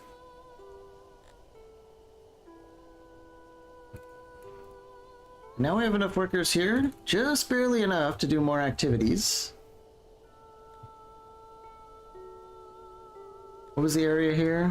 111? We might be able to get the workers guild here as well.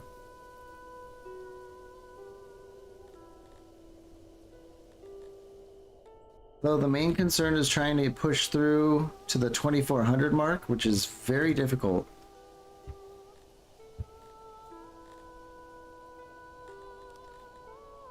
Let's theory this down.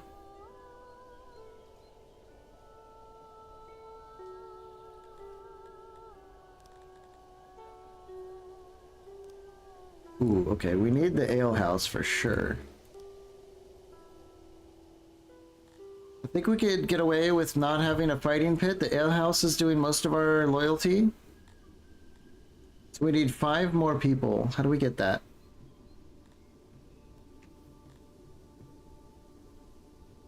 The shrine is 7 workforce, so if we take the shrine away,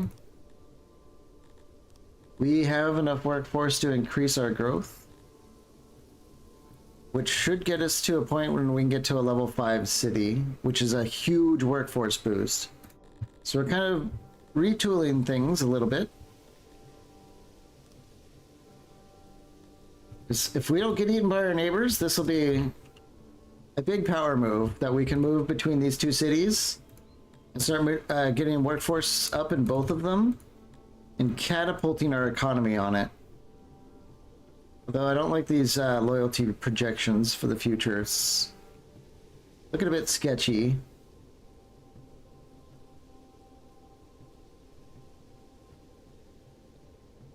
We could stop the clay pit and get more loyalty buildings here. We'll just see how it goes.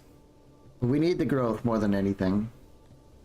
As far as Thailand goes, yeah, the loyalty is coming along. Our regional army is almost close to replenishing. Yeah, the bugs, they're asking for too much. We don't have enough to make them happy. Like, accepting isn't even an option.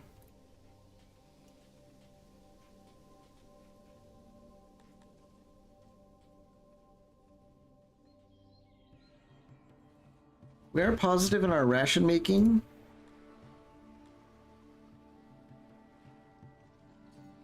But it's still not very good. Is it because our...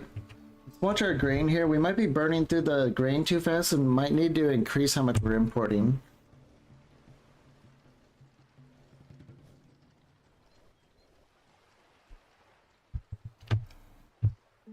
Yeah.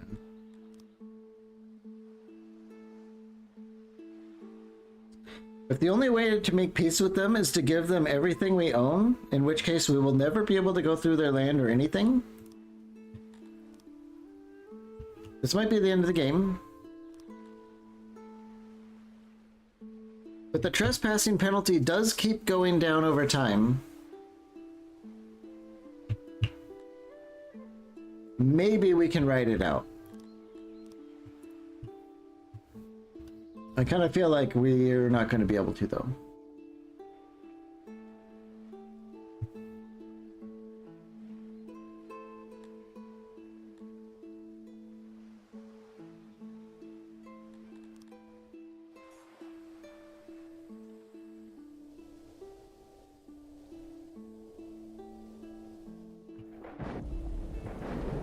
The meat is definitely recovering, but all these are still cubs, I believe.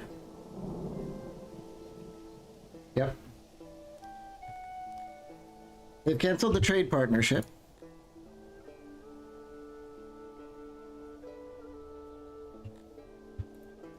Pretty sure this is the end of the road.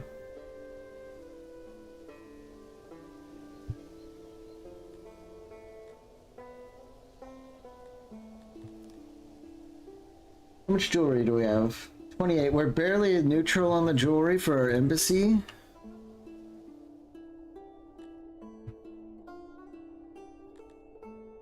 We don't have any Scythalon. We could just build a bigger embassy, but I have a feeling it's a little bit too late for that. Like a temporary embassy here. Please don't kill us, embassy.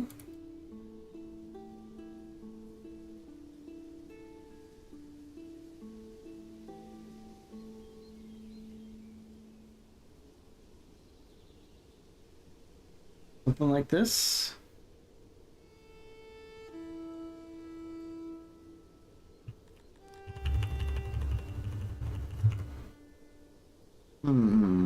Embassy seats here and here and here, everywhere.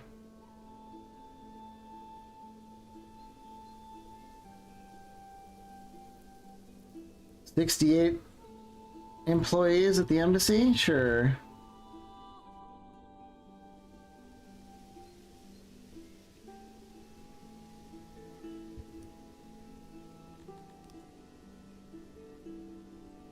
really thought we could ride this out. I probably should have built this a long time ago.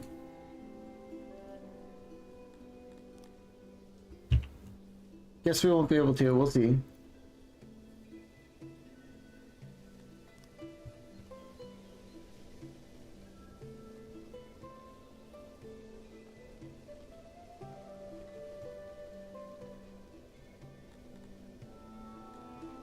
Not only do we have to build it, but they have to generate all the embassy points.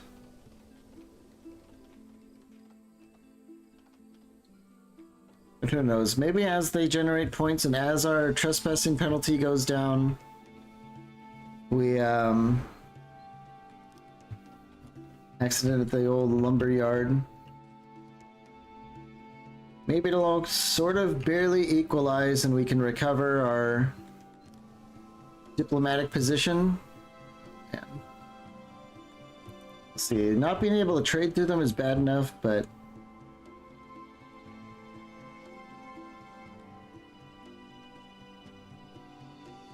no. They want all of our property, in which case they would have everything and we would be able to go absolutely nowhere.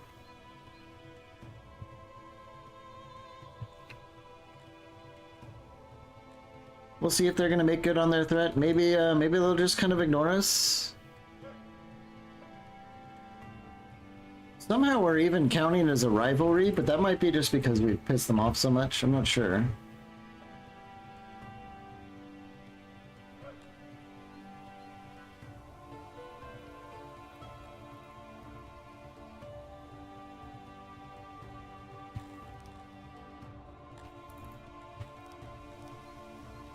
Did we never spend the knowledge for the next tier? Oh, of course we didn't. Well...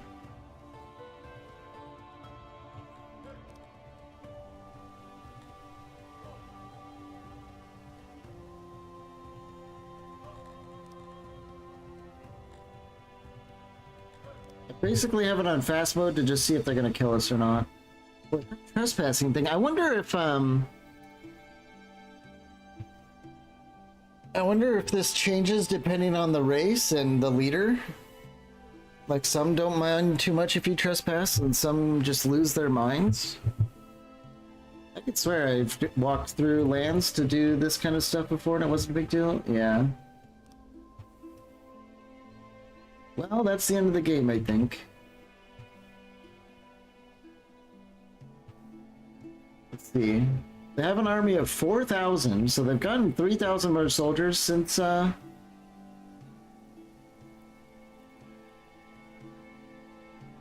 are they going? Besieging Zenstria. Where's that?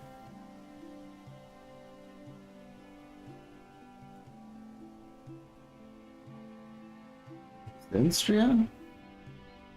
Zenstrin? Oh, it says Zenstrin.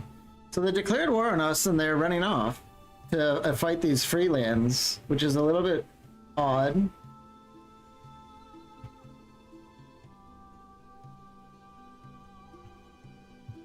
It could be impending death, yeah. And if it is, what do you think?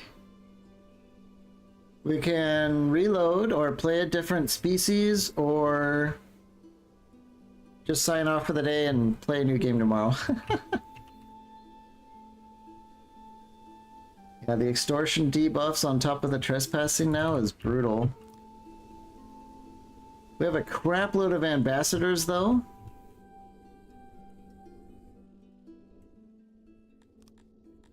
Let's turn this priority up.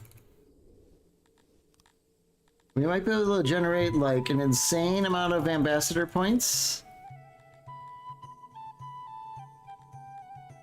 to really suck up to them big time. We might be able to recover this somehow magically.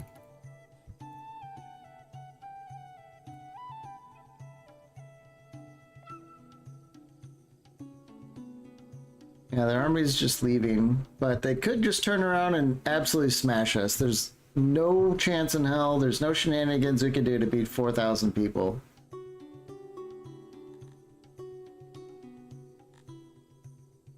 Especially in a professional army.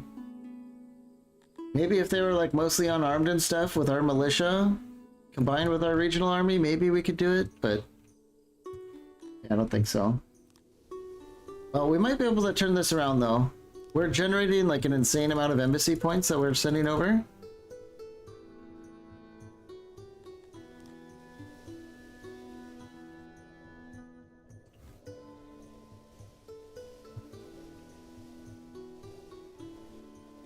What we need is more knowledge though.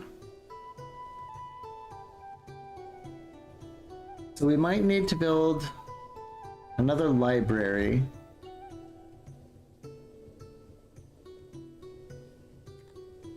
But of course the workforce is an issue, isn't it?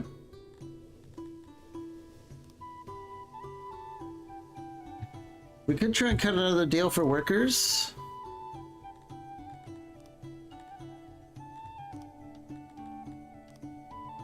Get some more Crotonians, maybe?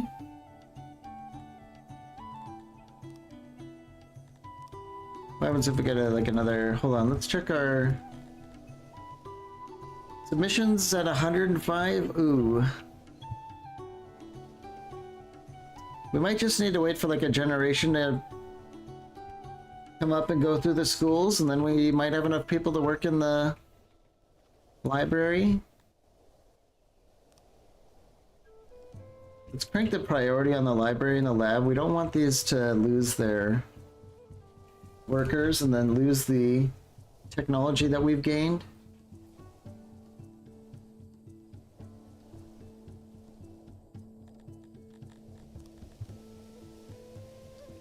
The trouble is I want this small city upgrade. I'm not sure what we can give up for it.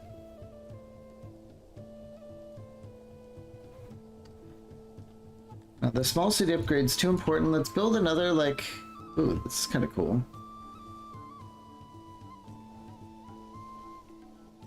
Build another one of our wacky libraries up here. Oh god. There is rumor that the land cities have been ravaged by a deadly disease, leaving cities in ruins and emptying villages in the living. Let's hope it does not reach our lands. Oh god, it totally will.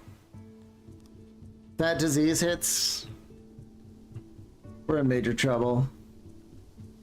I think we're just gonna have to take the workforce penalty to try and crank out the rest of this knowledge that we need. Because with that, we can upgrade these cities out here and have them ship us more goods to relieve our workforce issues.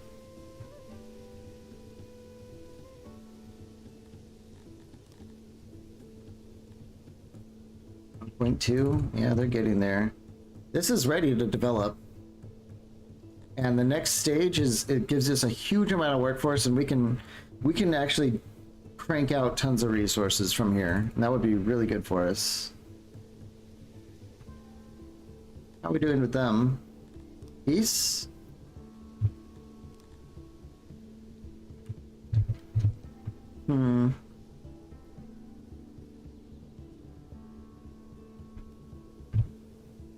The flattery is really not counting for much, is it? I know the flattery definitely depends on the leader. There are some leaders who absolutely love it. And then there's ones that don't really care, like the one we're dealing with, it seems.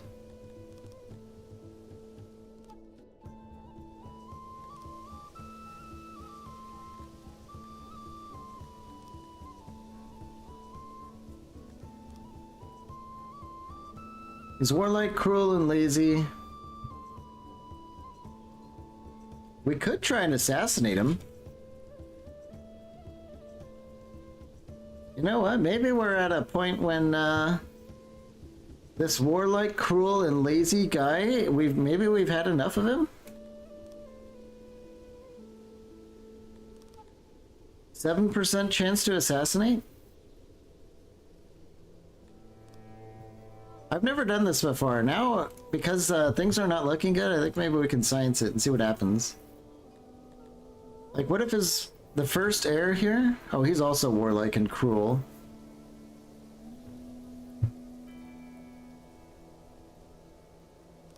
Who knows? Maybe he'll be a little bit more interested in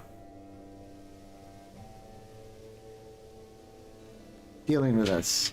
We'll see.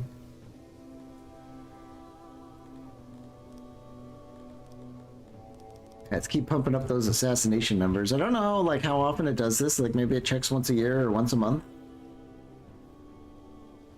That'll be interesting if it works though.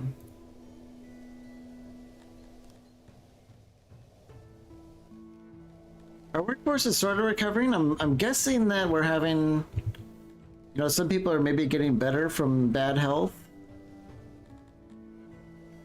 Maybe some children are coming out of school and into the workforce. Hopefully all these things adding up.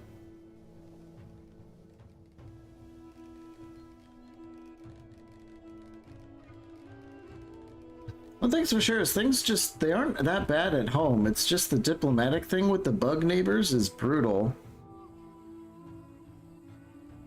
Okay, let's jam in another 78 scribes here.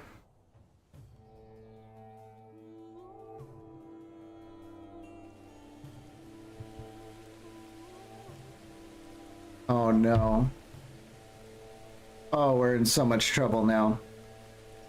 It has come to us, the dreaded swamp lung. Nothing could have been done, it was the will of the gods. Let's hope our hospitals are well staffed, a curfew can be issued to contain it. Yeah. Oh, we're fucked. It's over, probably. So we can do curfews, but it doesn't work very well. How do we do this again?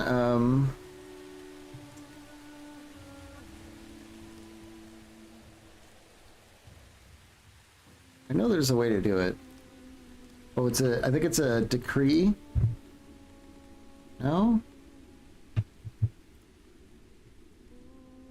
I've done it before.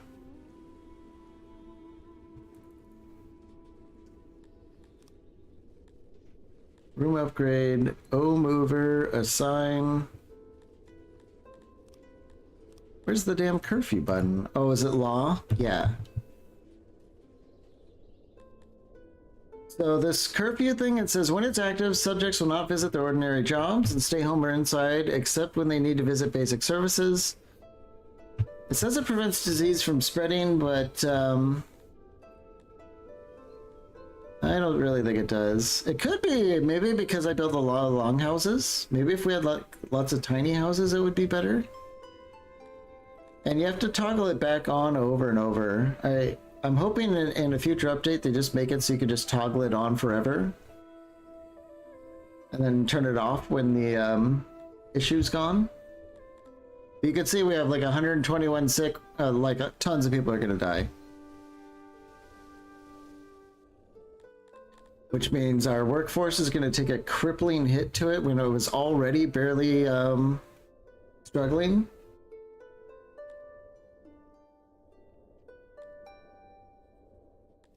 Yep, keep activating it. It needs to stay on. I hope they change that in the future. They probably will. Because the plagues last definitely a long time.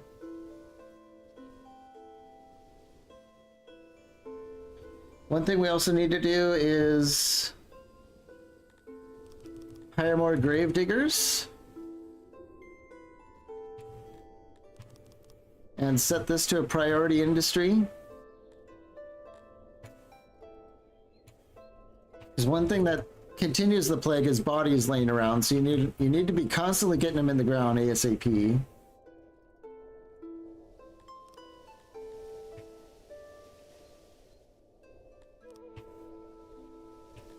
Okay.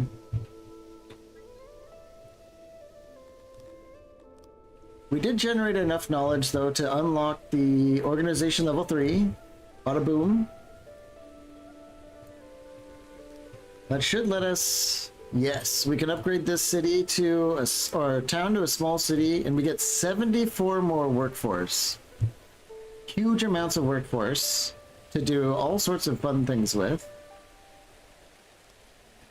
We need 4,800 more people to get to the next tier of city. Is that possible with growth 6? It is.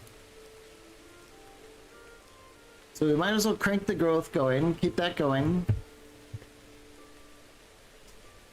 Then we can get our own workers guild here. And level that up, which should provide workers to our other settlements. This is the breakthrough we needed. If it wasn't for this border crisis.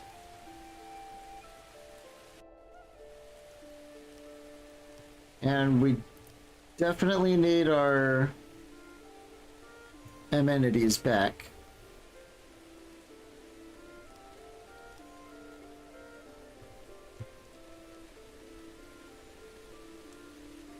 Not being able to get our creatures in town though is not good.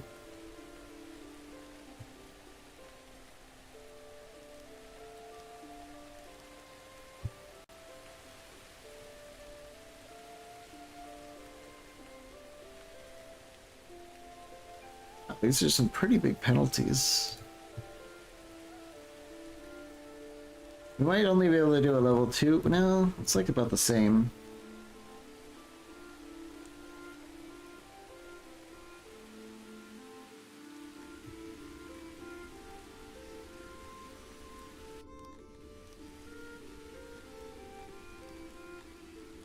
Yeah, see 3.6, 4.8.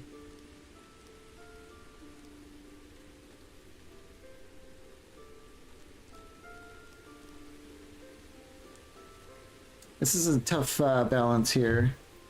These loyalty numbers are not inspiring though.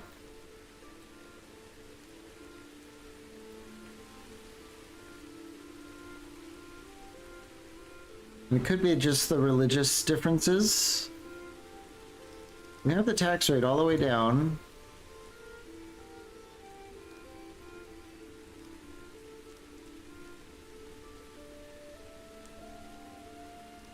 Guess we can try and get like a little stand to even it out. Let's see how it goes. 258k to develop this though, because like the Workers Guild is pretty expensive and so is the city. But look at this, it's going to be cranking out even more population, which should be sending us more clay. And the Workers Guild is going to give us more workers in all these other settlements. So now we have an ability to upgrade here too. Just barely, not much to do though. It all kind of compounds together. Like we have enough workers here to get another Workers Guild level, which is very expensive. But that should increase the amount of workers we have here again. We're back to +6.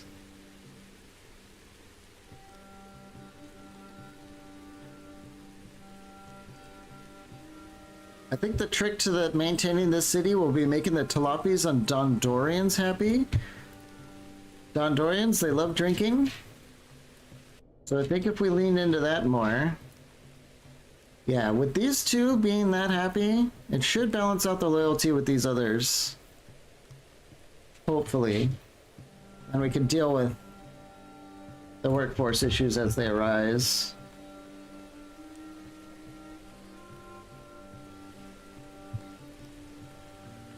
Yeah, this will give us more than enough population to get to the next tier, so we should have a lot of breathing room at that stage. Of course, that we don't know if these guys are gonna walk over and kill us. And if they do, it's over. I'm surprised they didn't though. This is weird. Maybe they're just kind of doing like a containment thing. I don't know. We don't like this bug man. We're gonna keep putting in for his assassination. Do you think the war will end if we assassinate the leader? I have no idea. How are we doing with our plague? Are we actually recovering? Kind of, but not really. But kind of. Let's look at our hospitals. Oh, the hospitals already do have priority. We're going through all of our opiates to help with the plague, and as soon as we run out, that's when it's gonna get bad, I think.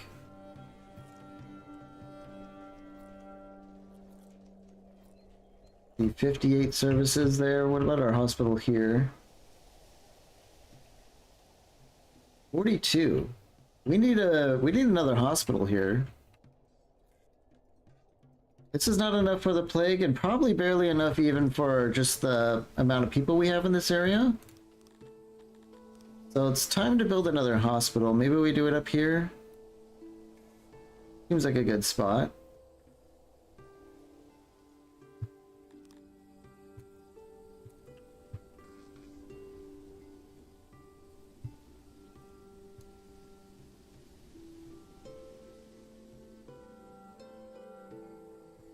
Okay. Beds, beds, beds.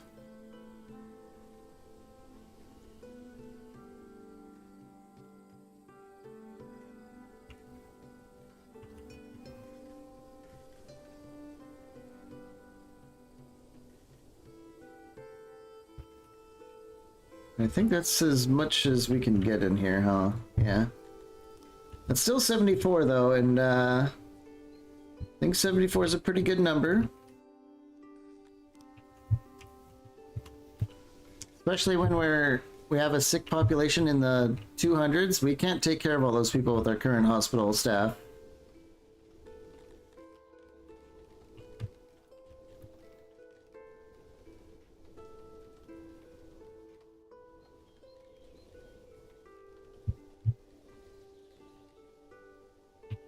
Workplace accident down at the ore mine, of course.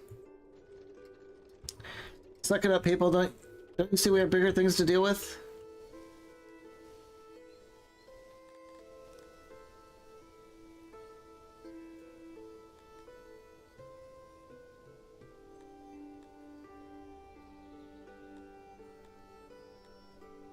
We're getting a couple more workforce out of the population, I believe. Yeah. Getting a lot more here. How about if we go to level 3? We don't have enough, so let's just cancel that.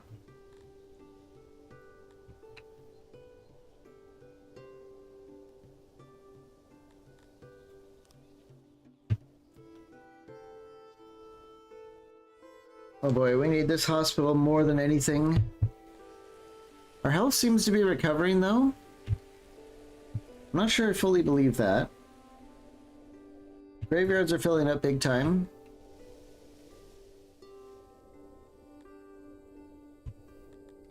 And we're just gonna have to wear it.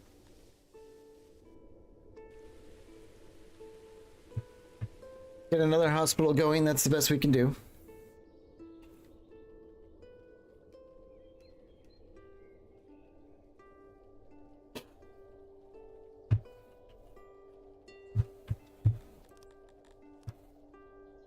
We're doing pretty good on stone though, so we can keep getting roads to make ourselves just that much more efficient. Especially with how much traffic this hospital is going to generate soon when it comes online. I'm actually shocked that we're not like negative 200 workforce right now. I wonder if we had a generation grow up in the midst of this crisis. That might have been what happened. See, I don't think we need this much workforce here. Let's go down to like 46 maybe?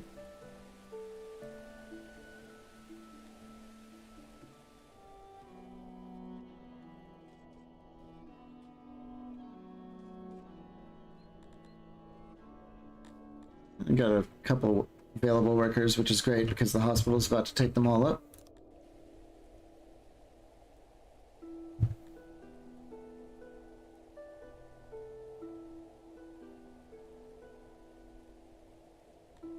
I could swear that said +6 last time. Maybe it's this town. I think with this +3 people, we'll upgrade our stage. Keep trying to crank a little bit more of that loyalty in. 75 should be okay still. The more we can pad it, the better.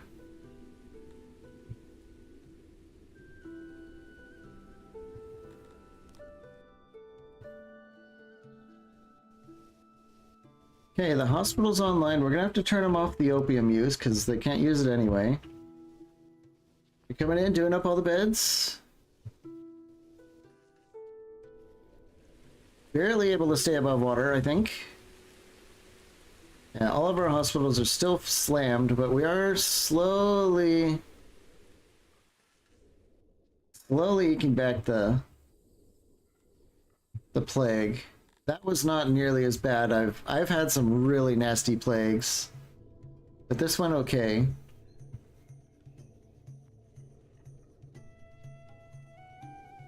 Could be because we still have two separate cities a little bit, so we were able to kind of... rumors of raiders. Attacks from raiders on the rise. Several repairs were accosted recently. It looks like something beyond your corner of 6 is spurring them on. The usual rumors make the rounds that they are fleeing something, that one of the old empires shook off its lethargy, and so on. I've never seen this before. While the veracity of the rumors is very doubtful, the raiders are very real. Prices for high military equipment are high. So I guess,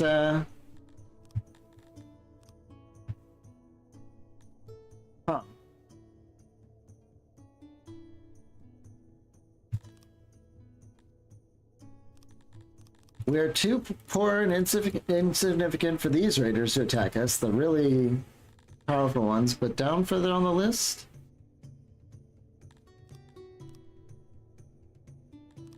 Huh. It's either they're not strong enough to hit us, or we are too insignificant and poor. So I wonder if we either hit a sweet spot, or this event affects the raid security for a while. Like, the raiders could be far away attacking people, and so that's why the price of stuff went up. I think it's probably just like a market shifting event.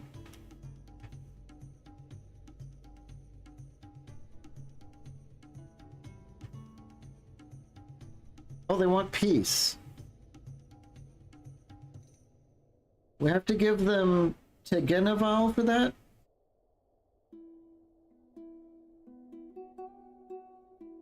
And some metal? Well, hold on.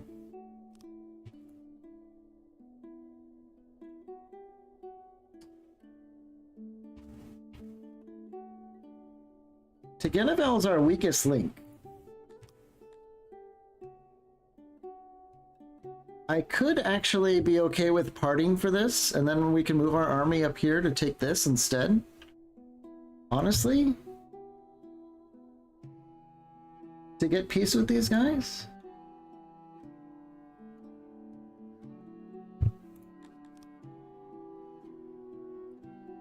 It will beat them coming and killing us. There's no way we can handle this. I think we take this deal. This will get us back in the game. It sucks that we'll lose this, but honestly, it wasn't that great anyway. It's mostly sucked up money, and we haven't really gotten much out of it, except for that huge stone shipment. So we're gonna have to move some industries around, but this isn't that bad. I think we'll take this deal.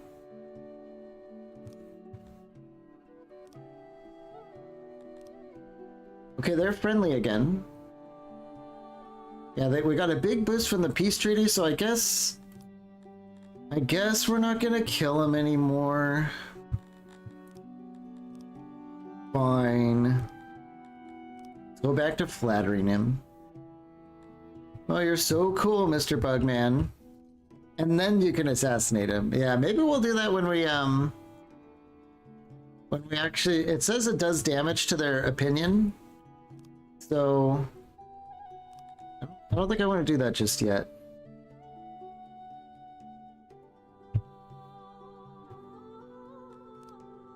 I cannot risk war with these guys again. I really hope we can get back to trade.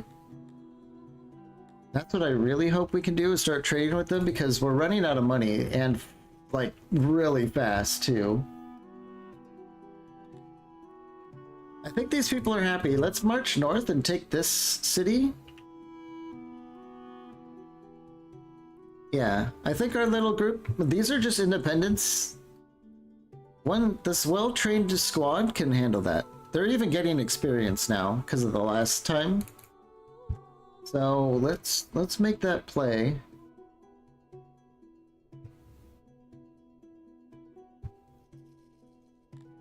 Yeah, our money situation is abysmal. Extremely abysmal, actually.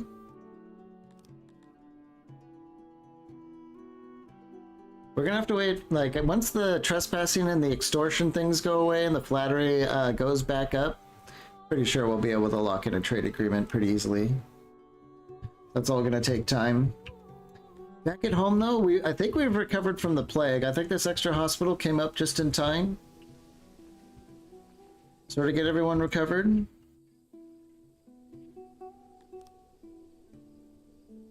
Somehow we've generated an absolutely insane amount of knowledge. I'm guessing just over time this library we built has really pushed that far. We could go for a temple.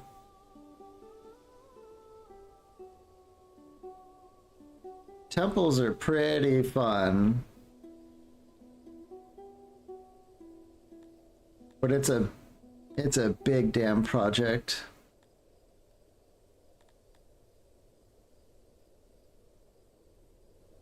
We might need to unlock the large city first, though.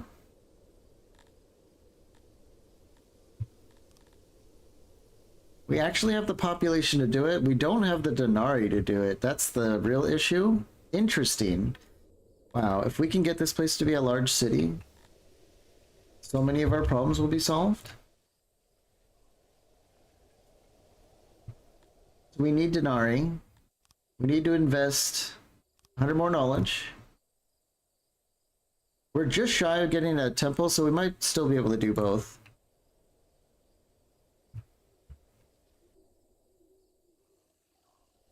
We might need to manually get that denarii up. I think we could do that. But then again, no, let's sell them some stuff manually. We'll take a little bit of a hit in order to squeeze out some much needed cash at this incredibly important time. Wow, we have a lot of herbs. We can get rid of some of those herbs. Get rid of some metal.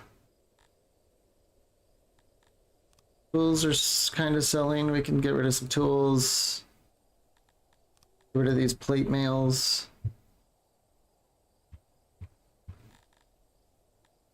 Definitely don't need all this livestock. Trying to remember what else was redlining, but oh, furniture. Okay.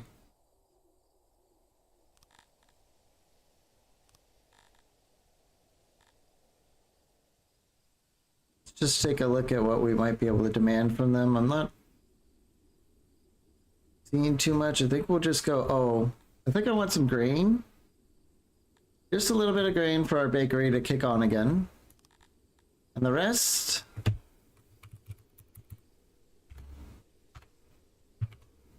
Oops. Yeah, and the rest will take in cash, and we can use that cash straight away to upgrade Sumia. Oh, now we need the government points, but that's easy. We've been saving our noble promotions. Let's crank up that up a little bit. All right, here we go. Boom. Now we have 163 workforce. When you get to large city, these regional things stop messing around and they start becoming a major crux of your economy. We can probably even get... Oh, that costs an insane amount of denarii, though. We'll hold off on that. So we can get like another level on our Krator temple here. In fact, level 3 will start to spread it throughout the entire realm. So this will boost all of our other cities. So we'll get a level 3 temple. We'll kick our clay up a couple points. Oh yeah. We're going to be shipping in 326 clay now. Just forever.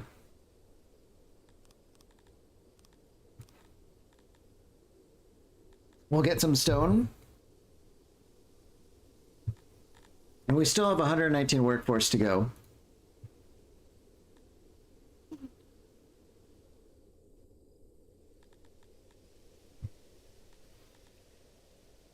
We could get like a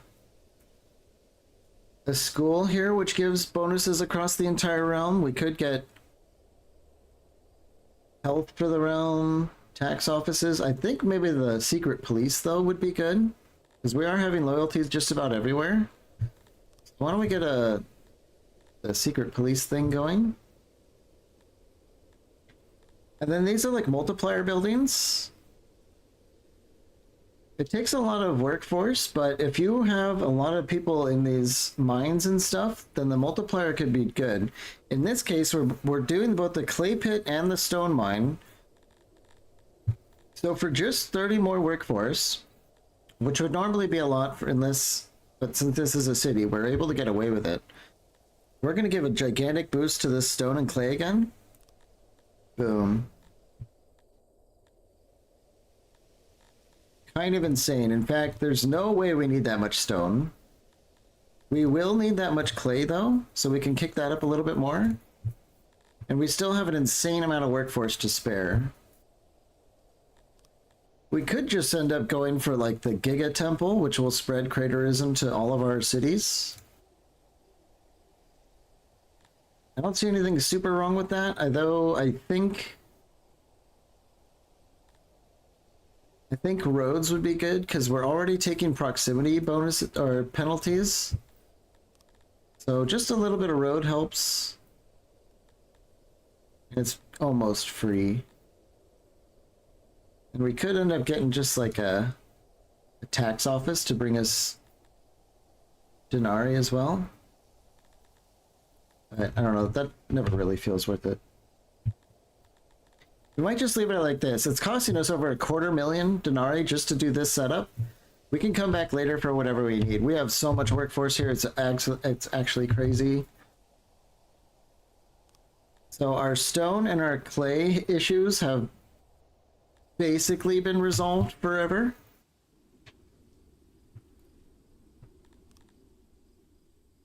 Yeah, then... Oh yeah, alright, so our army's arrived here. We're laying siege to this place. Very good.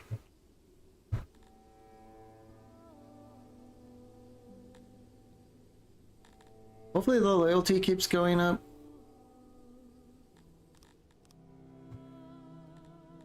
Yeah, we have enough knowledge to actually get into the final tier of skilled workforce, and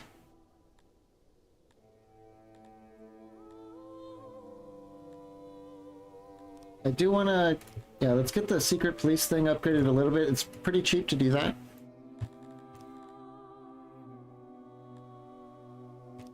And it's increasing our loyalty across the board in all of our cities. So we're actually struggling out here for loyalty.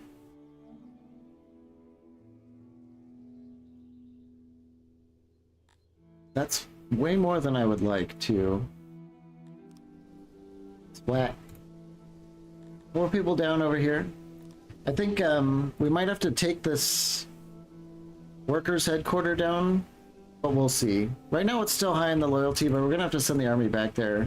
I'm not sure exactly what we're gonna have to do with that, but we'll mess with it.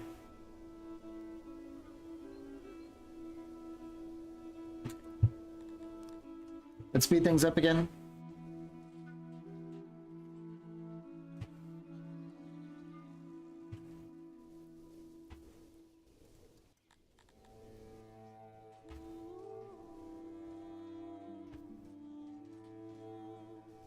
How are we doing up here on the fruit? It's pretty good. I think it's time to build the brewery. Although we barely have any population to spare. We might need to wait for the workforce to kind of recover a little bit. Everything else is good though. The plague is mostly gone. I'm pretty sure we're able to get this amount of people in the hospitals everywhere.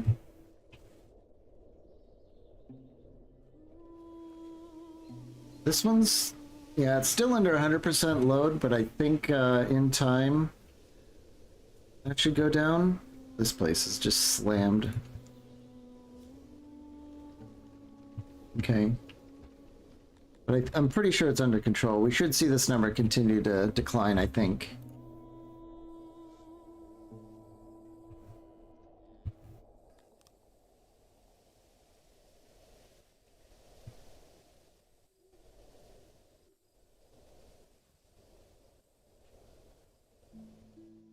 Did we actually, did the traders already come and pick up all this stuff, or are we full again?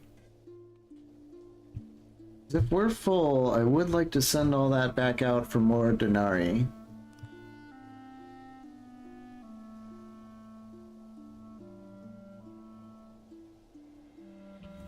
Let's talk to these. Oh, we're ready for a trade agreement again. Let's do that. Let's send everything out for locking down the trade. God, coal barely sells. It's hardly worth messing with. Send out some furniture, metal. We've got plenty of cut stone we can get rid of right now.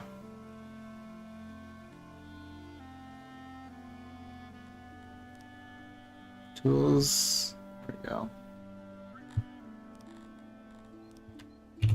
Send us 2,000 bucks. Once we get trade going, I expect we're gonna see that bump in the old account once they lock in a bunch of the auto sales for all this stuff we've been holding on to.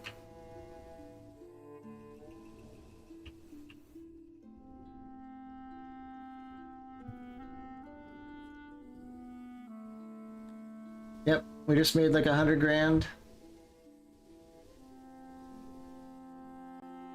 I think we should switch from tools back to swords, though.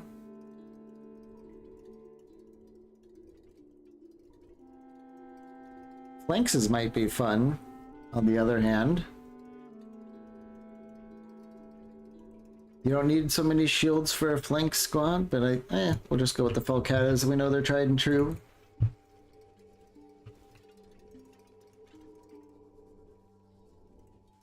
We definitely have more than enough tools for many, many years, I think.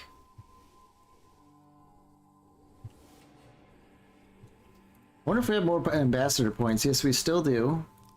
Let's keep sending them over. He really likes us now. Now that that trespassing thing's going down. Yeah. We should be locked in on this piece for quite a while. I think they gave us a good deal. Garrison's almost dead. As soon as we clear this out, we're gonna have a lot more opportunities. Most particularly to beeline for this settlement and fight them right away.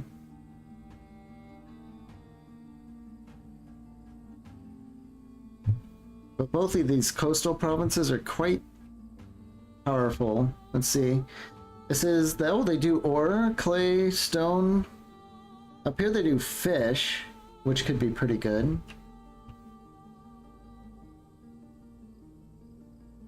I don't know if there's any more indie settlements. Kind of hard. You want to scoop up as many of the indie settlements as you can before the AI does, because they're the easy wins.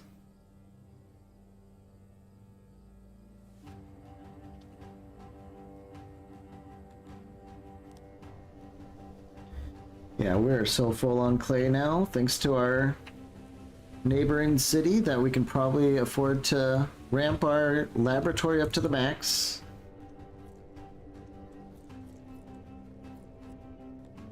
I think we can even send some people home at the clay pits and get them working elsewhere. Finally, other people can do the hard work instead of us.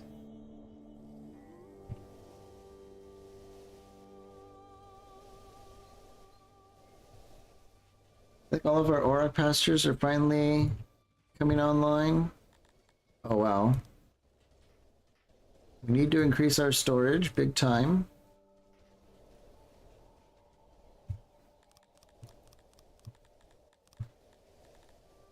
We're gonna need some loading stations to start distributing this stuff around the city.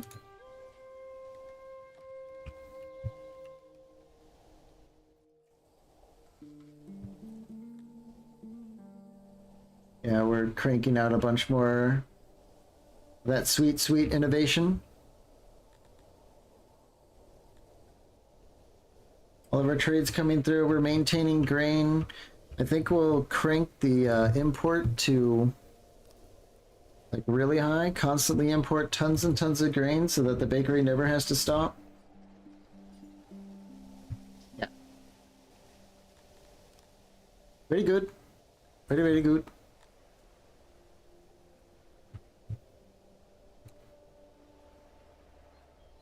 Okay.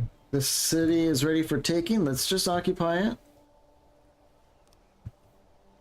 And we'll get on land and start managing it. We now have under our control a haven. Havens are bastions containing powerful races that you can sway to your cause if you'll fulfill their requirements. I'm guessing this is going to be the Argonash. Yeah, we're never going to get these guys on our team. So the Argonash, I think there's a haven button, right? Yeah.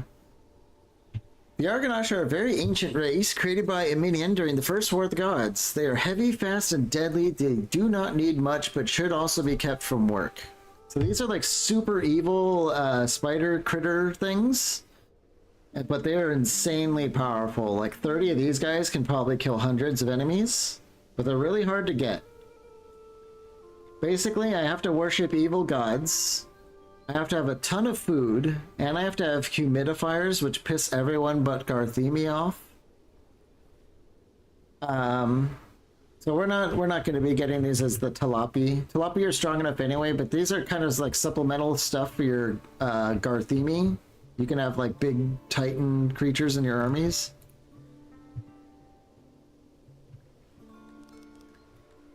All right, with Klinknagel. I don't know who named this city. But it looks like this is going to take a massive hit to its population.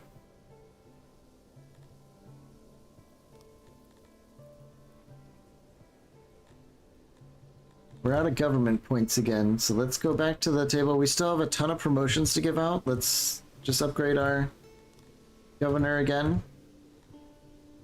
The bigger your cities, the more government points they take. So upgrading that one place to the large city took up a lot of points. And that's why I didn't have any available here.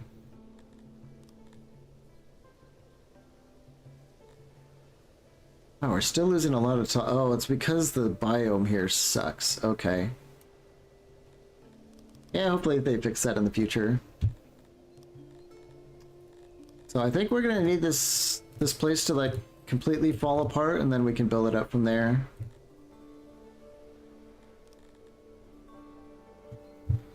As is so often the case.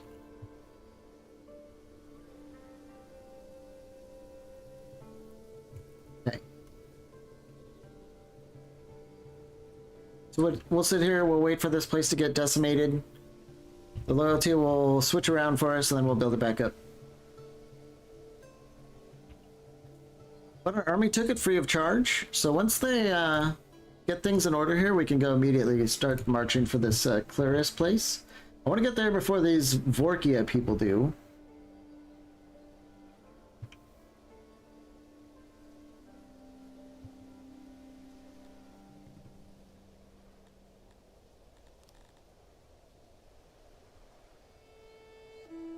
Yeah, the target's going to fall under 600, so I'm glad I didn't spend any more money than that. Hopefully it doesn't fall under 300. 50. Ooh, it might. Oh, alright.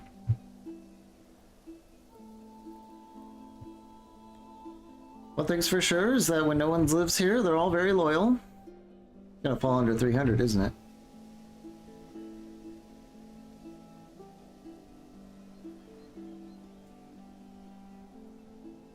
If it does, that's fine. It's just gonna take longer. But we didn't pump it full of money like we did Tegenaval, which was a mistake, of course.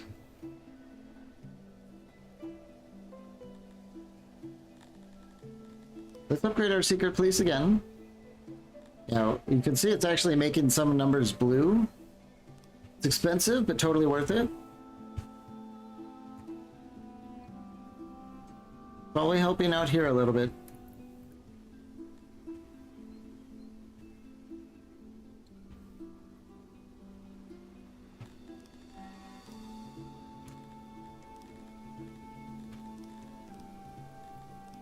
There we go.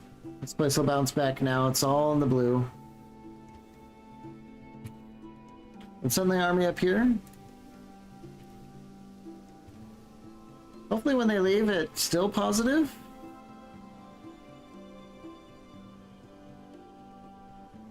Oh, they attack us as soon as we cross into their border? Okay. It's probably going to be another one of those silly militia battles.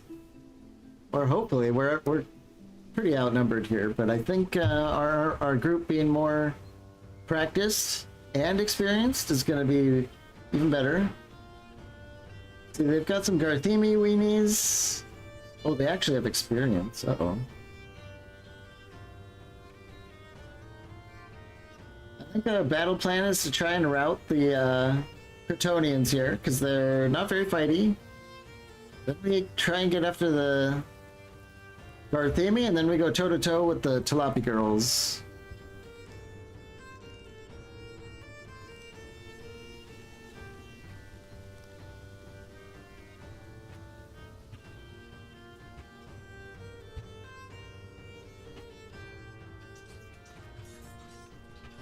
This is gonna be interesting. Let's speed it up. Are they just gonna let the Kryptonians tire us out? Is that what they're waiting for? It could be. No, they're coming in on our flanks. They're just scared of us because we're super prickly. We've got really good weapons and swords and training. So they don't want to fight us, is really all that. They don't want to do that at all.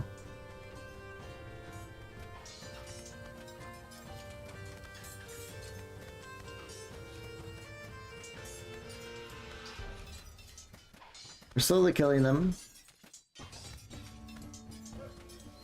My god, the spearmen just take forever to kill. But we're killing the Garthemis too. They're trying to get us on the flank and we're just putting them down. You can see all the blue and purple blood. So we're killing both at once here. There goes the Garthemi. There goes the Kryptonians. And now that their morale is really bad because everyone ran, we should be able to shoot through them pretty fast.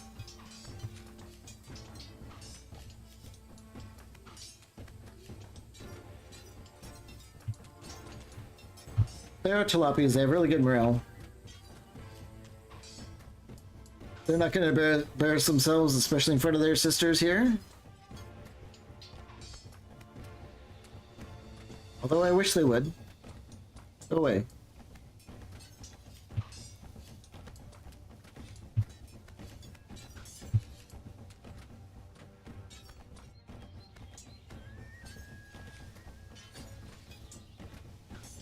Wonder if, yeah, if we retooled these guys, this squad to like a flank squad, which is like the two-handed sword, we'd be chopping through these guys like crazy. The Falcata is just kind of like the universal weapon. It's not good at this, but it's also not bad at it, which is why we're eventually winning. But the two-handed sword goes right through this like pitiful leather armor.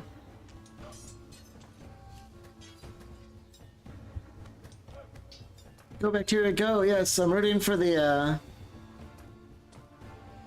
I'm trying to think of bacteria names and coming up blank. There we go. Wow, that went well. We have a lot of experience, I think. We definitely lost less that time.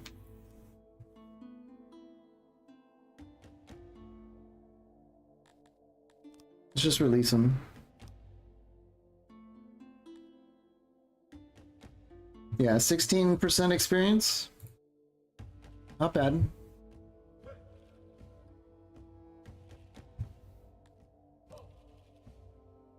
Now we have this city too, and I'm pretty sure it's going to basically fully collapse here, so let's just...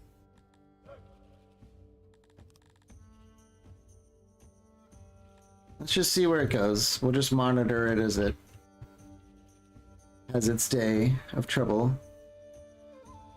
Keep the army in the area, of course. Now we have new neighbors, the Surdes. Or no, the Vorkia. They have quite a lot of land. Wonder what they think of us. They kind of like us. But we technically cannot trade with them because this city, the Flover, is still owned by the Buxu. So it has to all trade. It's like Total War. All trade has to trace to your capital, and it can't trace through here unless we were an ally. Or apparently a colleague allows trade too.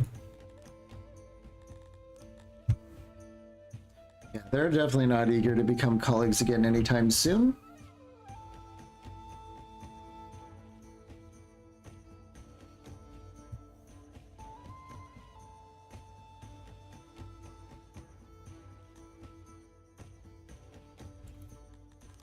If we use the rest of our knowledge here to get the final tier of the workforce.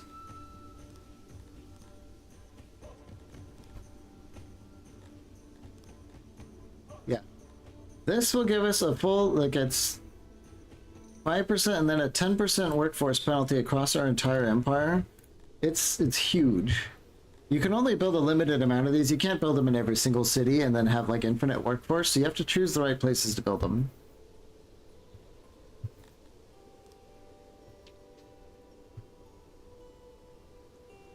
But it really helps you spring up these other cities. And this one barely has enough population now to get to the next level, so we're definitely going to do that. We can afford it, right? Yeah. And to go one higher, we need 2,400. Is that possible with... Ooh, wow, yeah, it is.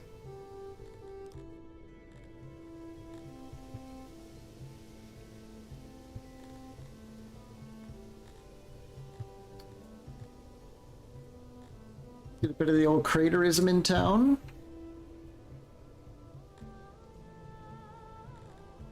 This place can actually... They can send us cotton for real. So let's get the cotton production going. And I guess we can... Oh, you know what we're missing is loyalty. Big loyalty issues. Oh yeah, we have no loyalty buildings. No wonder they're upset.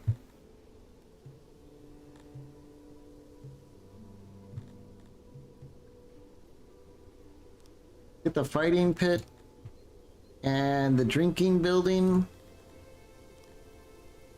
That might be barely enough. But it is enough to get us to the next tier. This should be okay. Yeah. We got kind of lucky. Sometimes you're in a part of the world where all the cities have like not a lot of moisture, not a lot of area, and you can't really build them up very large. But we got kind of lucky that we have some cities where we can cram a lot of people in, and it's because we're Talapi and we're living in a lot of forested with rivers and stuff, and they love this kind of area. So because we're their ruling species, we don't have any penalties on whether they move in. And that's why you can see like a majority of them are actually going to be Talapi, which is pretty darn rare when you're anyone else. So we do have like kind of a happy woodland realm going on here, a little bit.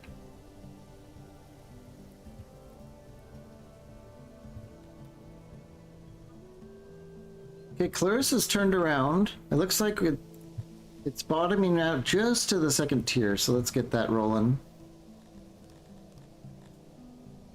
708, 600, 1200.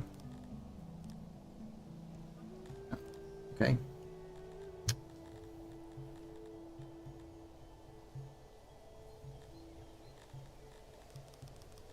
Take down the tax levels. Just under... No, that's actually fine. Okay. This is all this town needs for now, I think. We'll revisit it if we have to. Of course, it's getting quite a bonus because we have an army parked right outside. But this town's much more important than this holdover town. Although both of them are crazy with their area. This one had, what, 217. We can build like a giga city here, I think. It's gonna take a long time to get it going, but we can.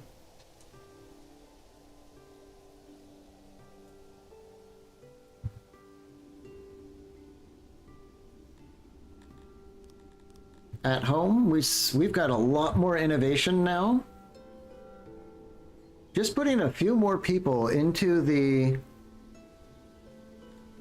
Like, I think we only put like 30 more people in the lab and we got another 100 innovation out of that. Let's see what we're short on. We're actually doing fine on our food for now. Our opiates are not good. Our herbs are just barely hanging on, although most of it's from decay. But the hospitals are using up all the opium. That's because we're not really qualified to be farming a lot of that stuff.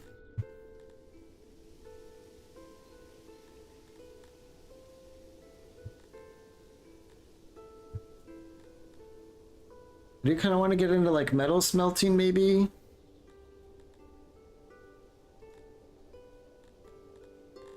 I'm kind of just looking at the number to see how efficient it is to invest. The Aurochs are super efficient to invest in.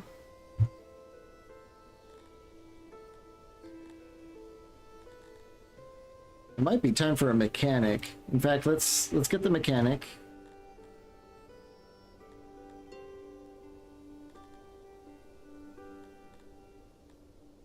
Let's unlock the Globdians, because you can't build them in the cities on the map unless you have the tech unlocked here.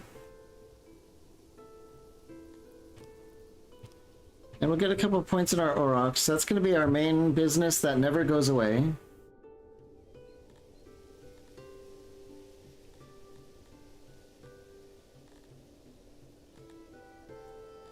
Then maybe we do a little bit of points into our cash crop farming, our industrial farming. For both the herbs and the poppies. It says it's giving us pretty good boost, so we'll do that a little bit.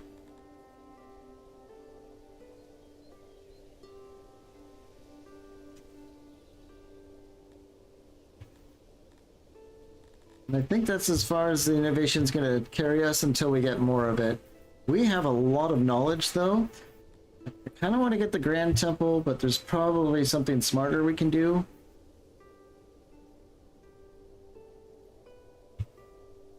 How many people do we have? Negative 21, huh?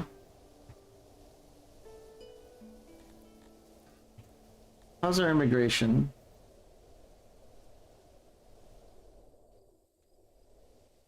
Non-existent, basically. Okay.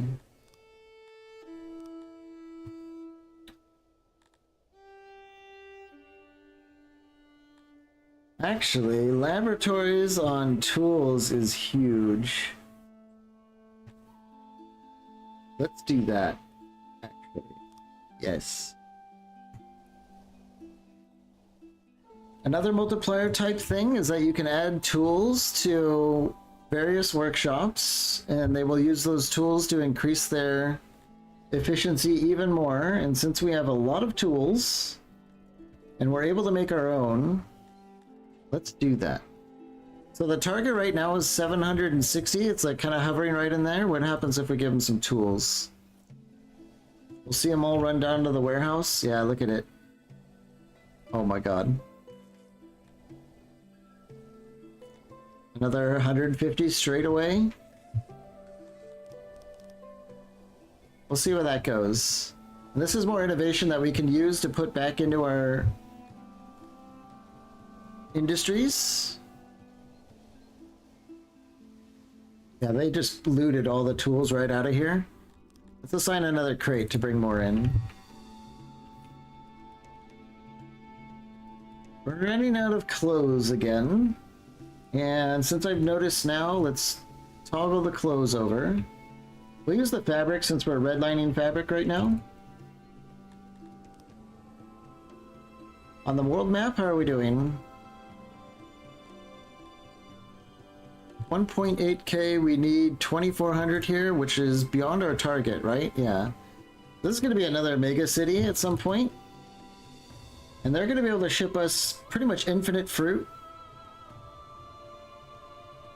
And with that, we can feed our people way more, and we're going to get insane amounts of happiness out of that. And we can start constructing,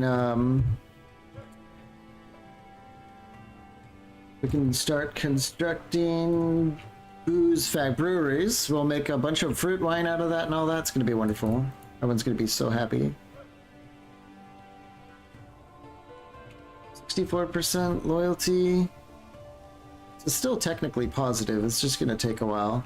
And a lot of this is from the police bonus across the realm.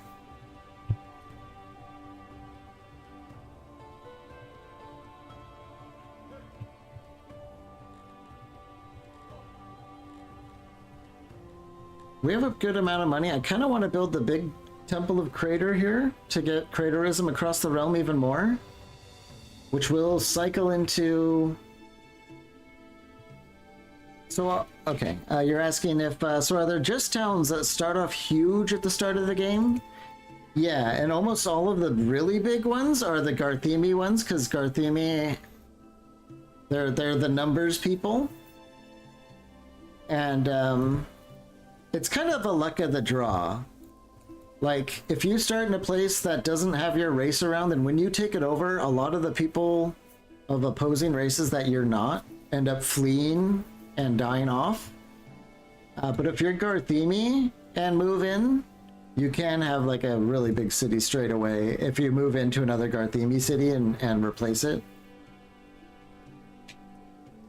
But yeah, a lot of what happens is that you take over a place that isn't your people, and then a lot of them leave.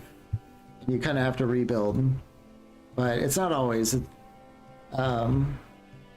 Like in this place, for example, we did have a pretty good amount of tilapis that started coming back, but sadly, all these other tilapia places were taken before we can move in, because this was like an easy grab. We're scaling the city super fast because our people were already there, mostly.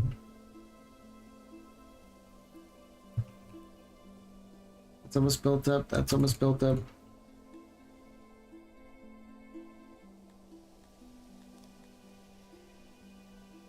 But I've never been able to get a metropolis. It takes 9,200 to do that, and I've never had a place that I could fit enough people in. But I think if I did a Garthemi game, I think I would be able to build a metropolis someday. But I've never done a full Garthemi game. I really want to one of these days.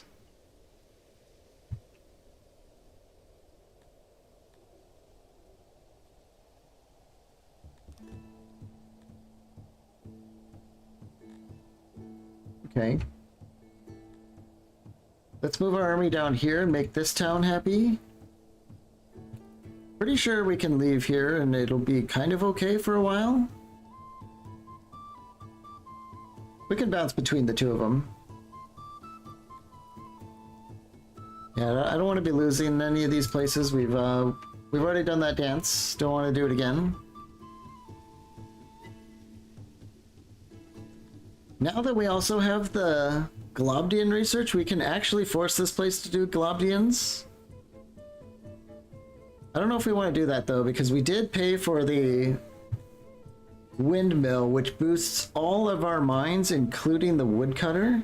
So we could actually get coal from here as well, pretty much forever. And cycle out our coal operation here as well. Which would get us, what? Another 120 workers? Ooh, that's actually tempting.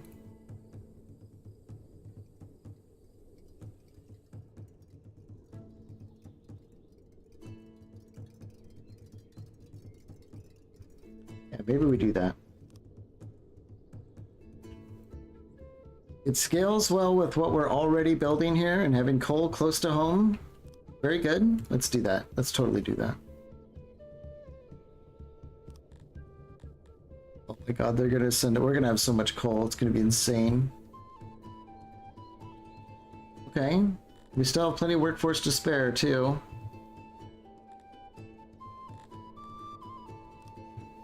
Okay. We're bringing in coal now. And yeah, we don't need this mine anymore. Let's go ahead and turn it off.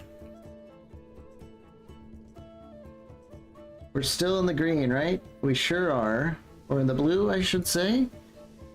Which means, now that we have coal and fruit coming in soon, it's time to get breweries going. Where do we get a brewery? Probably a big brewery right next to the orchards. Big brewery? Then we'll attach like a warehouse to it to store all of it, and then we can use these shipping things to ship it all around. I mean, this is like you know, we're setting up our own.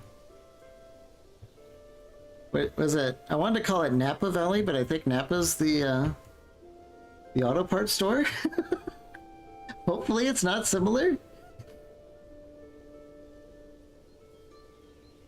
Let's just have a couple of their trademark alcoves here. We're gonna do this brewery up real nice. This is gonna be where you know, they're all taking their dates and stuff like that.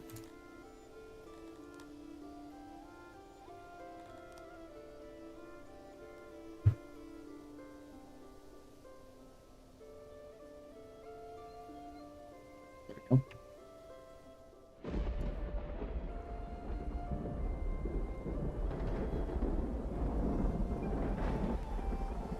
Oh boy, it's raining.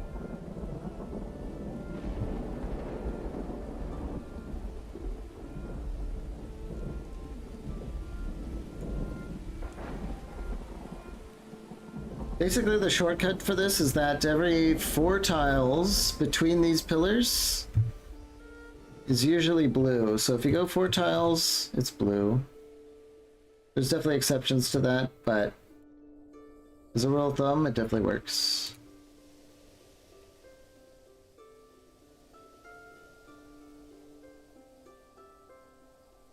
So this brewery is going to lead us to being able to build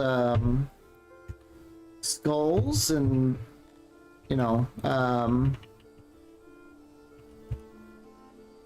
taverns and all that stuff.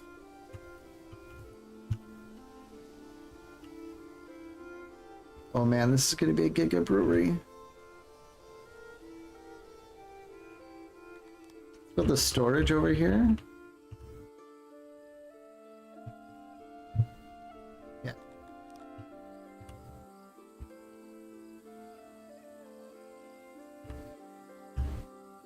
It's not quite enough to squeeze in here, is it? Oh, that works. That definitely works. There we go.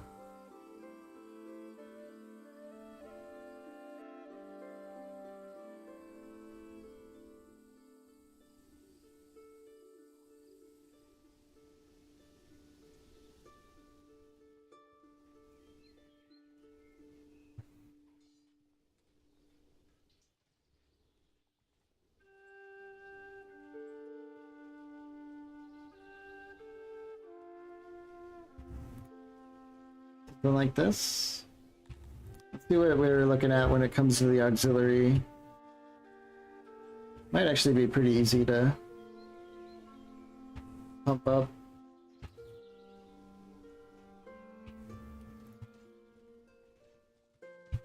Yeah. So you probably end up getting some more kettles.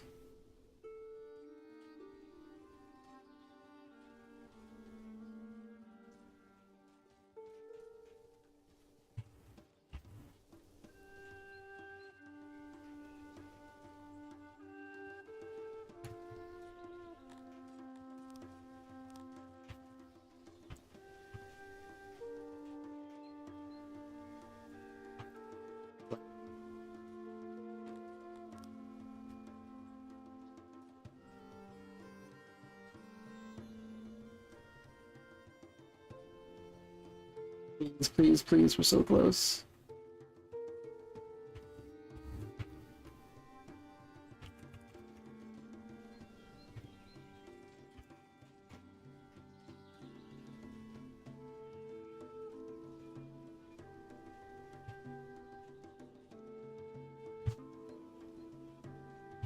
There we go. 183 employees in here. We're going to be blasting through fruit at an insane rate.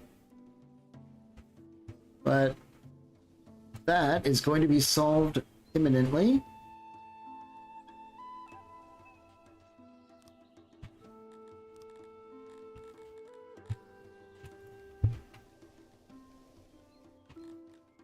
Now that we have that building, let's go back to the map here and monitor some of our cities. They should be growing up pretty soon. 2,400? Yeah, any minute now. Do we have enough government points? We've got one fully upgraded. We're gonna have to start pulling them off these duties and into the other ones, which is fine, because I mean we don't really need like a master of clay pits when we're importing our clay. We'll keep using it for now though, because clay is definitely one of the highest demand products we have.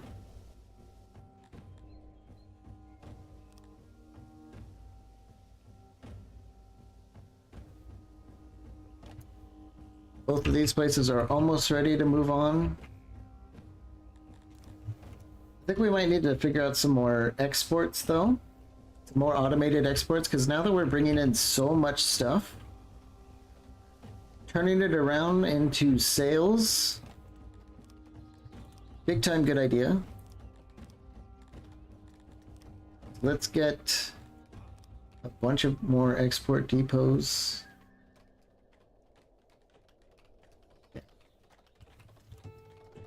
Time to start selling all this stuff.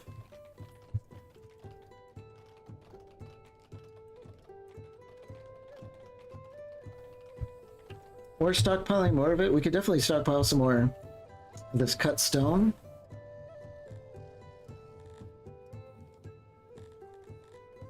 How do we put it in here?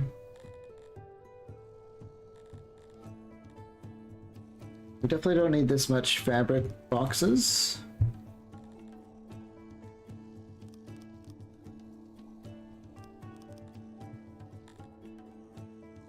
We could go for the final upgrade on this warehouse, which would kind of change everything.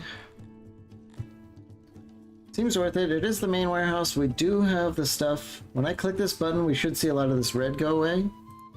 Yeah.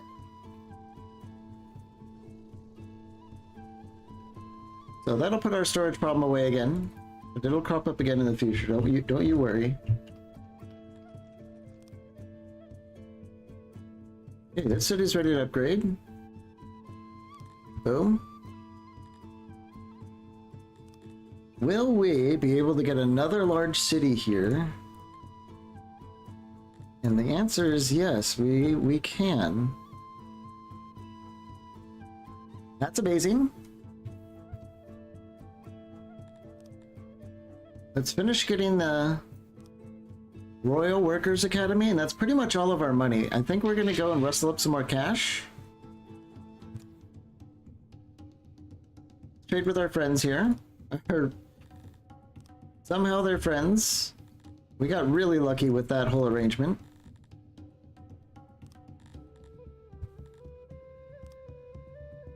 Get rid of some gems. We don't need this many herbs. Most of it's being lost to decay, so let's get rid of a bunch of that. Get rid of some furniture, some metal.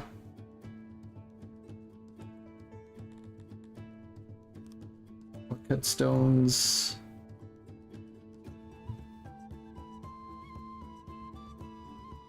They're definitely not paying much for the bows anymore, are they?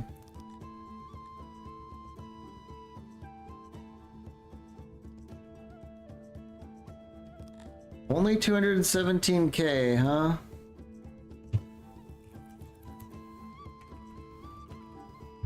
We've probably kind of decimated a lot of their trade stuff by just the passive trade we're doing. We're probably keeping things in pretty good check, not letting it get too high.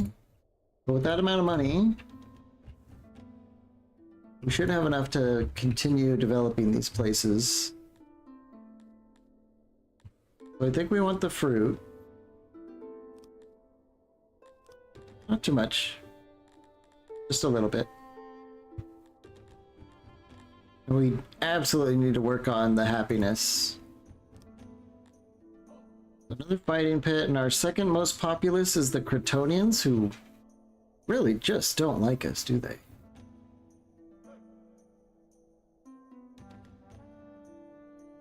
Probably because we have a, a good amount of them as extra helpers in town.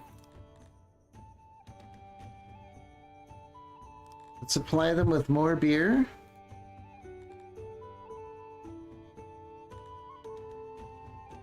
And the easy ones are like the garrison and the wall. Those provide some basic baseline loyalty.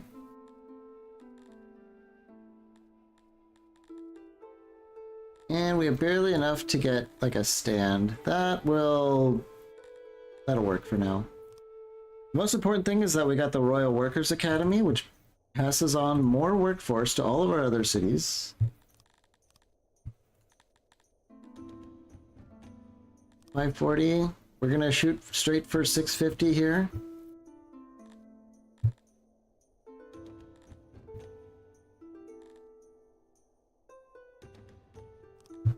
And I guess we can secure some easy loyalty like that.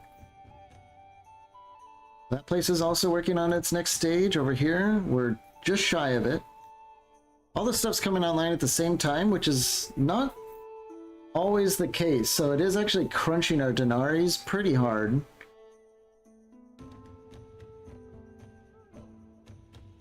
But we're going to be turning all this back around into more denaries, that's for sure. So now that we have our export depots, let's stop fetching and start grabbing stone out of here when we're over 90%.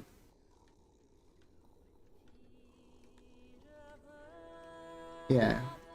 Basically, we're going to be constantly grabbing stone out of there, selling the excess that's imported to us. We're going to export extra coal, now that we have shipments of that coming in. Oh, it doesn't have any crates of coal, really? Alright, well, we need to figure that out.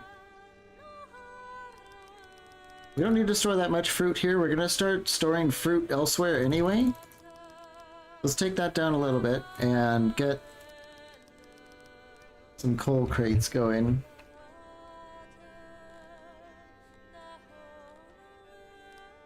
Get some machinery crates as well. Okay. So now we're exporting coal above probably 90% as well.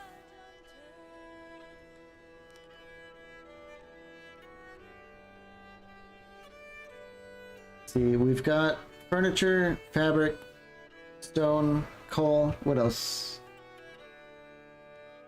Wait, was that furniture? It was. Fabric. Okay. We'll just wait for whatever red line's next and deal with that.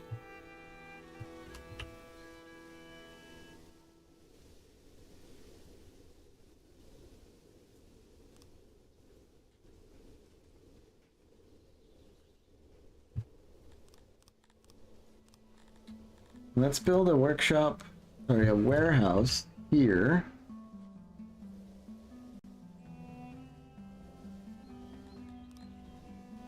For our vintners.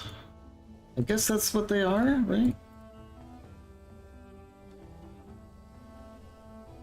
To deliver their fine products that will get our entire city wasted.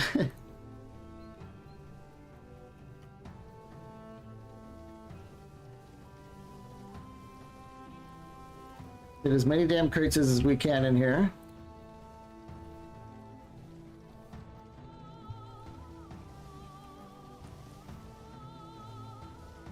Beautiful.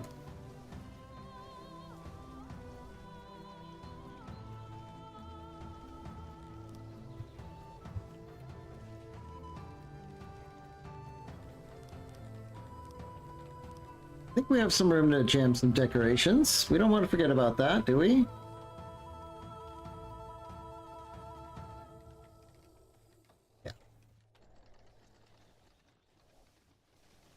There's definitely room for something here.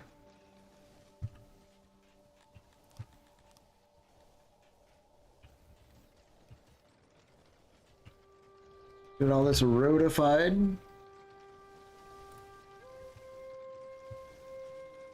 Oh my god, we have so many people in here cranking out drink. Let's bring this down to like 60 for now.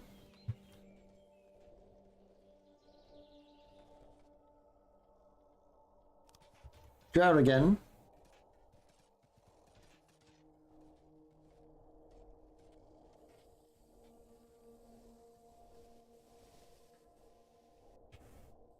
We might need to figure out like a pottery arrangement too to get some local pottery for the brewer. I totally forgot that they need pottery.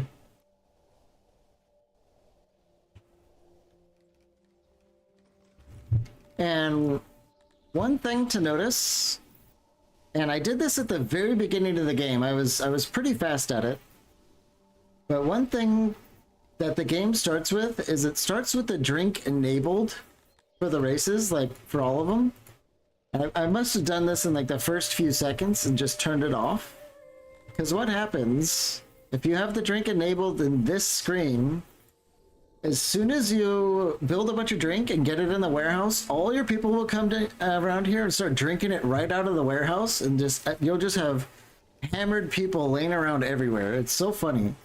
But yeah, they will destroy your stocks doing that. What you want to do is you want to responsibly get it into the stock and then responsibly hand it out in taverns and stuff like that, and then the people can drink it there, because they will absolutely just come in here and just drink everything if you let them.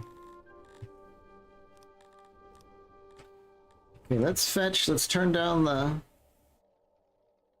Darndorians have found a new lead on their mysterious origin. As usual, they plan to enter one of the most cursed regions of Six. You do not know what manner of thing blocks their way, but it is surely formidable.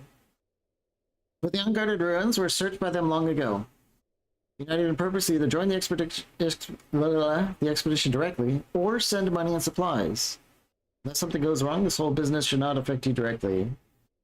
But since the best crafters on Six are now otherwise occupied, prices for goods may go up, which is very good for us. Anyway, let's reduce our fetch distance to be quite a little bit. It's only for this tavern. We're going to store a bunch of fruit. We're going to store a bunch of booze. We're going to store some coal. And we're going to store some pottery. Pretty much everything we need to provide for this place and take its input and output.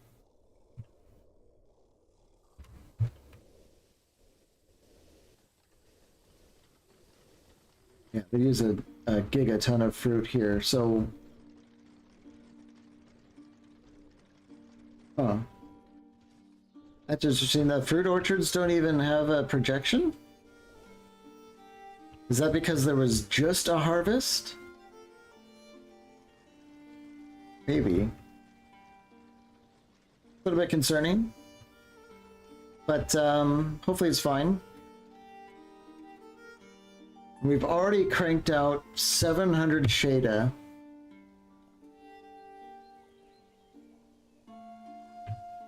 I might have been too ambitious with the size of this brewery. We'll see how that goes. Let's unlock the skull though. Now that we have a brewery, it makes total sense to invest it in the skull.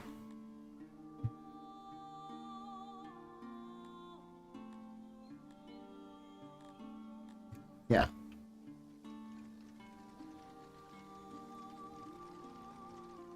Let's get this thing online for transporting the skull around town. Just do it when it's above like 20%. Should be easy to accomplish. Yep, we're full on the fruit, we're full on the Shada. They're probably running all the way across town to grab pottery. I guess it's not the most inefficient thing, because they barely use pottery, it's mostly the fruit. So I wonder if we could just do a pull order on the pottery without getting all crazy. Hmm.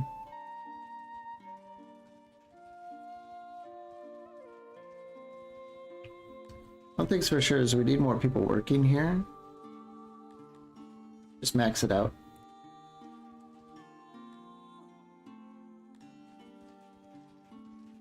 We're still struggling with the workforce though, so let's go back to the map and see what things we can do out here to help with that. We have just enough workforce to increase our stage, which will increase our loyalty a little bit, so let's do that. Sumi is just fine. It's the loyalty is still a little bit weird though. Despite it being big time positives like this, kind of weird. We're doing okay here. Is this what I know? Okay, I knew one of these places had to be close.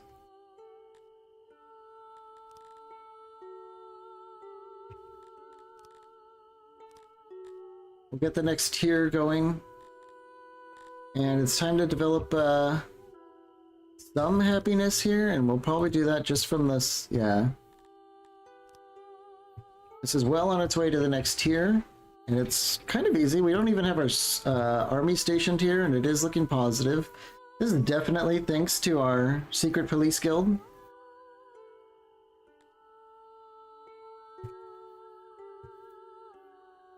So when these things grow up, we'll be pushing closer and closer. So you can see how the game, as you continue to like take places and then start sending resources in, you start getting huge amounts of surplus that make you re-tailor your city in a way.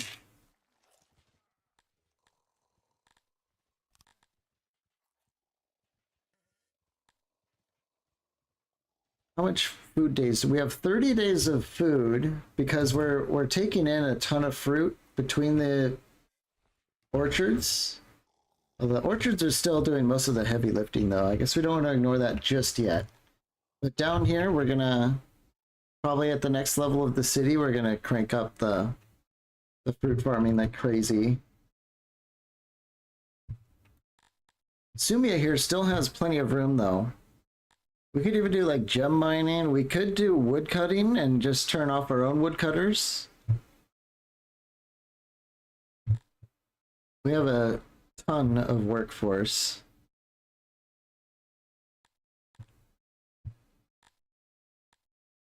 We could also do the schools. This would be expensive, but schools basically increase your production across the entire realm. That does sound pretty good to me. So if we spend our precious knowledge on that. Oh, we don't have to invest in that. That's interesting. We can just do it straight off. Except for the money. So it's expensive, but you can see it's affecting all of our production. That might be a little bit too expensive though. I think I would rather try and do a colleague thing, but oh my god, they want so much money. Is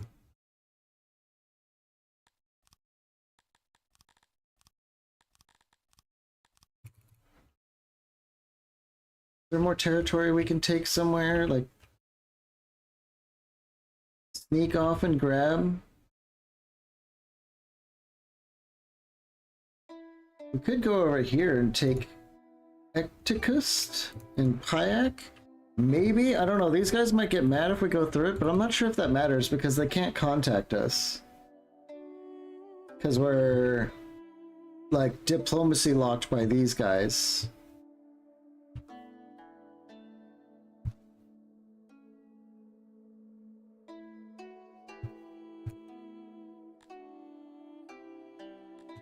Let's try it. I'm just gonna save. I don't want to deal with more diplomacy shenanigans, but let's sail over there and just see. Let's see what happens.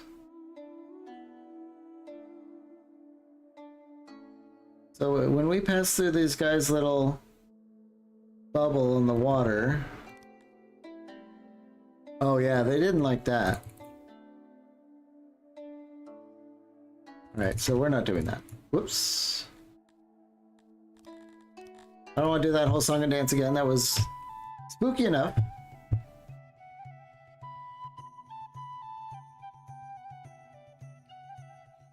So I think we'll just have to take what we have now and try and use it to the best of our ability. And I think we can.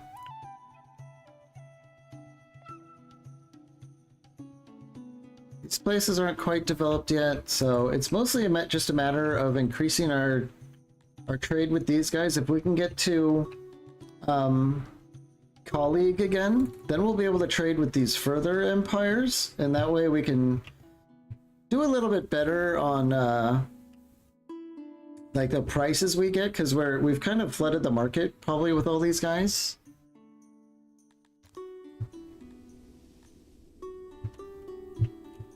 And so our trade goods are not swinging for as much as they should.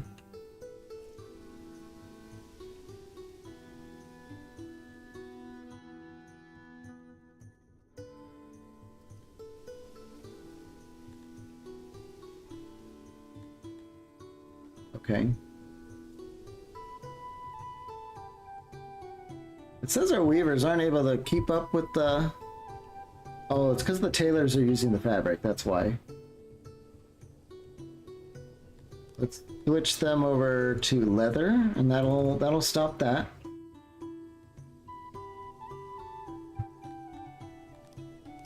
Let's take a look at law. Yeah, we're not being very well guarded again. Maybe we have some guards protect the booze. They can protect the children too if they want. But it's mostly, you know, protect the booze. I think maybe a little guard shack right here might be quite nice. Just a little bit of extra presence in here. It's looking kind of dark.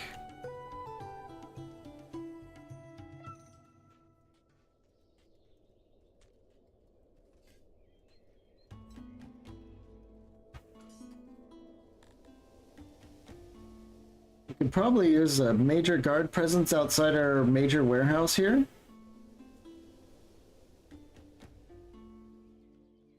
Your main warehouse does employ a lot of people towards the mid-game. That'll keep these a little bit more patrolled. We probably have 0 patrols out here at all these farms. Yeah.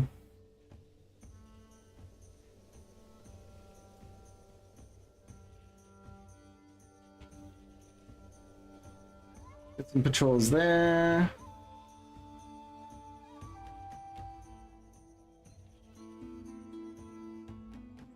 Most of this looks kind of okay.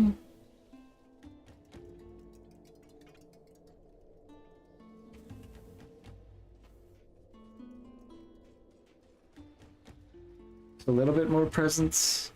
We could, I think having one little patrol thing down here is probably a good idea.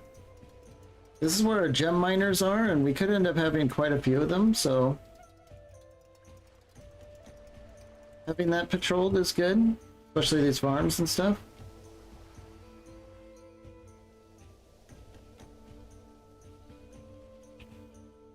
I think that'll be fine. We're at negative 75 workforce, though.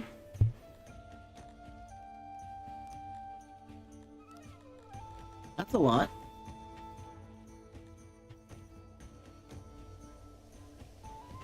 Wonder if I built like a big building and forgot about it?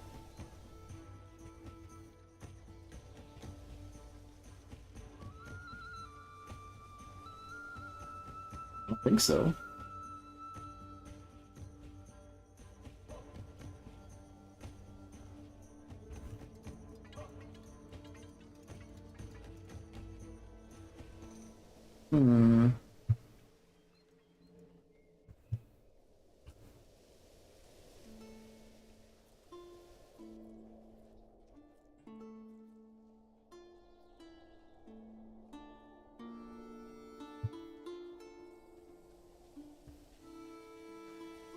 Okay. Well, the workforce, I'm not sure what's going on with that. We're just kind of exploding in size. We have a lot of resources coming in, but that's kind of like increasing our logistical load. So we have more people running around getting employed from that.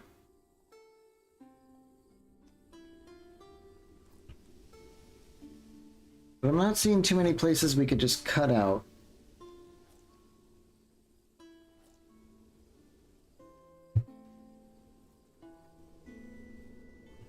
So it might be time to build like another nursery and start really making our own people.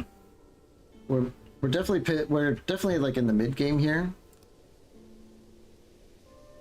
And pivoting into more local production of tilapias.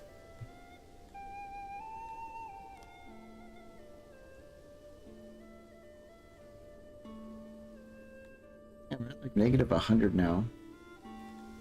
We might have to buy some extra temporary labor to get the workforce things settled, and then we can go out for another big nursery upgrade.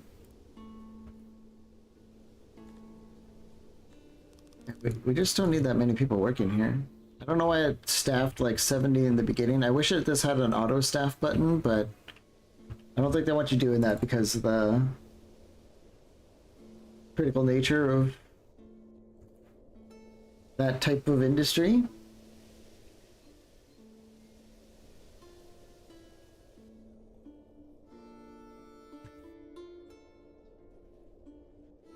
Okay. I'll be right back. Time to refill the water and all that stuff. Be right back.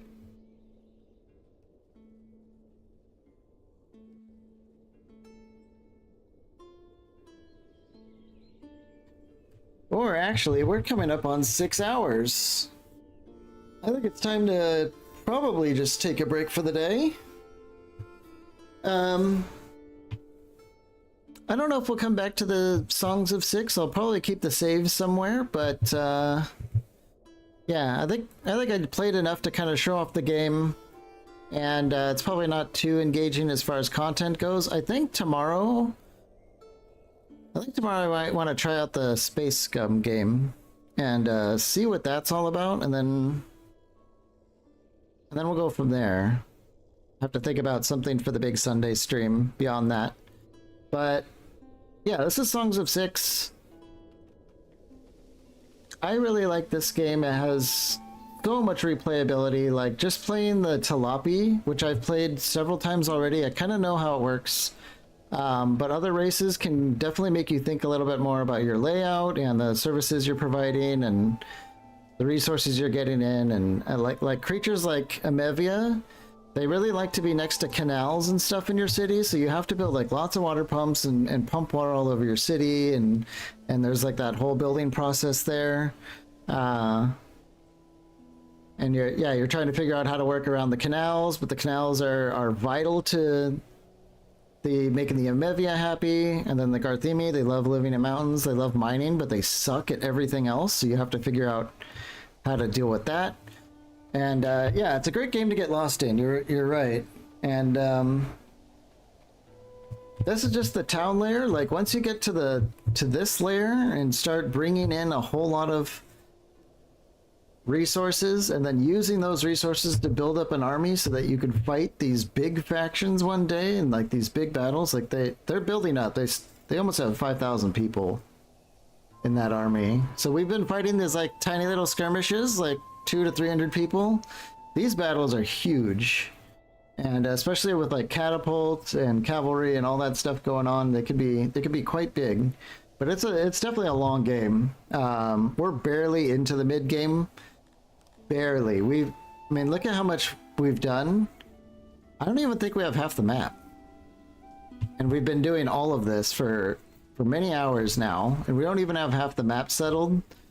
We would like probably soon unlock a temple and build a huge temple here and a bunch of houses nearby and more laboratories and libraries and all the logistics to support all that. This game is crazy. It's so much fun. I couldn't recommend it enough. The trial and error is such a great, wonderful period to just learning this game. So if you've made it this far, pat yourself on the back, and don't forget to hit the like button and subscribe and all that stuff. And yeah, I think we'll be back tomorrow. I'm gonna try out the Space Gum tomorrow. I've been meaning to do it. I still have it installed, and tomorrow's gonna be the day for it. So I bid you all a fond farewell for the night. We'll see you tomorrow, probably around